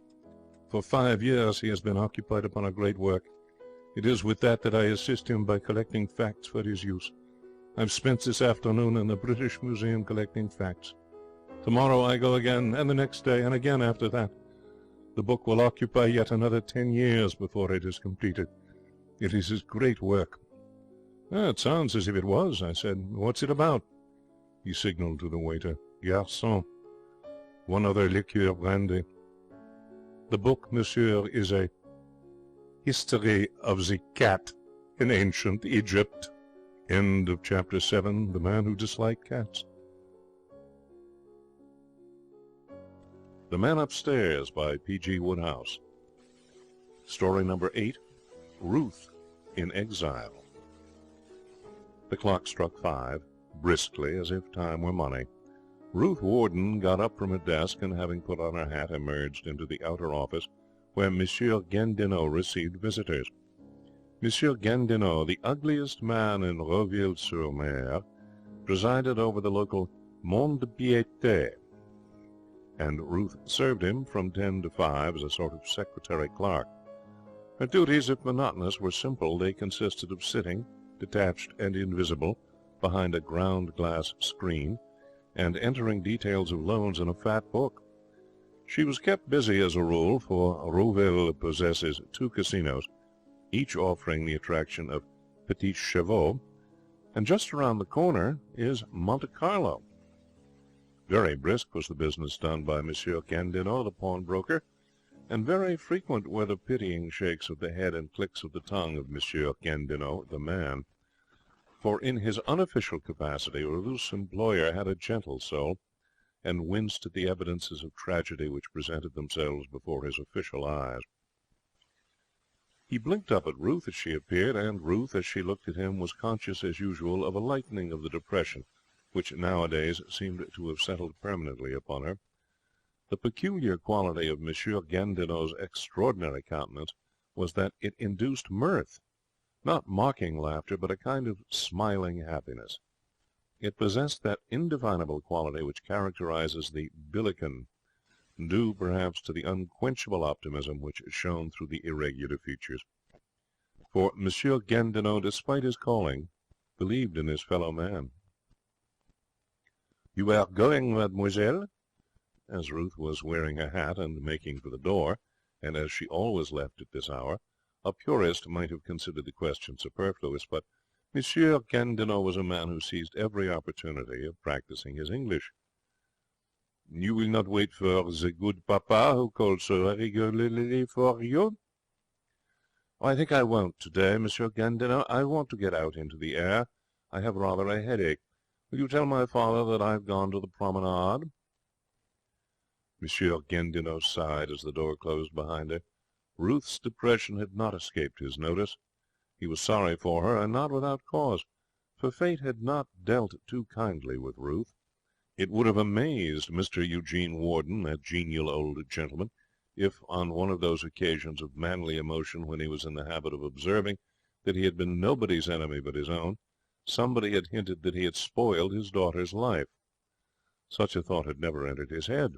He was one of those delightful, irresponsible, erratic persons into whose heads thoughts of this kind do not enter, and who are about as deadly to those whose lives are bound up with theirs as an upas tree. In the memory of his oldest acquaintance, Ruth's father had never done anything but drift amiably through life. There had been a time when he had done his drifting in London, feeding cheerfully from the hand of a long-suffering brother-in-law. But though blood, as he was wont to remark while negotiating his periodical loans, is thicker than water, a brother-in-law's affection has its limits. A day came when Mr. Warden observed with pain that his relative responded less nimbly to the touch, and a little while later the other delivered his ultimatum. Mr. Warden was to leave England, and to stay away from England, to behave as if England no longer existed on the map, and a small but sufficient allowance would be made to him. If he declined to do this, not another penny of the Speaker's money would he receive. He could choose, and he chose. He left England, Ruth with him. They settled in Rough-Hew, that haven of the exile who lives upon remittances. Ruth's connection with the Mont-de-Piété had come about almost automatically. Very soon after their arrival it became evident that, to a man of Mr. Warden's nature, resident a stone's throw distant from two casinos, the small allowance was not likely to go very far. Even if Ruth had not wished to work, circumstances would have compelled her. As it was, she longed for something to occupy her, and the vacancy at the Mont-de-Piété occurring, she had snatched at it. There was a certain fitness in her working there. Business transactions with that useful institution had always been conducted by her, it being Mr. Warden's theory that woman can extract in these crises just that extra franc or two which is denied to the mere male. Through constantly going round, running across, stepping over, and popping down to the Mont-de-Piété, she had established almost a legal claim on any post that might be vacant there. And under Monsieur Gardinot's banner she had served ever since. 5 minutes' walk took her to the Promenade des Anglais, that apparently endless thoroughfare which is Roville's pride. The evening was fine and warm. The sun shone gaily on the white-walled houses, the bright gardens, and the two gleaming casinos. But Ruth walked listlessly, blind to the glitter of it all. Visitors who go to Roville for a few weeks in the winter are apt to speak of the place on their return in a manner that conveys the impression that it's a paradise on earth, with gambling facilities thrown in. But then they are visitors. Their sojourn comes to an end. Ruth's did not. A voice spoke to her name. She turned and saw her father, dapper as ever, standing beside her. "What an evening, my dear," said Mr. Warden. "What an evening! Smell of the sea." Mr. Warden appeared to be in high spirits. He hummed a tune and twirled his cane. He chirruped frequently to Bill, the companion of his walks abroad, a wiry fox terrier of a demeanour, like his master's, both jaunty and slightly disreputable. An air of gaiety pervaded his bearing. "I called in at the Mont-de-Piété, but you had gone. Gandinot told me you'd come here. What an ugly fellow that Gandinot is, but a good sort. I like him. I had a chat with him." The high spirits were explained. Ruth knew her father. She guessed correctly that Monsieur Gandinot, kindest of pawnbrokers, had obliged in his unofficial capacity with a trifling loan. "Gandinot ought to go on the stage," went on Mr. Warden, pursuing his theme. "With that face he'd make his fortune. You can't help laughing when you see it. Now, one of these days but he broke off.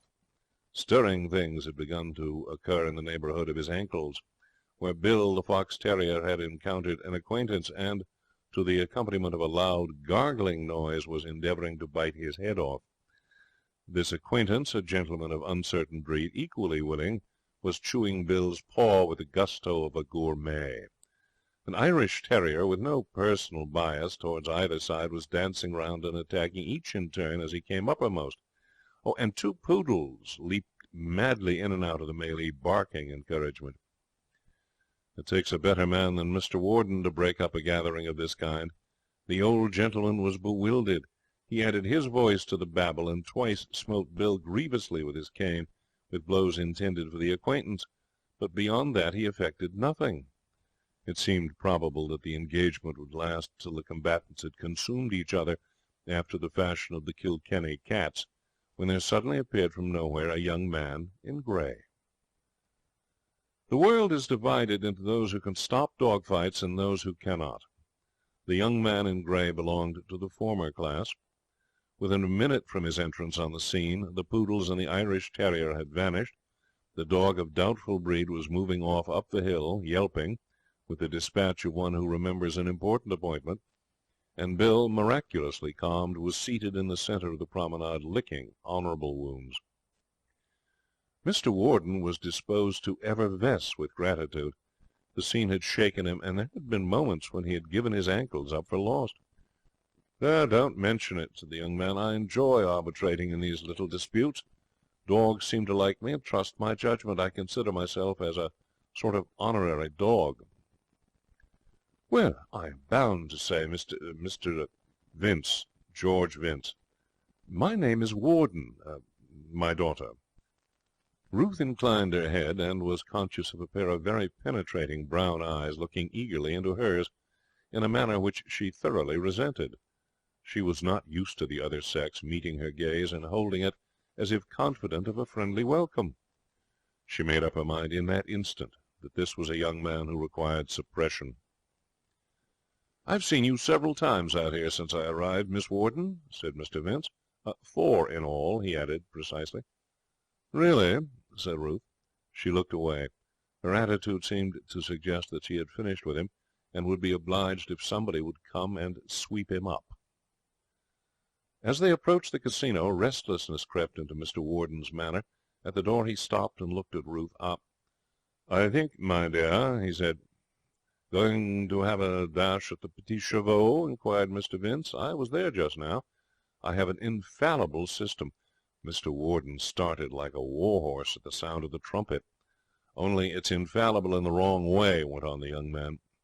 "Well, I wish you luck. I'll see Miss Warden home." "Oh, please don't trouble," said Ruth, in the haughty manner which had frequently withered unfortunate fellow exiles in their tracks. It had no such effect on Mr. Vince.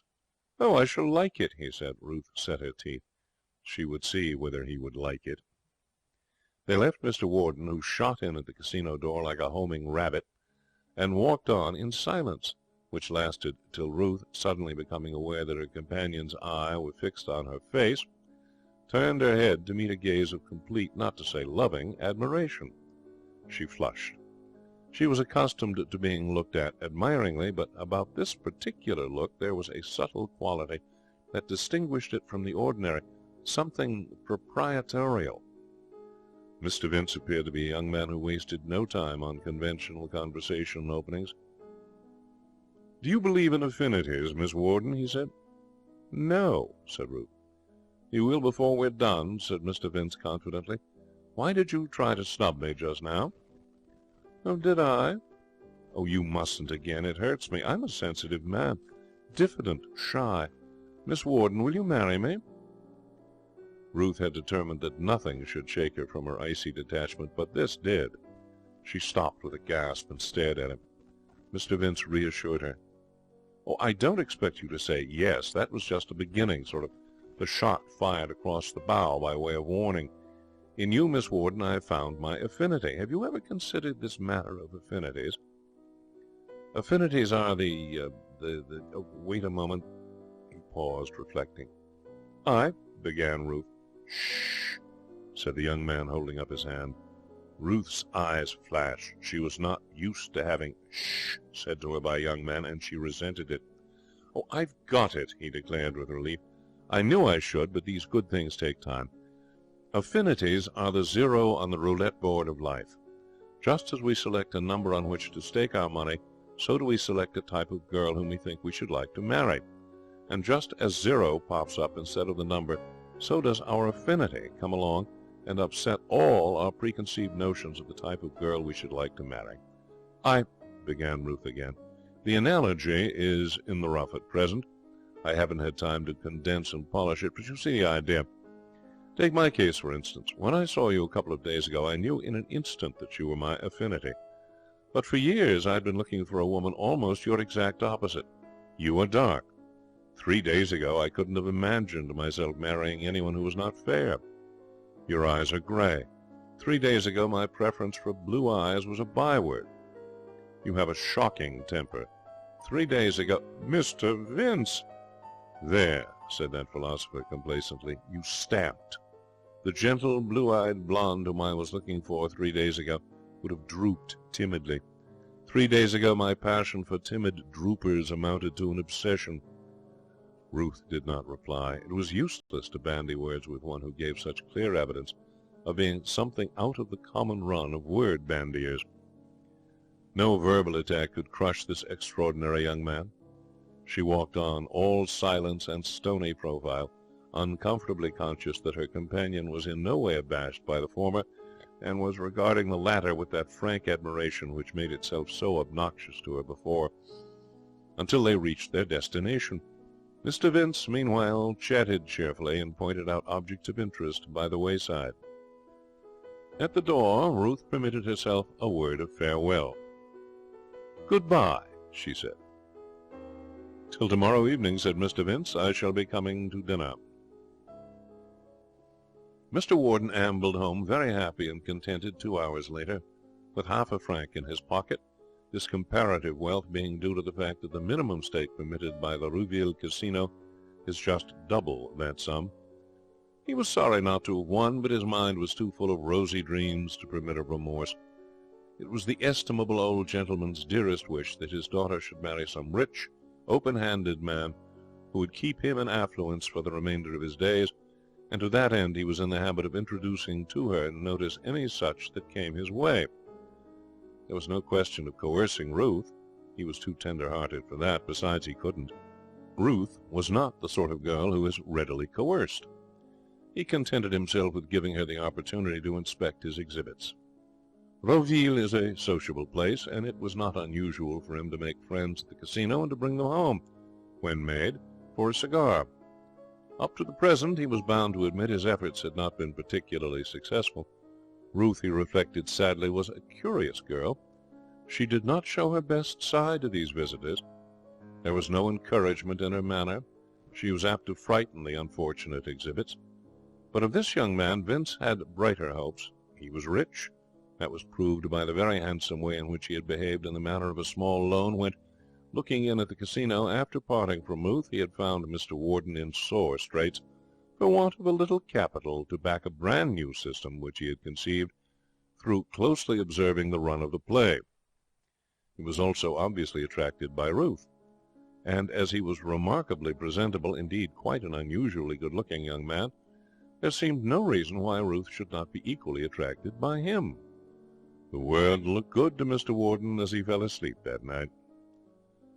Ruth, on the other hand, did not fall asleep so easily. The episode had disturbed her. A new element had entered her life, and one that gave promise of producing strange by-products.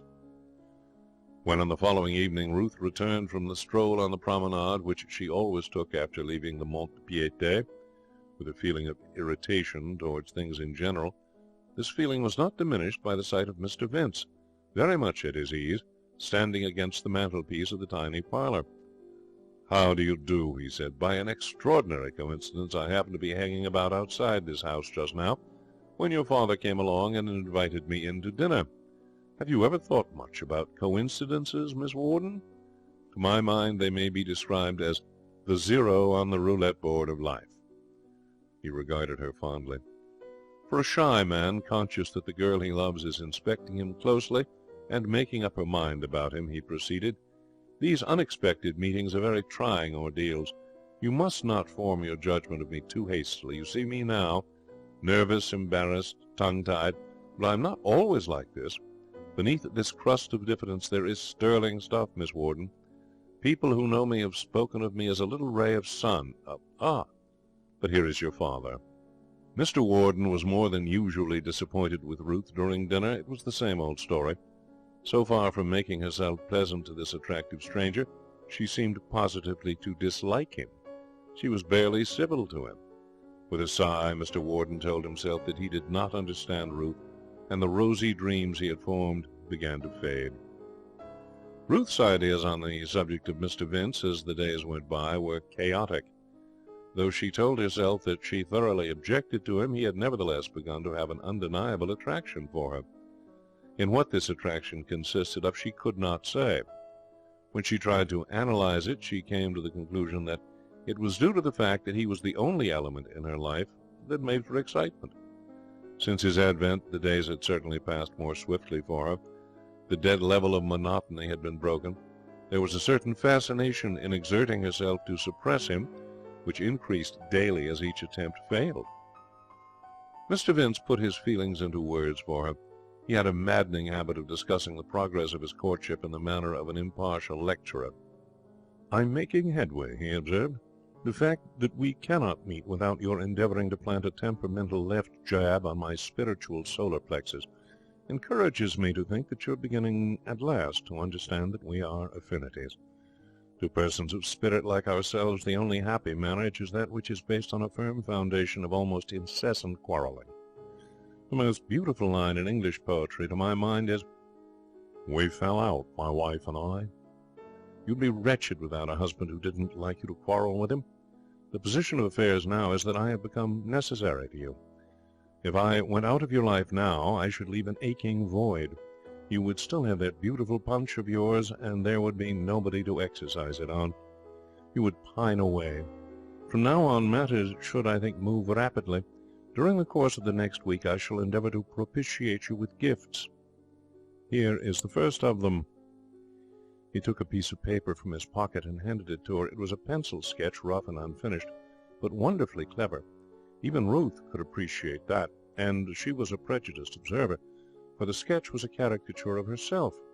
It represented her drawn up to her full height with enormous, scornful eyes and curling lips, and the artist had managed to combine an excellent likeness while accentuating everything that was marked in what she knew had come to be her normal expression of scorn and disconnect. "I didn't know you were an artist, Mr. Vince," she said, handing it back. "A poor amateur, nothing more. You may keep it." "I have not the slightest wish to keep it." "You haven't?"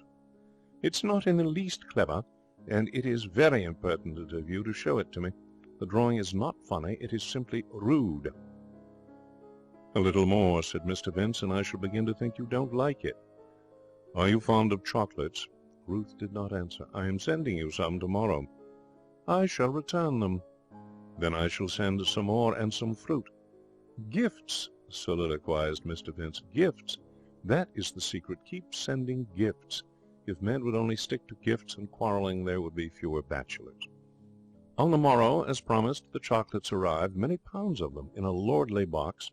The bludgeoning of fate had not wholly scotched in Ruth a human weakness for sweets, and it was with a distinct effort that she wrapped the box up again and returned it to the sender. She went off to her work at the Mont de Piété with a glow of satisfaction which comes to those who exhibit an iron will in trying circumstances, and at the Mont de Piété there occurred a surprising incident.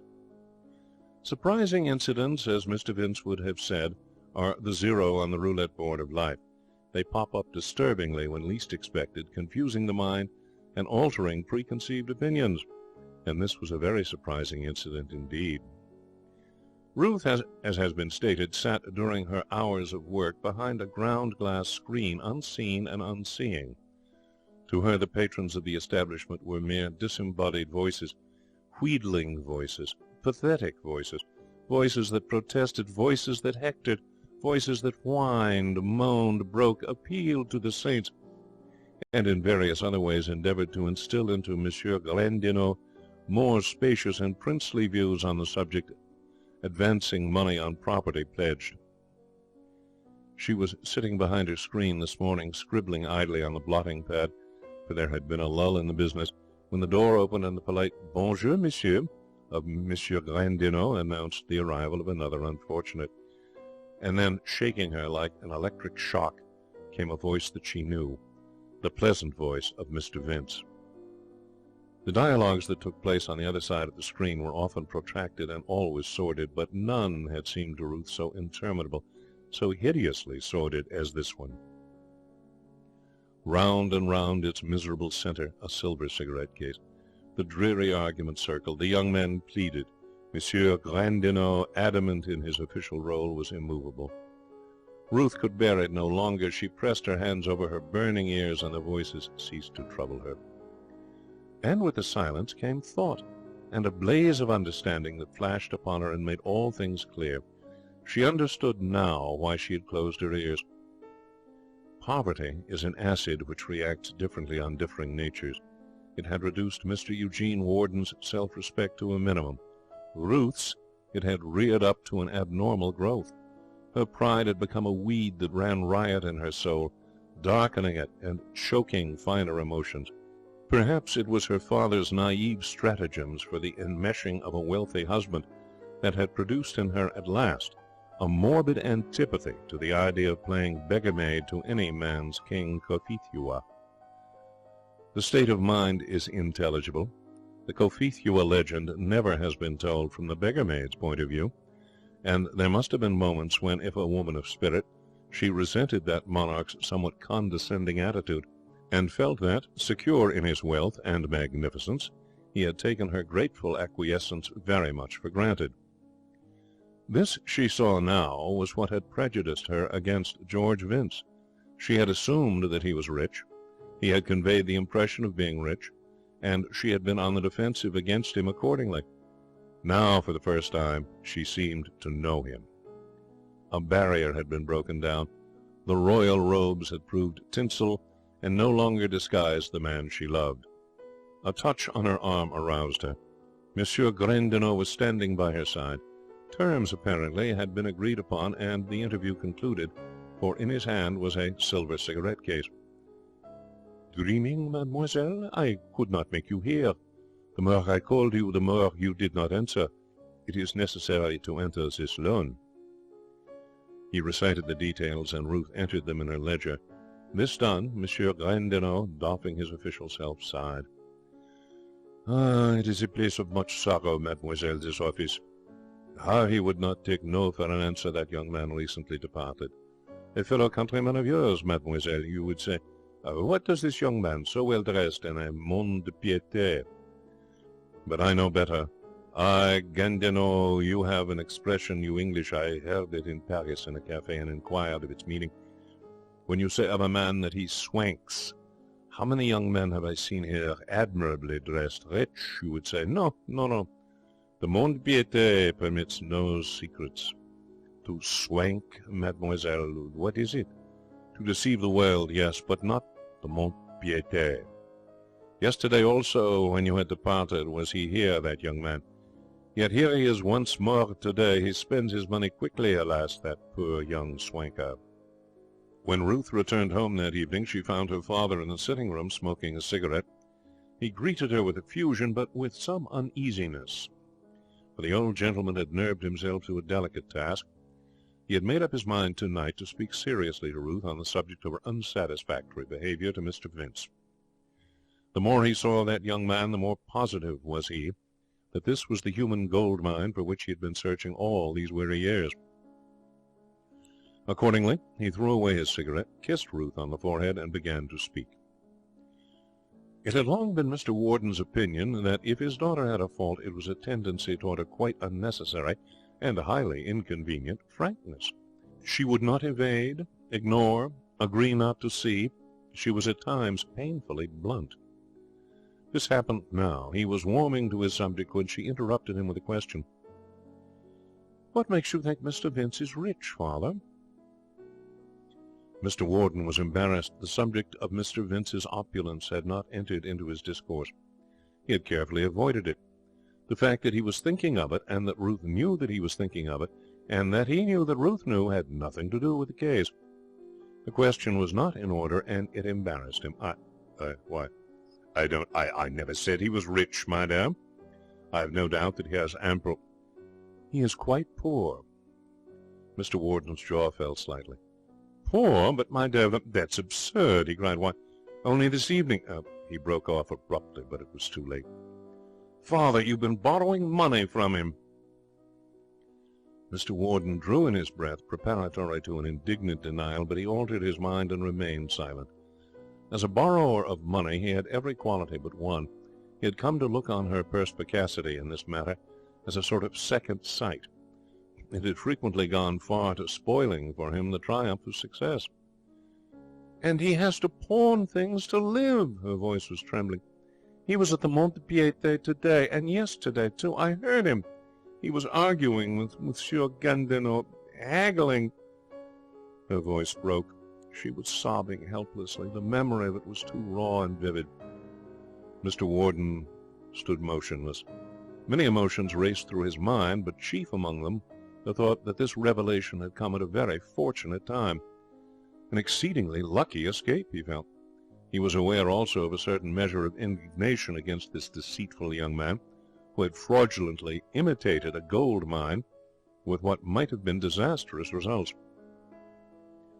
The door opened, and Jean, the maid of all work, announced Mr. Vince. He entered the room briskly. "Good evening," he said. "I have brought you some more chocolates, Miss Warden, and some fruit. Great Scott, what's the matter?" He stopped, but only for an instant. The next he had darted across the room, and before the horrified eyes of Mr. Warden was holding Ruth in his arms. She clung to him. Bill, the fox terrier, over whom Mr. Vince had happened to stumble, was the first to speak. Almost simultaneously Mr. Warden joined in, and there was a striking similarity between the two voices, for Mr. Warden, searching for words, emitted as a preliminary to them a sort of passionate yelp. Mr. Vince removed the hand that was patting Ruth's shoulder and waved it reassuringly at him. "It's all right," he said. "All right, all right." "Affinities," explained Mr. Vince over his shoulder. "Two hearts that beat as one. We're going to be married. What's the matter, dear? Don't you worry. You're all right." "I refuse," shouted Mr. Warden. "I absolutely refuse." Mr. Vince lowered Ruth gently into a chair, and holding her hand, inspected the fermenting old gentleman gravely. "You refuse," he said. "Why, I thought you liked me." Mr. Warden's frenzy had cooled. It had been something foreign to his nature. He regretted it. These things had to be managed with restraint. "My personal likes and dislikes," he said, "have nothing to do with the matter, Mr. Vince. They are beside the point. I have my daughter to consider. I cannot allow her to marry a man without a penny." "Oh, quite right," said Mr. Vince approvingly. "Don't have anything to do with the fellow. If he tries to butt in, send for the police." Mr. Warden hesitated. He had always been a little ashamed of Ruth's occupation, but necessity compelled. "Mr. Vince, my daughter is employed at the Mont de Piété, and was a witness to all that took place this afternoon." Mr. Vince was genuinely agitated. He looked at Ruth, his face full of concern. "You don't mean to say that you've been slaving away in that stuffy... Great Scott! I'll have you out of that quick. You mustn't go there again." He stooped and kissed her. "Perhaps you'd better let me explain," he said. "Explanations, I always think, are the zero on the roulette board of life. They're always somewhere about, waiting to pop up. Have you ever heard of Vince's Stores, Mr. Warden? Perhaps they are since your time. Well, my father is the proprietor. One of our specialties is children's toys. But we haven't picked a real winner for years, and my father, when I last saw him, seemed so distressed about it that I said I'd see if I couldn't whack out an idea or something. Well, something on the lines of the Billiken, only better, was what he felt he needed. I'm not used to brain work, and after a spell of it I felt I wanted a rest. I came here to recuperate, and the very first morning I got an inspiration. You may have noticed that the manager of the Mont de Piété here isn't strong on conventional good looks. I saw him at the casino, and the thing flashed on me. He thinks his name's Gandinot, but it isn't. It's Uncle Zip, the hump curer, the man who makes you smile." He pressed Ruth's hand affectionately. "I lost track of him, and it was only the day before yesterday that I discovered who he was and where he was to be found. Well, you can't go up to a man and ask him to pose as a model for Uncle Zip, the hump curer. The only way to get sittings was to approach him in the way of business. So I collected what property I had and waded in. Now, that's the whole story. Do I pass?" Mr. Warden's frosty demeanour had gradually thawed during this recital, and now the sun of his smile shone out warmly. He gripped Mr. Vince's hand with every evidence of esteem, and after that he did what was certainly the best thing by passing gently from the room. On his face, as he went, was a look such as Moses might have worn on the summit of Mount Pisgah.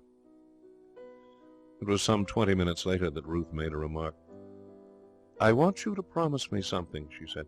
"Promise that you won't go on with that Uncle Zip drawing. I know it means ever so much money, but it might hurt poor Mr. Gandinot's feelings, and he's been very kind to me." "That settles it," said Mr. Vince. "It's hard on the children of Great Britain, but say no more. No Uncle Zip for them." Ruth looked at him almost with awe. "You really won't go on with it, in spite of all the money you'd make? Are you always going to do just what I ask you, no matter what it costs you?" He nodded sadly. "You have sketched out in a few words the whole policy of my married life. I feel an awful fraud, and I had encouraged you to look forward to years of incessant quarrelling. Do you think you can manage without it? I'm afraid it's going to be shockingly dull for you, said Mr. Vince, regretfully.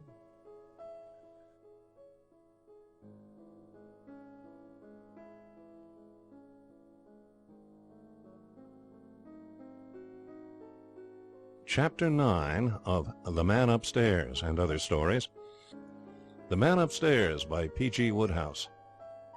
Chapter 9, Archibald's Benefit. Archibald Mealing was one of those golfers in whom desire outruns performance. Nobody could have been more willing than Archibald. He tried, and he tried very hard. Every morning before he took his bath, he'd stand in front of his mirror and practice swings. Every night before he went to bed, he'd read the golden words of some master on the subject of putting, driving, or approaching. Yet on the links most of his time was spent in retrieving lost balls, or replacing pieces of American. Whether it was that Archibald pressed too much or pressed too little, whether it was that his club deviated from the dotted line which joined the 2 points A and B in the illustrated plate of the man making the brassy shot in the Hints on Golf book, or whether it was that he was pursued by some malignant fate, I do not know. Archibald rather favoured the last theory. The important point is that in his 31st year, after 6 seasons of untiring effort, Archibald went in for a championship and won it. Archibald, mark you, whose golf was a kind of blend of hockey, Swedish drill, and buck and wing dancing. I know the ordeal I must face when I make such a statement. I see clearly before me the solid phalanx of men from Missouri, some urging me to tell it to the King of Denmark, others insisting that I produce my Eskimos. Nevertheless, I do not shrink. I state once more that in his 31st year, Archibald Mealing went in for a golf championship and won it. Archibald belonged to a select little golf club, the members of which lived and worked in New York, but played in New Jersey, men of substance, financially as well as physically. They had combined their superfluous cash, and with it purchased a strip of land close to the sea. This land had been drained, to the huge discomfort of a colony of mosquitoes who had come to look on the place as their own private property, and converted it into links, which had become a sort of refuge for incompetent golfers. The members of the Cape Pleasant Club were easy-going refugees from other and more exacting clubs, men who pottered rather than raced round at the links, men, in short, who had grown tired of having to stop their game and stand aside in order to allow perspiring experts to whiz past them. The Cape Pleasant golfers did not make themselves slaves to the game. Their language, when they foozled, was gently regretful rather than sulphurous. The moment in the day's play which they enjoyed most was when they were saying, "Well, here's luck," in the clubhouse. It will therefore be readily understood that Archibald's inability to do a hole in single figures did not handicap him at Cape Pleasant, as it might have done at St. Andrews. His kindly clubmates took him to their bosoms to a man, and looked on him as a brother. Archibald's was one of those admirable natures which prompted the possessor frequently to remark, "These are on me," and his fellow golfers were not slow to appreciate the fact. They all loved Archibald. Archibald was on the floor of his bedroom one afternoon, picking up the fragments of his mirror. A friend had advised him to practice the Walter J. Travis lofting shot, when the telephone bell rang. He took up the receiver and was hailed by the comfortable voice of McKay, the club secretary. "Is that Mealing?" asked McKay. "Say, Archie, I'm putting your name down for our championship competition. That's right, isn't it?" "Sure," said Archibald. "When does it start?" "Next Saturday." "Oh, that's me." "Good for you. Oh, Archie, hello. A man I met today told me you were engaged. Is that a fact?" "Sure," murmured Archibald, blushfully. The wire hummed with McKay's congratulations. "Oh, thanks," says Archibald. "Thanks, old man. What? Oh, yes. Milsom's her name. Oh, by the way, her family have taken a cottage at Cape Pleasant for the summer, some distance from the links. Yeah, very convenient, isn't it? Goodbye." Archibald hung up the receiver and resumed his task of gathering up the fragments. Now, McKay happened to be of a romantic and sentimental nature. He was by profession a chartered accountant, and inclined to be stout, and all rather stout chartered accountants are sentimental. McKay was the sort of man who keeps old ball programs and bundles of letters tied round with lilac ribbon. At country houses where they lingered in the porch after dinner to watch the moonlight flooding the quiet garden, it was Mackay and his colleague who lingered longest. Mackay knew Ella Wheeler Wilcox by heart and could take Browning without anesthetics. It's not to be wondered at, therefore, that Archibald's remark about his fiancée coming to live at Cape Pleasant should give him food for thought. It appealed to him. He reflected on it a good deal during the day, and running across Sigsbee, a fellow Cape Pleasanter, after dinner that night at the Sybarites Club, he spoke of the matter to him. It so happened that both had dined excellently and were looking on the world with a sort of cosy benevolence. They were in the mood when men pat small boys on the head and ask them if they mean to be president when they grow up. Said Mackay, "I called up Archie Mealing today. Do you know he was engaged?" "I did hear something about it. Girl of the name of Wilson or Milsom. She's going to spend the summer at Cape Pleasant, Archie tells me." "Well, then she'll have a chance of seeing him play in the championship competition." Mackay sucked his cigar in silence for a while, watching with dreamy eyes the blue smoke as it curled ceilingward. Then, when he spoke, his voice was singularly soft. "Do you know, Sigsbee," he said, sipping his maraschino with a gentle melancholy, "do you know there's something wonderfully pathetic to me in this business? I see the whole thing so clearly." There was a kind of quiver in the poor old chap's voice when he said, "She is coming to Cape Pleasant," which told me more than any words could have done. It's a tragedy in its way, Sigsbee. We may smile at it, think it trivial, but it is nonetheless a tragedy. That warm-hearted, enthusiastic girl, all eagerness to see the man she loves do well. Archie, poor old Archie, all on fire to prove to her that her trust in him is not misplaced, and the end? Disillusionment, disappointment, unhappiness. "He ought to keep his eye on the ball," said the more practical Sigsbee. "Quite possibly," continued Mackay. "He has told her that he will win this championship." "If Archie's mutt enough to have told her that," says Sigsbee decidedly, "he deserves all he gets. Walter, 2 Scotch highballs." Mackay was in no mood to subscribe to this stony-hearted view. "I tell you," he said, "I'm sorry for Archie. I am sorry for the poor old chap.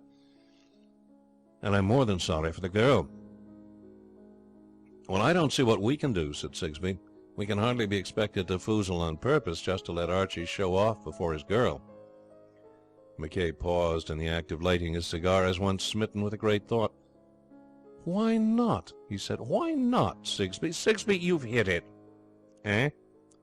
"You have. I tell you, Sigsbee, you've solved the whole thing. Archie's such a bully good fellow. Why not give him a benefit? Why not let him win this championship?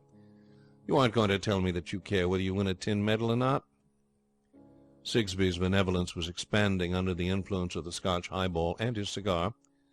Little acts of kindness on Archie's part, here a cigar, there a lunch, at another time seats for the theatre, began to rise to the surface of his memory like rainbow-coloured bubbles.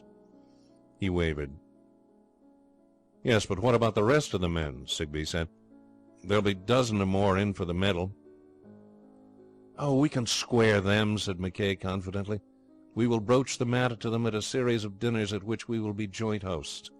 They're white men who'll be charmed to do a little thing like that for a sport like Archie." "How about Gossett?" said Sigsbee. Mackay's voice clouded. Gossett was an unpopular subject with members of the Cape Pleasant Golf Club. He was the serpent in their Eden.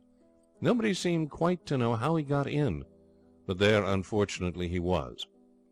Gossett had introduced into Cape Pleasant golf a cheerless atmosphere of the rigour of the game. It was to enable them to avoid just such golfers as Gossett that the Cape Pleasanters had founded their club. Genial courtesy rather than strict attention to the rules had been the leading characteristics of their play till his arrival. Up to that time it had been looked on as a rather bad form to exact a penalty. A cheery give-and-take system had prevailed. Then Gossett had come, full of strange rules, and created about the same stir in the community which a hawk would create in a gathering of middle-aged doves.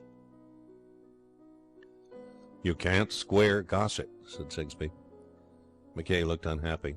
"I forgot him," he said. "Of course, Nothing will stop him trying to win. I wish we could think of something. I would almost as soon see him lose as Archie win, but after all, he does have off days sometimes. You need to have a very off day to be as bad as Archie. They sat and smoked in silence. I've got it, said Sigsbee suddenly. Gossett is a fine golfer, but nervous. If we upset his nerves enough, he'll go right off his stroke. Couldn't we think of some way?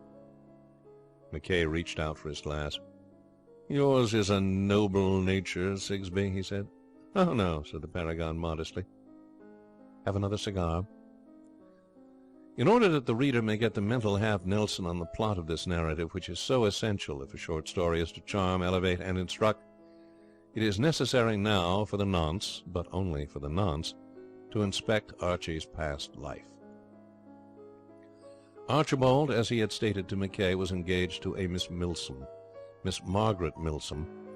How few men, dear reader, are engaged to girls with svelte figures, brown hair, and large blue eyes, now sparkling and vivacious, now dreamy and soulful, but always large and blue. How few, I say.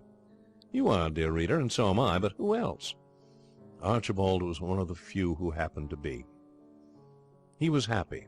It is true that Margaret's mother was not, as it were, wrapped up in him. She exhibited none of that effervescent joy at his appearance which we like to see in our mothers-in-law elect. On the contrary, she generally cried bitterly whenever she saw him, and at the end of 10 minutes was apt to retire sobbing to her room, where she remained in a state of semi-coma till an advanced hour. She was by way of being a confirmed invalid, and something about Archibald seemed to get right in among her nerve centres, reducing them for the time being to a complicated hash. She did not like Archibald. She said she liked big, manly men. Behind his back she not infrequently referred to him as a gaby, sometimes even as that guffin. She did not do this to Margaret, for Margaret, besides being blue-eyed, was also a shade quick-tempered. Whenever Mrs. Milsom discussed Archibald, it was with her son Stuyvesant. Stuyvesant Milsom, who thought Archibald a bit of an ass, was always ready to sit and listen to his mother on the subject, it being, however, an understood thing that at the conclusion of the séance she yielded 1 or 2 saffron-coloured bills toward his racing debts. For Stuyvesant, having developed a habit of backing horses which either did not start at all, or else sat down and thought in the middle of the race, could always do with $10 or so. His prices for these interviews worked out, as a rule, at about 3 cents a word. In these circumstances it was perhaps natural that Archibald and Margaret should prefer to meet, when they did meet, at some other spot than the Milsom home. It suited them both better that they should arrange a secret tryst on these occasions. Archibald preferred it because being in the same room with Mrs. Milsom always made him feel like a murderer with particularly large feet, and Margaret preferred it because, as she told Archibald, these secret meetings lent a touch of poetry to what might otherwise have been a commonplace engagement. Archibald thought this charming, but at the same time he could not conceal from himself the fact that Margaret's passion for the poetic cut, so to speak, both ways. He admired and loved the loftiness of her soul, but on the other hand it was a tough job having to live up to it. For Archibald was a very ordinary young man. They had tried to inoculate him with a love of poetry at school, but it had not taken. Until he was 30 he had been satisfied to class all poetry, except that of Mr. George Cohan, under the general heading of punk. Then he met Margaret, and the trouble began. On the day he first met her at a picnic, she had looked so soulful, so aloof from this world, that he had felt instinctively that here was a girl who expected more from a man than a mere statement that the weather was great. It so chanced that he knew just one quotation from the classics, to wit, Tennyson's critique of the island valley of Avilion. He knew this because he had had the passage to write out 150 times at school, on the occasion of his being caught smoking by one of the faculty who happened to be a passionate admirer of the Idylls of the King. A remark of Margaret's that it was a splendid day for a picnic, and that the country looked nice, gave him his opportunity. "It reminds me," he said, "it reminds me strongly of the island valley of Avilion, where falls not hail or rain or any snow, or ever wind blows loudly, but it lies deep-meadowed, happy, fair, with orchard lawns." He broke off here to squash a hornet, but Margaret had heard enough. "Are you fond of the poets, Mr. Mealing?" she said with a far-off look. "Me?" said Archibald fervently. "Me? Why, I eat 'em alive." And that was how all the trouble had started. It had meant unremitting toil for Archibald. He felt that he had set himself a standard from which he must not fall. He bought every new volume of poetry which was praised in the press, and learned the reviews by heart. Every evening he read painfully a portion of the classics. He plodded through the poetry sections of Bartlett's familiar quotations. Margaret's devotion to the various bards was so enthusiastic, and her reading so wide, that there were times when Archibald wondered if he could endure the strain. But he persevered heroically, and so far had not been found wanting. But the strain was fearful. The early stages of the Cape Pleasant golf tournament need no detailed description. The rules of match play governed the contests, and Archibald disposed of his first three opponents before the 12th hole. He had been diffident when he teed off with McKay in the first round, but finding that he defeated the secretary with ease, he met one Butler in the second round with more confidence.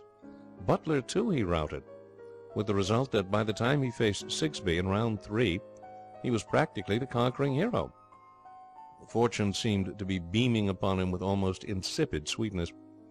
When he was trapped in the bunker at the 7th hole, Sigsbee became trapped as well. When he sliced at the 6th tee, Sigsbee pulled, and Archibald, striking a brilliant vein, did the next 3 holes in 11, 9, and 12, and romping home, qualified for the final. Gossett, that serpent, meanwhile, had beaten each of his 3 opponents without much difficulty. The final was fixed for the following Thursday morning. Gossett, who was a broker, had made some frivolous objection about the difficulty of absenting himself from Wall Street, but had been overruled. When Sigsbee pointed out that he could easily defeat Archibald and get to the city by lunchtime if he wished, and that in any case his partner would be looking after things, he allowed himself to be persuaded, though reluctantly. It was a well-known fact that Gossett was in the midst of some rather sizable deals at that time. Thursday morning suited Archibald admirably. It had occurred to him that he could bring off a double event. Margaret had arrived at Cape Pleasant on the previous evening, and he had arranged by telephone to meet her at the end of the boardwalk, which was about a mile from the links, at 1 o'clock, supply her with lunch, and spend the afternoon with her on the water. If he started his match with Gossett at 11:30, he would have plenty of time to have his game and be at the end of the boardwalk at the appointed hour. He had no delusions about the respective merits of Gossett and himself as golfers. He knew that Gossett would win the necessary 10 holes off the reel. It was saddening, but it was a scientific fact. There was no avoiding it. One simply had to face it. Having laid these plans, he caught the train on the Thursday morning with the consoling feeling that, however sadly the morning might begin, it was bound to end well. The day was fine, the sun warm, but tempered with a light breeze. 1 or 2 of the club had come to watch the match, among them Sigsbee. Sigsbee drew Gossett aside. "You must let me caddy for you, old man," he said. I know your temperament so exactly. I know how little it takes to put you off your stroke. In an ordinary game you might take one of these boys, I know, but on an important occasion like this you must not risk it. A grubby boy, probably with a squint, would almost certainly get on your nerves. He might even make comments on the game, or whistle. Did I understand you? You must let me carry your clubs." "Oh, it's very good of you," said Gossett. "Oh, not at all," said Sigsbee. Archibald was now preparing to drive off from the first tee. He did this with great care. Everyone who has seen Archibald Mealing play golf knows that his teeing off is one of the most impressive sights ever witnessed on the links. He tilted his cap over his eyes, waggled his club a little, shifted his feet, waggled his club some more, gazed keenly toward the horizon for a moment, waggled his club again, and finally, with the air of a strong man lifting a bar of iron, raised it slowly above his head. Then, bringing it down with a sweep, he drove the ball with a lofty slice, some 50 yards. It was rarely that he failed either to slice or pull his ball. His progress from hole to hole was generally a majestic zigzag. Gossett's drive took him well on the way to the green. He holed out in 5. Archibald, mournful but not surprised, made his way to the second tee. The second hole was shorter. Gossett won it in 3. The third he took in 6, the fourth in 4. Archibald began to feel he might just as well not be there. He was practically a spectator. At this point he reached in his pocket for his tobacco pouch to console himself with smoke. To his dismay he found it was not there. He had had it on the train, but now it had vanished. This added to his gloom, for the pouch had been given to him by Margaret, and he had always thought it one more proof of the way her nature towered over the natures of other girls that she had not woven a monogram on it in forget-me-nots. This record pouch was missing, and Archibald mourned for the loss. His sorrows were not alleviated by the fact that Gossett won the 5th and 6th holes. It was now 12:15, and Archibald reflected with moody satisfaction that the massacre must soon be over, and that he would then be able to forget it in the society of Margaret. As Gossett was about to drive off from the 7th tee, a telegraph boy approached the little group. "Mr. Gossett," he said. Gossett lowered his driver and wheeled round, but Sigsbee had snatched the envelope from the boy's hand. "It's all right, old man," he said. "Go right ahead. I'll keep it safe for you." "Give it to me," said Gossett anxiously. "It may be from the office. Something may have happened to the market. I may be needed." No, said Sigsbee soothingly. "Don't you worry about it. Better not open it. It might have something in it that would put you off your stroke. Wait till the end of the game." "Give it to me. I want to see it." Sigsbee was firm. No, he said. "I'm here to see you win this championship, and I won't have you taking any risks. Besides, even if it was important, a few minutes won't make any difference." "Well, at any rate, open it and read it." "It's probably in cipher," said Sigsbee. "I wouldn't understand it. Play on, old man. You've only a few more holes to win." Gossett turned and addressed his ball again. Then he swung. The club tipped the ball, and it rolled sluggishly for a couple of feet. Archibald approached the tee. Now there were moments when Archibald could drive quite decently. He always applied a considerable amount of muscular force to his efforts. It was in that direction, as a rule, he erred. On this occasion, whether inspired by his rival's failure or merely favoured by chance, he connected with his ball at precisely the right moment. It flew from the tee, straight, hard, and low, struck the ground near the green, bounded on, and finally rocked to within a foot of the hole. No such long ball had been driven on the Cape Pleasant links since their foundation. That it should have taken him 3 strokes to hole out from this promising position was unfortunate, but not fatal, for Gossett, who seemed suddenly to have fallen off his game, only reached the green in 7. A moment later a murmur of approval signified the fact that Archibald had won his first hole. "Mr. Gossett," said a voice. Those murmuring approval observed that the telegraph boy was once more in their midst. This time he bore 2 missives. Sigsbee dexterously impounded both. No, he said with decision. "I absolutely refuse to let you look at them till the game is over. I know your temperament." Gossett gesticulated. "But they must be important. They must come from my office. Where else would I get a stream of telegrams? Something has gone wrong. I'm urgently needed." Sigsbee nodded gravely. "That is what I fear," he said. "That's why I cannot risk having you upset. Time enough, Gossett, for bad news after the game. Play on, man, and dismiss it from your mind. Besides, you couldn't get back to New York just yet. In any case, there are no trains. Dismiss the whole thing from your mind and just play your usual, and you're sure to win." Archibald had driven off during this conversation, but without his previous success. This time he had pulled his ball into some long grass. Gossett's drive was, however, worse, and the subsequent movement of the pair to the hole resembled more than anything else the manoeuvres of 2 men rolling peanuts with toothpicks as the result of some election bet. Archibald finally took the hole in 12, after Gossett had played his 14th. When Archibald won the next in 11 and the 10th in 9, hope began to flicker feebly in his bosom.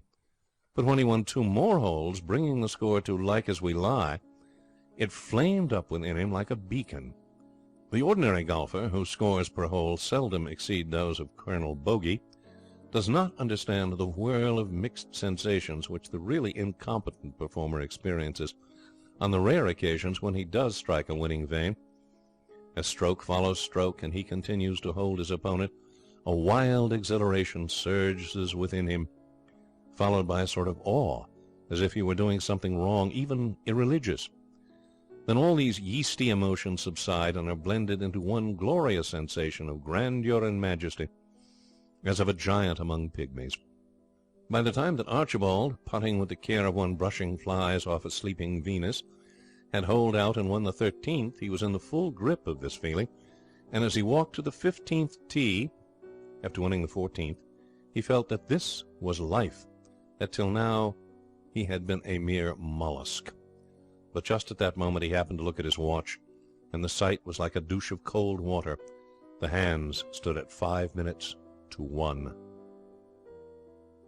Let us pause and ponder on this point for a while. Let us not dismiss it as if it were some mere trivial everyday difficulty. You, dear reader, play an accurate scientific game and beat your opponent with ease every time you go to the links, of course, and of course so do I. But Archibald was not like us. This was the first occasion on which he had ever felt that he was playing well enough to give him a chance of defeating a really good man. True, he had beaten Mackay, Sigsbee, and Butler in the earlier rounds, but they were ignoble rivals compared with Gossett. To defeat Gossett, however, meant the championship. On the other hand, he was passionately devoted to Margaret Milsom, whom he was due to meet at the end of the boardwalk at 1 sharp. It was now 5 minutes to 1, and the end of the boardwalk still a mile away. The mental struggle was brief but keen. A sharp pang, and his mind was made up. Cost what it might, he must stay on the links. If Margaret broke off the engagement, well, it might be that time would heal the wound, and that after many years he would find some other girl for whom he might come to care in a wrecked, broken sort of way. But a chance like this could never come again. What is love compared with holding out before your opponent? The excitement now had become so intense that a small boy, following with the crowd, swallowed his chewing gum. For a slight improvement had become noticeable in Gossett's play, and a slight improvement in the play of almost anyone meant that it became vastly superior to Archibald's. At the next hole the improvement was not marked enough to have its full effect, and Archibald contrived to halve.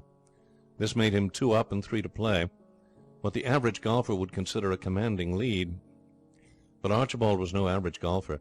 A commanding lead for Archibald would have been 2 up and 1 to play. To give the public of his best, your golfer should have his mind cool and intent upon the game, inasmuch as Gossett was worrying about telegrams, while Archibald, strive as he might to dismiss it, was haunted by a vision of Margaret standing alone and deserted on the boardwalk. Play became, as it were, ragged.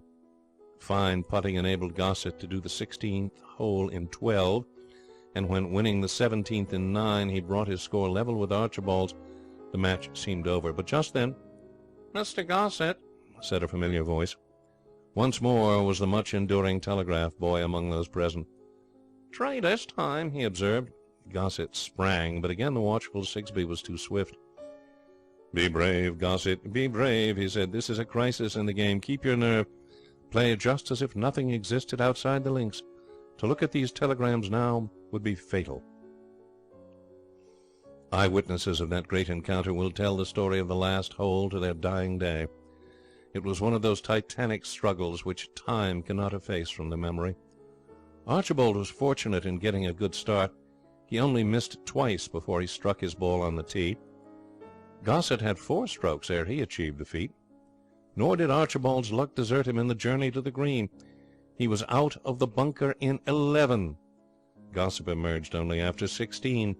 Finally, when Archibald's 21st stroke sent the ball trickling into the hole, Gossett had played his 30th. The ball had hardly rested on the bottom of the hole before Gossett had begun to tear the telegrams from their envelopes. As he read, his eyes bulged in their sockets.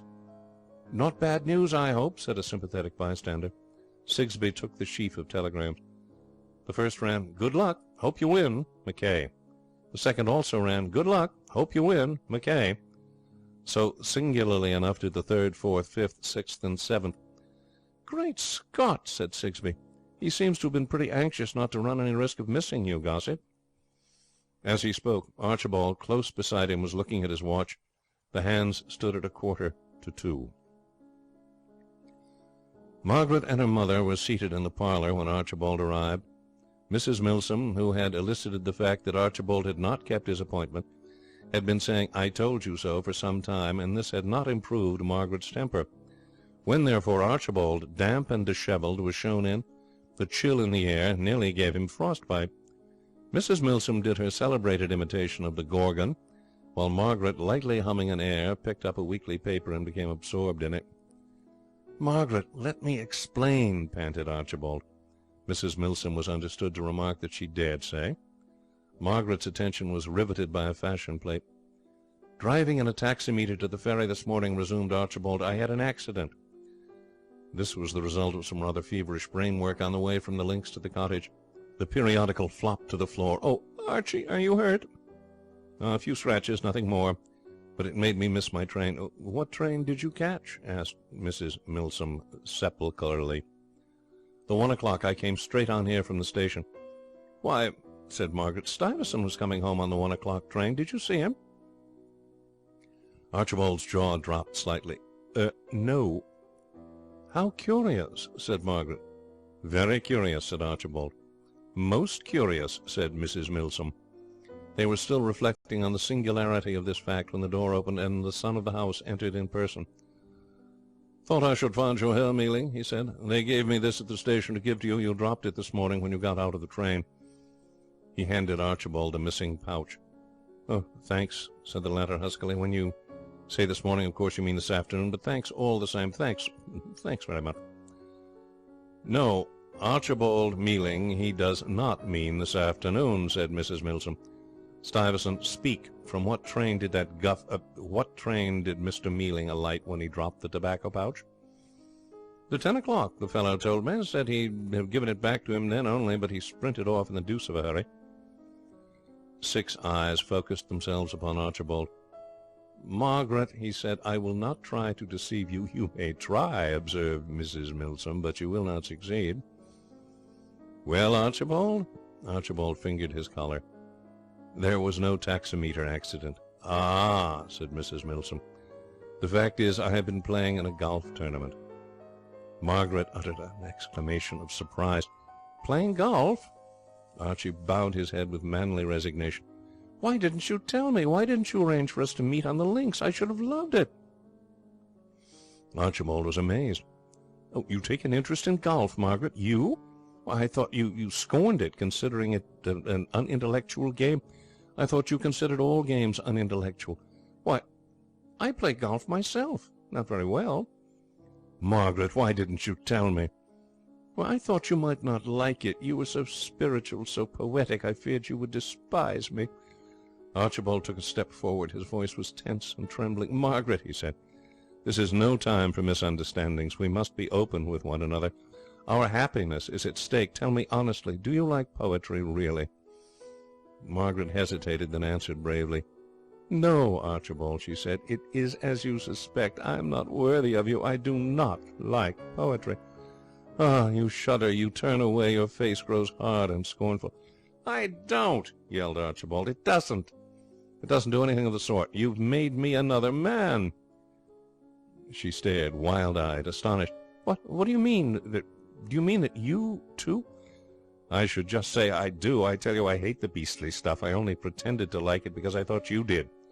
The hours I've spent learning it up, I wonder I've not got brain fever." "Archie, used you to read it up, too? Oh, if I'd only known." And you forgive me this morning, I mean?" "Well, of course. You couldn't leave a golf tournament. By the way, how did you get on?" Archibald coughed. "Well, rather well," he said modestly. "Pretty decently. In fact, not badly. As a matter of fact, I won the championship." "The championship?" whispered Margaret. "Of America?" "Well, not absolutely of America," said Archibald. "But all the same, a championship." "My hero." "You won't be wanting me for a while, I guess," said Stuyvesant nonchalantly. "Think I'll smoke a cigarette on the porch." And sobs from the stairs told that Mrs. Milsom was already on her way to her room. End of story number 9, Archibald's Benefit.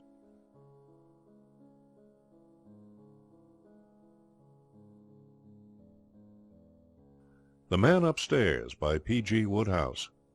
Chapter 10, story number 10, The Man, the Maid, and the Miasma. Although this story is concerned principally with the man and the maid, the miasma pervades it to such an extent that I feel justified in putting his name on the bills.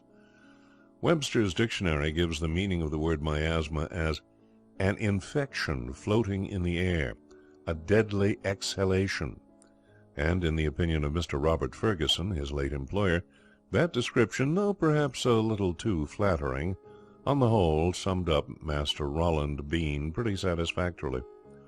Until the previous day he had served Mr. Ferguson in the capacity of office boy, but there was that about Master Bean which made it practically impossible for anyone to employ him for long. A syndicate of Galahad, Parsifal, and Marcus Aurelius might have done it, but to an ordinary erring man, conscious of things done which should not have been done, and other things equally numerous left undone, he was just too oppressive. One conscience is enough for any man. The employer of Master Bean had to cringe before two.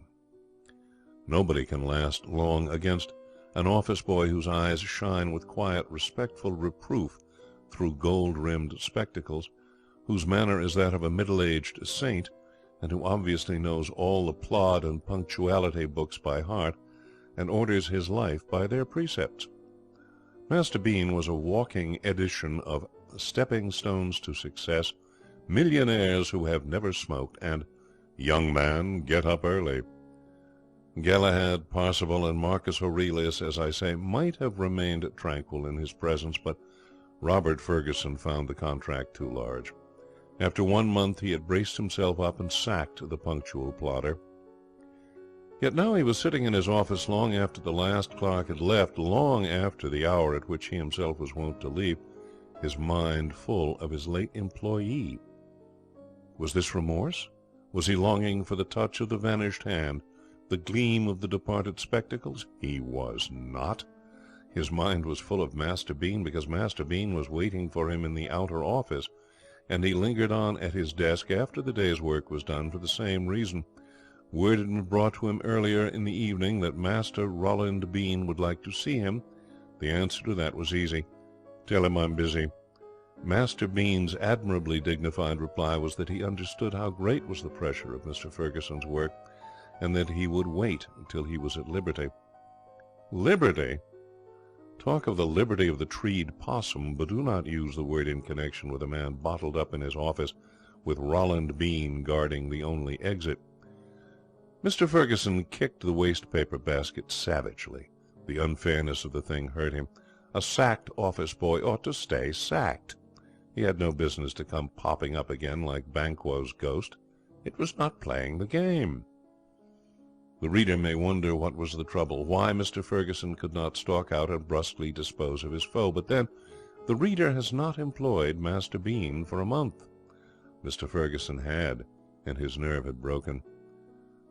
A slight cough penetrated the door between the two offices.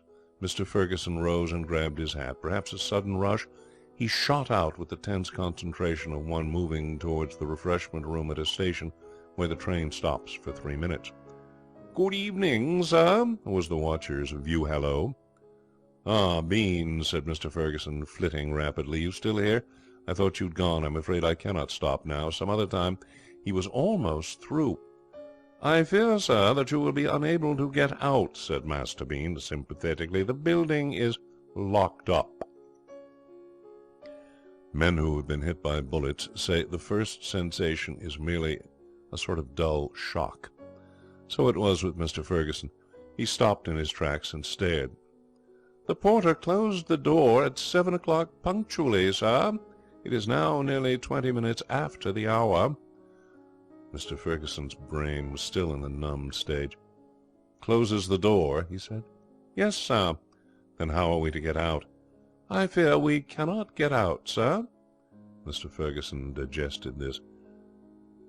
"I am no longer in your employment, sir," said Master Bean respectfully, "but I hope that in the circumstances you will permit me to remain here during the night." "During the night?" "It would enable me to sleep more comfortably than on the stairs." "But we can't stop here all night," said Mr. Ferguson feebly. He had anticipated an unpleasant 5 minutes in Master Bean's company. Imagination boggled at the thought of an unpleasant 13 hours. He collapsed into a chair. "I called," said Master Bean, shelving the trivial subject of the prospective vigil, in the hope that I might persuade you, sir, to reconsider your decision in regard to my dismissal. I can assure you, sir, that I am extremely anxious to give satisfaction. If you would take me back and inform me how I have fallen short, I would endeavour to improve. We can't stop here all night, interrupted Mr. Ferguson, bounding from his chair and beginning to pace the floor. Without presumption, sir, I feel that if you were to give me another chance, I should work to your satisfaction. I should endeavour to... Mr. Ferguson stared at him in dumb horror.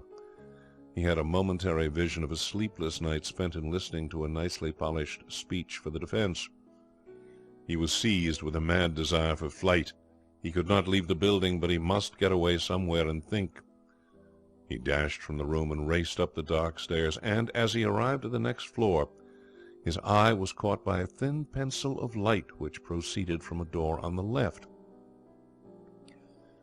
No shipwrecked mariner on a desert island could have welcomed the appearance of a sail with greater enthusiasm. He bounded at the door. He knew to whom the room belonged. It was the office of one Blaithwaite, and Blaithwaite was not only an acquaintance but a sportsman. Quite possibly there might be a pack of cards on Blaithwaite's person to help pass the long hours, and if not, at least he would be company and his office a refuge. He flung open the door without going through the formality of knocking. Etiquette is not for the marooned. "I say, Blaithwaite," he began, and stopped abruptly. The only occupant of the room was a girl. "I beg your pardon," he said. I thought that they were—" He stopped again. His eyes, dazzled with the light, had not seen clearly. They did so now. "You!" he cried. The girl looked at him, first with surprise, then with a cool hostility. There was a long pause. 18 months had passed since they had parted, and conversation does not flow easily after 18 months of silence, especially if the nature of the parting has been bitter and stormy. Ferguson was the first to speak. "What are you doing here?" he said. "I thought my doings had ceased to interest you," she said. "I am Mr. Blaithwaite's secretary. I have been here a fortnight. I've wondered if we should meet. I used to see you sometimes in the street." "I never saw you." "No?" she said indifferently. He ran his hand through his hair in a dazed way. "Do you know that we're locked in?" he said. He had expected wild surprise and dismay. She merely clicked her tongue in an annoyed manner. "Again?" she said. "What a nuisance! I was locked in only a week ago." He looked at her with unwilling respect, the respect of the novice for the veteran.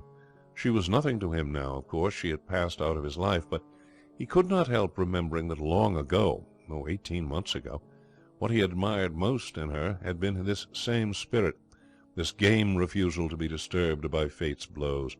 It braced him up. He sat down and looked curiously at her. "So you left the stage?" he said. "I thought we agreed when we parted not to speak to one another," said she coldly. "Oh, did we? I thought it was only to meet as strangers." "It's the same thing." "Is it? I often talk to strangers." "What a bore they must think you," she said, hiding 1/8 of a yawn with the tips of 2 fingers. "I suppose," she went on, with faint interest, "you talk to them in trains when they're trying to read their paper?" "I don't force my conversation on anyone." "Don't you?" she said, raising her eyebrows in sweet surprise. "Only your company, is that it?" "Are you alluding to the present occasion?" "Well, you have an office of your own in this building, I believe." "I have." "Then why—" "I am at perfect liberty," he said with dignity, "to sit in my friend Blaithwaite's office if I choose. I wish to see Mr. Blaithwaite." "On business?" He proved that she had established no corner in raised eyebrows. "I fear," he said, "that I cannot discuss my affairs with Mr. Blaithwaite's employees. I must see him personally." "Mr. Blaithwaite is not here." "I will wait." "He will not be here for 13 hours." "I'll wait." "Very well," she burst out. "You have brought it on yourself. You've only yourself to blame. If you'd been good and had gone back to your office, I would have brought you down some cake and cocoa." "Cake and cocoa?" said he superciliously. "Yes, cake and cocoa," she snapped. "It's all very well for you to turn up your nose at them now, but wait. You've 13 hours of this in front of you. I know what it is. Last time I had to spend the night here, I couldn't get to sleep for hours. When I did, I dreamed that I was chasing chocolate eclairs round and round Trafalgar Square, and I never caught them either. Long before the night was finished, I would have given anything for even a dry biscuit. I made up my mind I'd always keep something here in case I ever got locked in again. Yes, smile. You'd better while you can. He was smiling, but wanly. Nobody but a professional fasting man could have looked unmoved into the inferno she had pictured. But then he rallied. Cake, he said scornfully. She nodded grimly. Cocoa? Again that nod, ineffably sinister. I'm afraid I don't care for either, he said. If you will excuse me, she said indifferently, I have a little work that I must finish. She turned to her desk, leaving him to his thoughts. They were not exhilarating. He'd maintained a brave front, but inwardly he quailed. Reared in the country, he had developed at an early age a fine, healthy appetite. Once, soon after his arrival in London, he had allowed a dangerous fanatic to persuade him that the secret of health was to go without breakfast. His lunch that day had cost him 8 shillings, and only decent shame had kept the figure as low as that. He knew perfectly well that long ere the dawn of day his whole soul would be crying out for cake, squealing frantically for cocoa. Would it not be better to... No, 1,000 times no. Death, but not surrender. His self-respect was at stake. Looking back, he saw that his entire relations with this girl had been a series of battles of will. So far, though he had certainly not won, he had not been defeated. He must not be defeated now. He crossed his legs and sang a gay air under his breath. "If you wouldn't mind," said the girl, looking up. "I beg your pardon." "Your groaning interrupts my work." "I was not groaning. I was singing." Oh, I'm terribly sorry." "Not at all." 8 bars rest.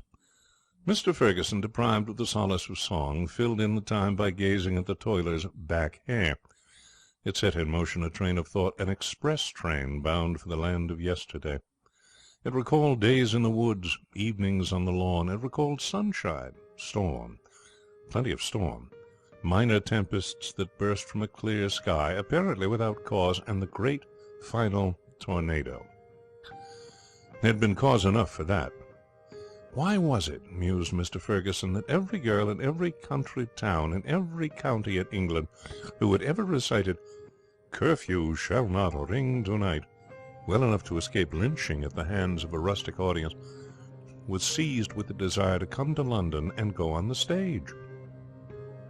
He sighed. "Please don't snort," said a cold voice from behind the back hair. And there was a train wreck in the land of yesterday. Mr. Ferguson, the only survivor, limped back into the present. The present had little charm, but at least it was better than the cakeless future. He fixed his thoughts on it. He wondered how Master Bean was passing the time, probably doing deep breathing exercises, or reading a pocket Aristotle. The girl pushed back her chair and rose. She went to a small cupboard in the corner of the room, and from it produced in installments all that goes to make cake and cocoa. She did not speak. Presently, filling space, there sprang into being an odour, and as it reached him, Mr. Ferguson stiffened in his chair, bracing himself as for a fight to the death. It was more than an odour. It was the soul of the cocoa singing to him. His fingers gripped the arms of the chair. This was the test. The girl separated a section of cake from the parent body. She caught his eye. "You'd better go," she said. "If you go now, it's just possible that I may... Oh, but I forgot. You don't like cocoa." "No," said he resolutely, "I don't." She seemed now in the mood for conversation. "I wonder why you came up here at all," she said. "Well, there's no reason why you shouldn't know. I came up here because my late office boy is downstairs." "Well, why should that send you up?" "You've never met him, or you wouldn't ask. Have you ever had to face someone who is simply incarnate saintliness and disapproval, who... Are you forgetting that I was engaged to you for several weeks?" He was too startled to be hurt. The idea of himself as a Ronald Bean was too new to be assimilated immediately. It called for mediation. "Was I like that?" he said at last, almost humbly. "Oh, you know you were. Oh, I'm not thinking only about your views on the stage. It was everything. Whatever I did, you were there to disapprove, like an aunt," she concluded triumphantly. "You were too good for everything. If only you would just once have done something wrong, I think I'd have... But you couldn't. You're simply perfect."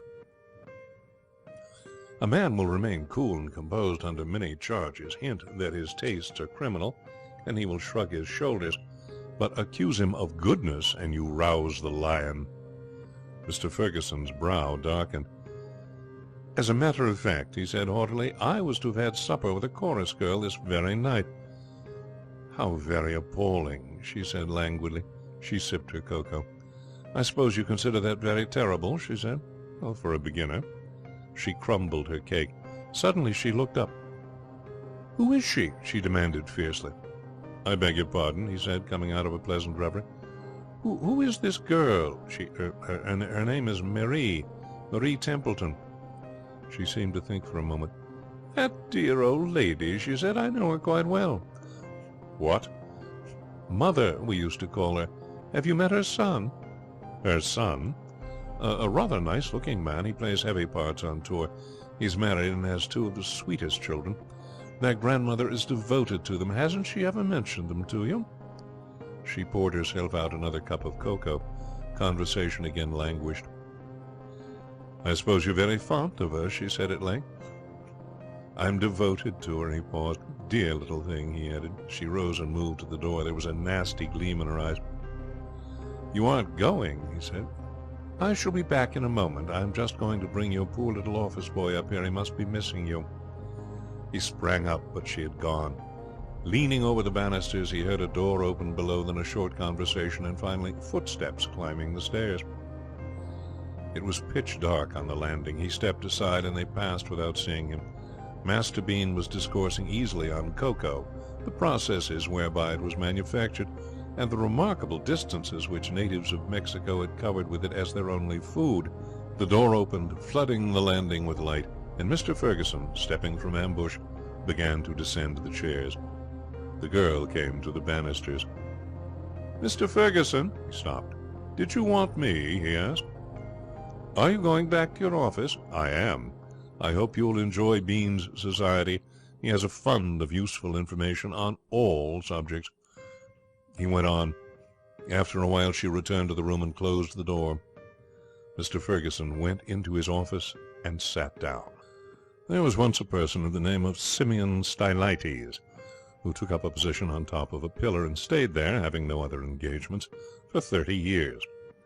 Mr. Ferguson, who had read Tennyson's poem on the subject, had until tonight looked upon this as a pretty good thing. Reading the lines, "Thrice 10 years, thrice multiplied by superhuman pangs, in hunger and in thirsts, fevers and colds, in coughs, aches, stitches, ulcerous throes, and cramps, patient on this tall pillar I have borne rain, wind, frost, heat, hail, damp, and sleet, and snow." He had gathered roughly, as it were, that Simeon had not been comfortable. Mr. Ferguson had pitied him. But now, sitting in his office chair, he began to wonder what the man had made such a fuss about. He suspected him of having had a touch of the white feather in him. It was not as if he had not had food. He talked about hungers and thirsts, but he must have had something to eat, or he could not have stayed the course. Very likely, if the truth were known, there was somebody below who passed him up regularly supplies of cake and cocoa. He began to look on Simeon as an overrated amateur. Sleep refused to come to him. It got as far as his feet, but no farther. He rose and stamped to restore the circulation. It was at this point that he definitely condemned Simeon Stylites as a sybaritic fraud. If this were one of those realistic Zola-esque stories, I would describe the crick in the back that... But let us hurry on. It was some 6 hours later, he had no watch, but the numbers of aches, stitches, not to mention cramps, that he had experienced could not possibly have been condensed into a shorter period, that this manly spirit snapped. Let us not judge him too harshly. The girl upstairs had broken his heart, ruined his life, and practically compared him to Roland Bean, and his pride should have built up an impassable wall between them, but she had cake and cocoa. In similar circumstances, King Arthur would have grovelled before Guinevere. He rushed to the door and tore it open. There was a startled exclamation from the darkness outside. "I hope I didn't disturb you," said a meek voice. Mr. Ferguson did not answer. His twitching nostrils were drinking in a familiar aroma. "Were you asleep? May I come in? I've brought you some cake and cocoa." He took the rich gifts from her in silence. There are moments in a man's life too sacred for words. The wonder of the thing that struck him dumb. An instant before, and he had had but a desperate hope of winning these priceless things from her at the cost of all his dignity and self-respect. He had been prepared to secure them through a shower of biting taunts, a blizzard of razor-like "I told you so's." Yet here he was, draining the cup and still able to hold his head up, look the world in the face and call himself a man. His keen eye detected a crumb on his coat sleeve. This retrieved and consumed, he turned to her, seeking explanation. She was changed. The battle gleam had faded from her eyes. She seemed scared and subdued. Her manner was of one craving comfort and protection. "That awful boy!" she breathed. "Bean?" said Mr. Ferguson, picking a crumb off the carpet. "He's frightful." "Oh, I thought you might get a little tired of him. What has he been doing?" "Talking. I feel battered. He's like one of those awful encyclopedias that give you a sort of dull, leaden feeling in your head directly you open them. Why, do you know how many tons of water go over Niagara Falls every year?" "No." "He does. I told you he had a fund of useful information. The Purpose and Tenacity books insist on it. That's how you catch your employer's eye. One morning the boss suddenly wants to know how many horsehair sofas there are in Brixton, the number of pins that would reach from London Bridge to Waterloo. You tell him, and he takes you into the partnership. Later you become a millionaire. Ah, but I haven't thanked you for the cocoa. It was fine." He waited for the retort, but it did not come. A pleased wonderment filled him. Could these things really be thus?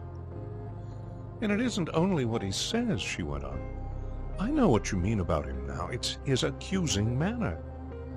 "I've tried to analyze that manner. I believe it's the spectacles. It's frightful when he looks at you. You think of all the wrong things you've ever done or ever wanted to do." "Oh, does he have that effect on you?" he said excitedly. "Why, that's exactly describing what I feel." The affinities looked at one another.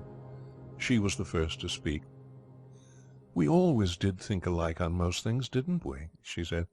"Of course we did." He shifted his chair forward. It was all my fault," he said. "I mean, what happened." It wasn't. Yes, it was. I want to tell you something. I don't know if it will make any difference now, but I should like you to know it. It's this. I've altered a good deal since I came to London. For the better, I think. I'm a pretty poor sort of specimen still, but at least I don't imagine I can measure life with a foot rule. I don't judge the world any longer by the standards of a country town. London has knocked some of the corners off me. I don't think you'd find me the Bean type any longer. I don't disapprove of other people much now, not as a habit. I find I have enough to do keeping myself up to the mark." "I want to tell you something, too," she said. "I expect it's too late, but never mind. I want you to hear it. I've altered, too, since I came to London. I used to think the universe had been invented just to look on and wave its hat while I did great things. London has put a large piece of cold ice against my head, and the swelling has gone down. I'm not the girl with ambitions any longer. I just want to keep employed and not have too bad a time when the day's work is over." He came across to where she sat. "We said we would meet as strangers, and we do. We never have known each other. Don't you think we'd better get better acquainted?" he said. There was a respectful tap at the door. "Come in," snapped Mr. Ferguson. "Well?" Behind the gold-rimmed spectacles of Master Bean there shone a softer look than usual, a look rather complacent than disapproving.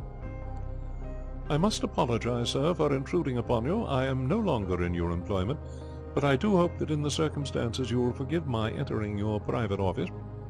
Thinking over our situation just now, an idea came to me by means of which I fancy we might be enabled to leave the building. What? It occurred to me, sir, that by telephoning to the nearest police station... Good heavens! Cried Mr. Ferguson. 2 minutes later he replaced the receiver. It's all right, he said. I've made them understand the trouble. They're bringing a ladder. I wonder what the time is. It must be about 4 in the morning. Master Bean produced a Waterbury watch. The time, sir, is almost exactly 10:30. 10:30? We must have been here longer than 3 hours. Your watch is wrong. No, sir. I'm very careful to keep it exactly right. I do not wish to run any risk of being unpunctual. 10:30? Cried Mr. Ferguson. Why, we're in heaps of time to look in at the Savoy for supper. This is great. I'll phone them to keep a table. Supper? I thought... She stopped. What's that? Thought what? Hadn't you an engagement for supper? He stared at her. Whatever gave you that idea? Of course not. I thought you said you were taking a Miss Templeton. Oh, Miss Templeton. Oh, his face cleared. Well, there isn't such a person. I invented her. I had to when you accused me of being like our friend the Miasma. Legitimate self-defense. I do not wish to interrupt you, sir, when you are busy, said Master Bean, but... Come and see me tomorrow morning, said Mr. Ferguson. Bob, said the girl, as the first threatening mutters from the orchestra heralded an imminent store of melody. When that boy comes tomorrow, what are you going to do? Call up the police. No, but you must do something. We shouldn't have been here if it hadn't have been for him. You know, that's true. He pondered. I got it. I'll get him a job with Rakes and Courtney. Why Rakes and Courtney? Because I have a pull with them, but principally, said Mr. Ferguson, with a devilish grin, because they live in Edinburgh, which, as you are doubtless aware, is a long, long way from London. He bent across the table. Isn't this like old times? He said. Do you remember the first time I ever... Just then the orchestra broke out. End of story number 10, The Man, the Maid, and the Miasma.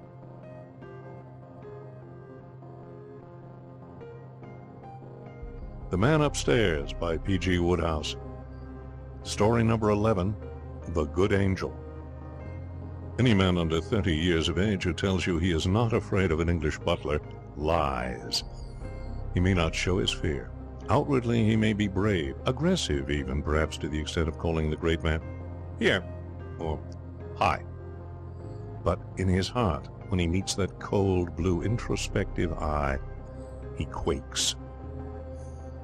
The effect that Keggs, the butler at the Keiths, had on Martin Rossiter was to make him feel as if he had been caught laughing in a cathedral. He fought against the feeling. He asked himself who Keggs was anyway, and replied defiantly that Keggs was a menial, and an overfed menial.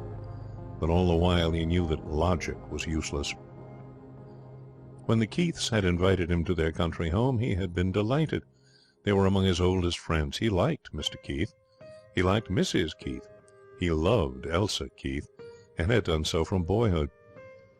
But things had gone wrong. As he leaned out of his bedroom window at the end of the first week, preparatory to dressing for dinner, he was more than half inclined to make some excuse and get right out of the place next day. The bland dignity of Keggs had taken all the heart out of him. Nor was it Keggs alone who had driven his thoughts toward flight. Keggs was merely a passive evil, like toothache or a rainy day. What had begun actively to make the place impossible was a perfectly pestilential young man of the name of Barstow. The house party at the Keiths had originally been, from Martin's viewpoint, almost ideal. The rest of the men were of the speechless, moustache-tugging breed. They had come to shoot, and they shot.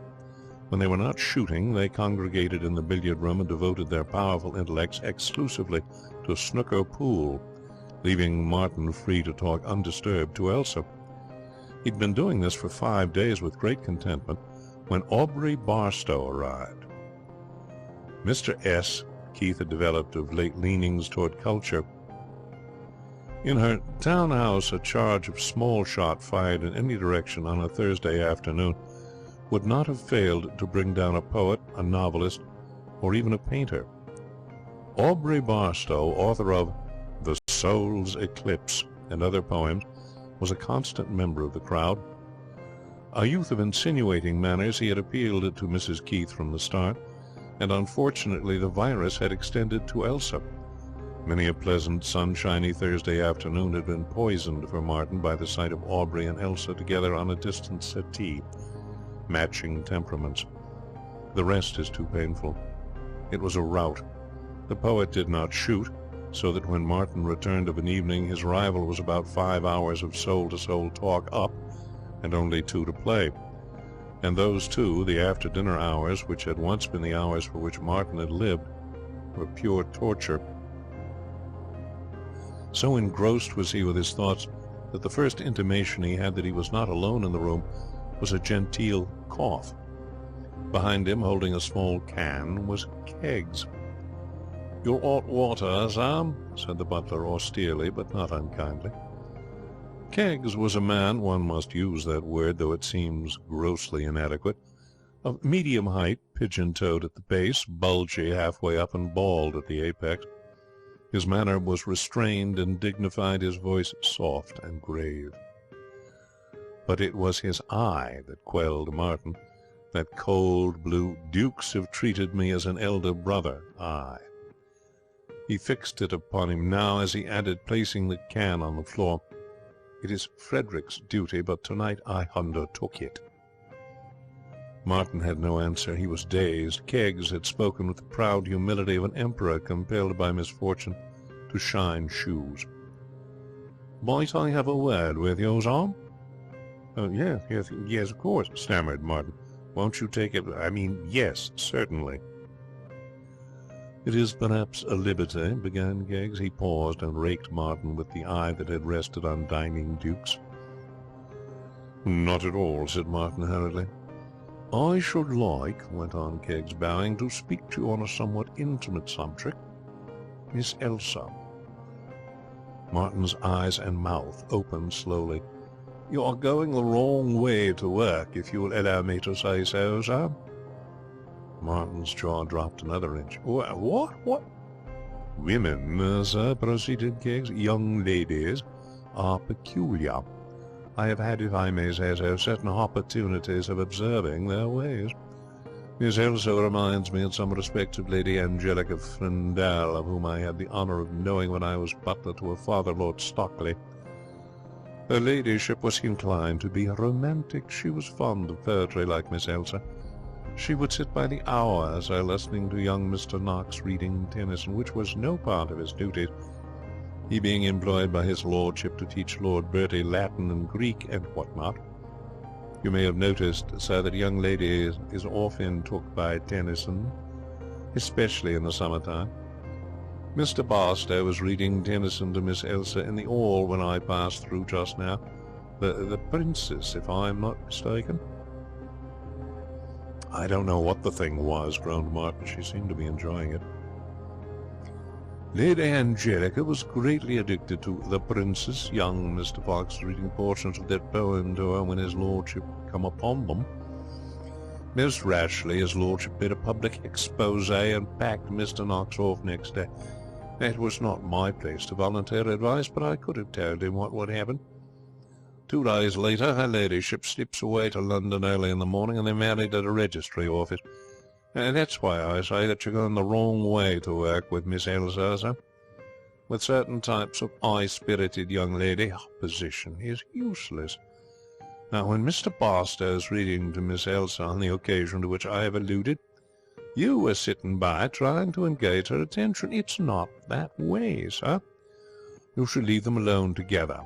Let her see so much of him, nobody else but him, that she will grow tired of him. Fondness for poetry, sir, is very much like the whisky habit. You can't cure a man who has got that by opposition. Now, if you'll permit me to offer a word of advice, sir, I say, let Miss Elsa have all the poetry she wants." Martin was conscious of one coherent feeling at the conclusion of this address, and that was one of amazed gratitude. A lesser man who had entered his room and begun to discuss his private affairs would have had reason to retire with some speed, but that Keggs should descend from his pedestal and interest himself in such lowly matters was a different thing altogether. "I'm very much obliged," he was stammering when the butler raised a deprecatory hand. "My interest in the matter," he said smoothly, "is not entirely altruistic. For some years back, in fact, since Miss Elsa came out, we have had a matrimonial sweepstakes in the servants' hall at each house party. The names of the gentlemen in the party are placed in a hat and drawn in due course. Should Miss Elsa become engaged to any member of the party, the pool goes to the drawer of his name. Should no engagement occur, the money remains in my charge, at least until the following year, when it's added to the new pool.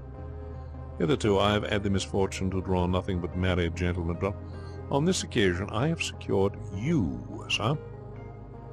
And may I tell you, sir," he added with stately courtesy, "that in the opinion of the servants all, your chances are highly fancied, very highly.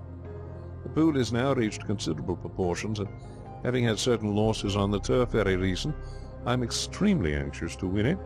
So I thought, if I might take the liberty, sir, I would place my knowledge of the sex at your disposal. You will find it sound in every respect. That is all. Thank you, sir." "Don't thank me, sir," said the butler indulgently. "I ask no thanks. We're working together for a common object, and any little help I can provide is given freely." "You old scoundrel!" shouted Martin, his wrath prevailing even against that blue eye. "You have the insolence to come to me and try—" He stopped. The thought of these hounds, these demons, coolly gossiping and speculating below stairs about Elsa, making her the subject of little sporting flutters to relieve the monotony of country life, choked him. "I shall tell Mr. Keith," he said. The butler shook his bald head gravely. "I shouldn't, sir.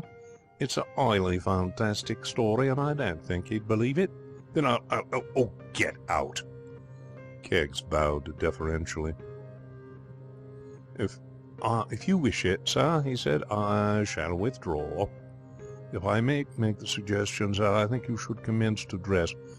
Dinner will be served in a few minutes. Thank you, sir." Keggs passed softly out of the room.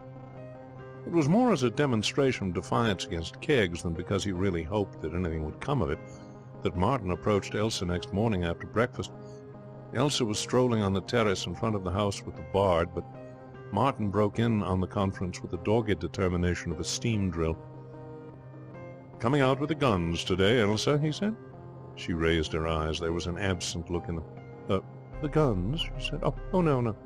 I hate watching men shoot." "You used to like it." "I used to like dolls," she said impatiently. Mr. Barstow gave tongue. He was a slim, tall, sickeningly beautiful young man with large, dark eyes full of expression. "We develop," he said. "The years go by and we develop. Our souls expand, timidly at first, like little half-fledged birds stealing out from the—" "I don't know that I'm so set on shooting today myself," Martin said. "Will you come round the links?" "I'm going out in the motor with Mr. Barstow," said Elsa. "The motor?" cried Mr. Barstow. "Oh, Rossiter, that is the very poetry of motion. I never ride in a motor car without those words of Shakespeare's ringing in my mind. I'll put a girdle round about the earth in 40 minutes. "Well, I shouldn't give way to that sort of thing if I were you," said Martin. "The police are pretty down on road hogging in these parts." "Mr. Barstow was speaking figuratively," said Elsa, with disdain. "Oh, was he?" grunted Martin, whose sorrows were tending to make him every day more like a sulky schoolboy. "I'm afraid I haven't got a poetic soul." "Yes, I'm afraid you haven't," said Elsa. There was a brief silence. A bird made itself heard in a neighbouring tree. "The moan of doves in immemorial elms," quoted Mr. Barstow softly. "Only it happens to be a crow on a beech," said Martin as the bird flew out. Elsa's chin tilted itself in scorn. Martin turned on his heel and walked away. "It's the wrong way, sir. It's the wrong way," said a voice. I was observing you from a window, sir. It's Lady Angelica all over again. Opposition is useless, believe me, sir." Martin faced round, flushed and wrathful. The butler went on unmoved. "Miss Elsa is going for a ride in the car today, sir. I know that. Uncommonly tricky things, these motor cars. I was saying so to Roberts, the chauffeur, just as soon as I heard Miss Elsa was going out with Mr. Barstow. I said, 'Roberts, these cars is tricky. Break down when you're 20 miles from anywhere as soon as you look at you.' 'Roberts,' I said, slipping him a sovereign, 'how awful it would be if that car should break down 20 miles from anywhere today.'" Martin stared. "You bribed Roberts to—" "Sir, I gave Roberts the sovereign because I'm sorry for him. He's a poor man and has a wife and a family to support." "Very well," said Martin sternly. "I shall go and warn Miss Keith." "Warn her, sir?" "I shall tell her that you have bribed Roberts to make the car break down so that—" Keggs shook his head. "I fear she would hardly credit the statement, sir. She might even think that you were trying to keep her from going for your own personal ends." "I believe you are the devil," said Martin. "I hope you'll come to look on me, sir," said Keggs unctuously, "as your good angel."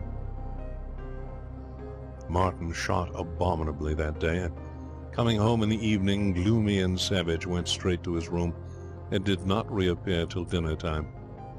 Elsa had been taken in by one of the moustache tuggers. Martin found himself seated on her other side. It was so pleasant to be near her and to feel that the bard was away at the other end of the table, that for the moment his spirits revived. "Well, how did you like the ride?" he asked with a smile. "Did you put that girdle round the world?" She looked at him once. The next moment he had an uninterrupted view of her shoulder, and heard the sound of her voice as she prattled gaily to the man on her other side. His heart gave a sudden bound. He understood now. The demon butler had had his wicked way. Good heavens! She had thought he was taunting her. He must explain at once. He said, "Hock or sherry, sir?" He looked up into Keggs' expressionless eyes. The butler was wearing his on-duty mask. There was no sign of triumph in his face. Oh, sherry. I mean hock. No, sherry. Neither." This was awful. He must put this right. "Elsa," he said. She was engrossed in a conversation with her neighbour. From down the table, in a sudden lull in the talk, came the voice of Mr. Barstow. He seemed to be in the middle of a narrative. "Fortunately," he was saying, "I had with me a volume of Shelley, and of my own little efforts I had read Miss Keith the whole of the latter, and much of the former, before the chauffeur announced that it was once more possible." "Elsa," said the wretched man, "I had no idea. You don't think—" She turned to him. "I beg your pardon? I swear I didn't. I forgot. She wrinkled her forehead. "I'm really afraid I don't understand." "About the car breaking down." "The car? Oh, yes, it broke down. We were delayed quite a little while. Mr. Barstow read me some of his poems. It was perfectly lovely. I was quite sorry when Roberts told us we could go on again. But do you really mean to tell me, Mr. Lambert, that you—" And once more the world became all shoulder. When the men trailed into the presence of the ladies for that brief séance in which etiquette insisted before permitting the stampede to the billiard-room, Elsa was not to be seen. "Elsa," said Mrs. Keith in answer to Martin's question. "Oh, she's gone to bed. The poor child has a headache. I'm afraid she had a tiring day." There was an early morning start for the guns, and as Elsa did not appear at breakfast, Martin had to leave without seeing her. His shooting was even worse than it had been on the previous day. It was not until late in the evening that the party returned to the house.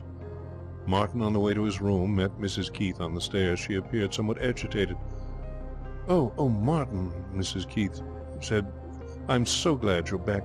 Have you seen anything of Elsa?" "Elsa? Wasn't she with the guns?" "With the guns?" said Martin, puzzled. "No. I've seen nothing of her all day. I'm getting worried. I can't think what can have happened to her. Are you sure she wasn't with the guns?" "Absolutely certain. Didn't she come in for lunch?"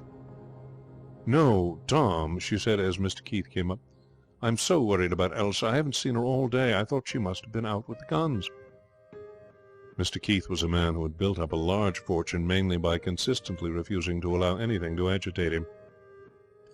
He carried this policy into private life. "Wasn't she in at lunch?" he asked placidly. "I tell you I haven't seen her all day. She breakfasted in her room." "Late?" "Yes, she was tired, poor girl." "Well, if she breakfasted late," said Mr. Keith, "she wouldn't need any lunch. She's gone for a stroll somewhere." "Would you put back dinner, do you think?" inquired Mrs. Keith anxiously. "I am not good at riddles," said Mr. Keith comfortably, "but I can answer that one. I would not put back dinner. I would not put back dinner for the king." Elsa did not come back for dinner. Nor was hers the only vacant place. Mr. Barstow had also vanished. Even Mr. Keith's calm was momentarily ruffled by this discovery. The poet was not a favourite of his. It was only reluctantly that he had consented to his being invited at all, and the presumption being that when two members of a house party disappear simultaneously, they are likely to be spending the time in each other's society, he was annoyed. Elsa was not the girl to make a fool of herself, of course, but he was unwontedly silent at dinner. Mrs. Keith's anxiety displayed itself differently. She was frankly worried, and mentioned it. By the time the fish had been reached, conversation at the table had fixed itself definitely on the one topic. "It isn't the car this time, at any rate," said Mr. Keith. "It hasn't been out today." "I can't understand it," said Mrs. Keith for the 20th time, and that was the farthest point reached in the investigation of the mystery. By the time dinner was over, a spirit of unrest was abroad. The company sat about in uneasy groups. Snooker pool was, if not forgotten, at any rate shelved. Somebody suggested search parties, and one or two of the moustache-tuggers wandered rather aimlessly out into the darkness. Martin was standing in the porch with Mr. Keith when Keggs approached. As his eyes lit upon him, Martin was conscious of a sudden solidifying of the vague suspicion which had been forming in his mind. And yet that suspicion seemed so wild. How could Keggs, with the worst intentions, have had anything to do with this?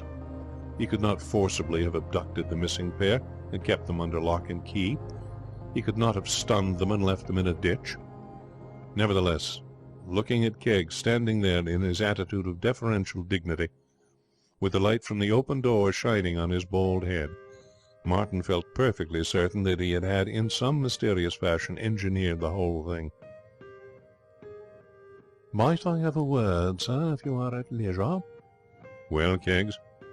"Miss Elsa, sir?" "Yes?" Keggs' voice took on a sympathetic softness. "It is not my place, sir, to make any remark while in the dining-room, but I could not help but overhear the conversation. I gathered from the remarks that was passed that you were somewhat at a loss to account for Miss Elsa's non-appearance, sir." Mr. Keith laughed shortly. "You gathered that, eh?" Keggs bowed. "I think, sir, that possibly I may be able to throw light on the matter." "What?" cried Mr. Keith. "Great Scott, man! Then why didn't you say so at the time? Where is she?" "Oh, it was not my place, sir, to enter into the conversation of the dinner table," said the butler with a touch of reproof. "If I might speak now, sir." Mr. Keith clutched at his forehead. "Heavens above! Do you want a signed permit to tell me where my daughter is? Get on, man, get on with it." "I think it highly possible, sir, that Mrs. Elsa and Mr. Barstow may be on the Highland in the lake, sir." About a half a mile from the house was a picturesque strip of water, some 1,500 yards in width and a little less in length, in the centre of which stood a small and densely wooded island. It was a favourite haunt of visitors at the house when there was nothing else to engage their attention, but during the past week, with shooting to fill up the days, it had been neglected. "On the island," said Mr. Keith. "What put that idea into your head?" "Oh, I happened to be rowing on the lake this morning, sir. I frequently row of a morning so, when there are no duties to detain me in the house. I find the exercise admirable for the health. I walked briskly to the boathouse, and Yes, I don't want a schedule of your daily exercises. Cut out the athletic reminiscences and come to the point. Well, as I was rowing on the lake this morning, sir, I happened to see a boat hitched up to a tree on the island. I think that possibly Miss Elsa and Mr. Barstow might have taken a row up there. Mr. Barstow would wish to see the Highlands, sir, being romantic." But you say you saw the boat there this morning? Yes, sir. Well, it doesn't take all day to explore a small island. What's kept them all this time? It is possible, sir, that the rope might not have held.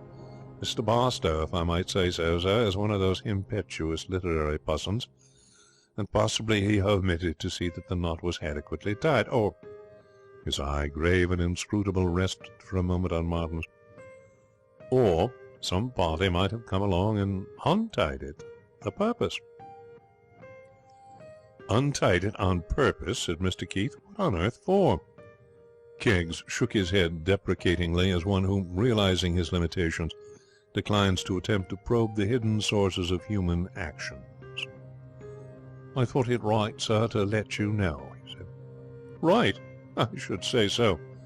If Elsa's been kept starving all day on that island by that long-haired... Here, come along, Martin. He dashed off excitedly into the night. Martin remained for a moment gazing fixedly at the butler. I hope, sir, said Keggs cordially, that my information will provide of genuine assistance. Do you know what I should like to do to you? Martin said slowly. I think I hear Mr. Keith calling you, sir. I should like to take you by the scruff of your neck. There, sir, don't you hear him then? Quite distinct it was. Martin gave up the struggle with a sense of blank futility. What could you do with a man like this? It was like quarrelling with Westminster Abbey. I should hurry, sir, suggested Keggs respectfully. I think Mr. Keith must have met with some accident. His surmise proved correct. When Martin came up, he found his host seated on the ground in evident pain. Twisted my ankle in a hole, he explained briefly. Give me an arm back to the house, there's a good fellow, and then run on down to the lake and see if what Keggs said is true. Martin did as he was requested so far, that is to say, as the first half of the commission was concerned. As regarded the second, he took it upon himself to make certain changes. Having seen Mr. Keith to his room, he put the fitting out of the relief ship into the good hands of a group of his fellow guests, whom he discovered in the porch. Elsa's feelings toward her rescuer might be one of unmixed gratitude, but it might, on the other hand, be one of resentment. He did not wish her to connect him in her mind with the episode in any way whatsoever. Martin had once released a dog from a trap, and the dog had bitten him. He had been on an errand of mercy, but the dog had connected him with his sufferings and acted accordingly. It occurred to Martin that Elsa's frame of mind would be uncommonly like that of the dog's. The rescue party set off. Martin lit a cigarette and waited on the porch. It seemed a very long time before anything happened, but at last, as he was lighting his fifth cigarette, there came from the darkness the sound of voices. They drew nearer. Someone shouted, "It's all right. We found them." Martin threw away his cigarette and went indoors. Elsa Keith sat up as her mother came into the room. 2 nights and a day had passed since she had taken to her bed. "How are you feeling today, dear?" "Has he gone, Mother?" "Who? Mr. Barstow?" "Yes, dear. He left this morning. He said he had business with his publisher in London." "Then I can get up," said Elsa thankfully. "I think you're a little hard on poor Mr. Barstow, Elsa. It was just an accident, you know. It's not his fault that the boat slipped away." It was, cried Elsa, thumping the pillow malignantly. "I believe he did it on purpose, so that he could read me his horrid poetry without my having a chance to escape. I believe that's the only way he can get people to listen to it." "But you used to like it, darling. You said he had such a musical voice." "Musical voice!" The pillow became a shapeless heap. "Mother, it was like a nightmare. If I had seen him again, I should have had hysterics. It was awful. If he had been even the least bit upset himself, I think I could have borne up, but he enjoyed it. He revelled in it. He said it was like Omar Khayyam in the wilderness, and Shelley's Episcodian, or whatever that is. And he prattled on, and read till my head began to split. Mother, I hit him." "Elsa?" "I did," she went on defiantly. "I hit him as hard as I could. And she broke off into a little gurgle of laughter. He tripped over a bush and fell right down, and I wasn't a bit ashamed. I didn't think it unladylike or anything. I was just as proud as I could be, and it stopped him talking." "But, Elsa, dear, why?" The sun had just gone down, and it was a lovely sunset. and the sky looked like a great, beautiful slice of underdone beef. And I said so to him, and he said sniffily that he was afraid he didn't see the resemblance. And I asked him if he wasn't starving, and he said no, because as a rule all that he needed was a little ripe fruit. And that was when I hit him. Elsa! Oh, I know it was awfully wrong, but I just had to. And now I'll get up. It looks lovely out. Martin had not gone out with the guns that day. Mrs. Keith had assured him that there was nothing wrong with Elsa, that she was only tired, but he was anxious, and had remained at home where bulletins could reach him. As he was returning from a stroll in the grounds, he heard his name called and saw Elsa lying in the hammock under the trees near the terrace. "Why, Martin, why aren't you out with the guns?" she said. "I wanted to be on the spot so that I could hear how you were." "Oh, how nice of you. Why don't you sit down? May I?" Elsa fluttered the pages of her magazine. "You know, you're a very restful person, Martin. You're so big and outdoory. How would you like to read to me for a while? I feel so lazy." Martin took the magazine. "What shall I read? Oh, here's a poem by—" Elsa shuddered. "Oh, please, please, no. I couldn't bear it. I'll tell you what I should love. The advertisements. There's one about sardines. I started it, and it seems splendid. It's at the back somewhere." "Oh, is this it? Langley and Field sardines?" "That's it." Martin began to read. "Langley and Field sardines. When you want the daintiest, most delicious sardines, go to your grocer and say, 'Langley and Fields, please.'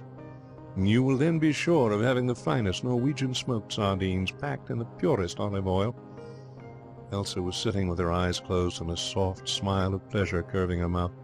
"Go on," she said dreamily. "Nothing nicer," resumed Martin, with an added touch of eloquence as the theme began to develop. "For breakfast, lunch, or supper, probably your grocer stocks them. Ask him. If he does not, write to us. Price 5 pence per tin, the best sardines and the best oil." "Isn't it lovely?" she murmured. Her hand, as it swung, touched his. He held it. She opened her eyes. "Don't stop reading," she said. "I never heard anything so soothing." "Elsa." He bent toward her. She smiled at him. Her eyes were dancing. "Elsa, I—" "Mr. Keith," said a quiet voice, "desired me to say—" Martin started away. He glared up furiously. Gazing down upon them stood Keggs. The butler's face was shining with a gentle benevolence. "Mr. Keith desired me to say that he would be glad if Miss Elsa would come and sit with him for a while." "Oh, I'll come at once," said Elsa, stepping from the hammock. The butler bowed respectfully and turned away. They stood watching him as he moved across the terrace. "What a saintly old man Keggs looks," said Elsa. "Don't you think so? He looks as if he had never ever thought of doing anything he shouldn't. I wonder if he ever has." "Yes," said Martin. "I wonder." "He looks like a stout angel. What were you saying, Martin, when he came up?" End of Story 11. The Good Angel,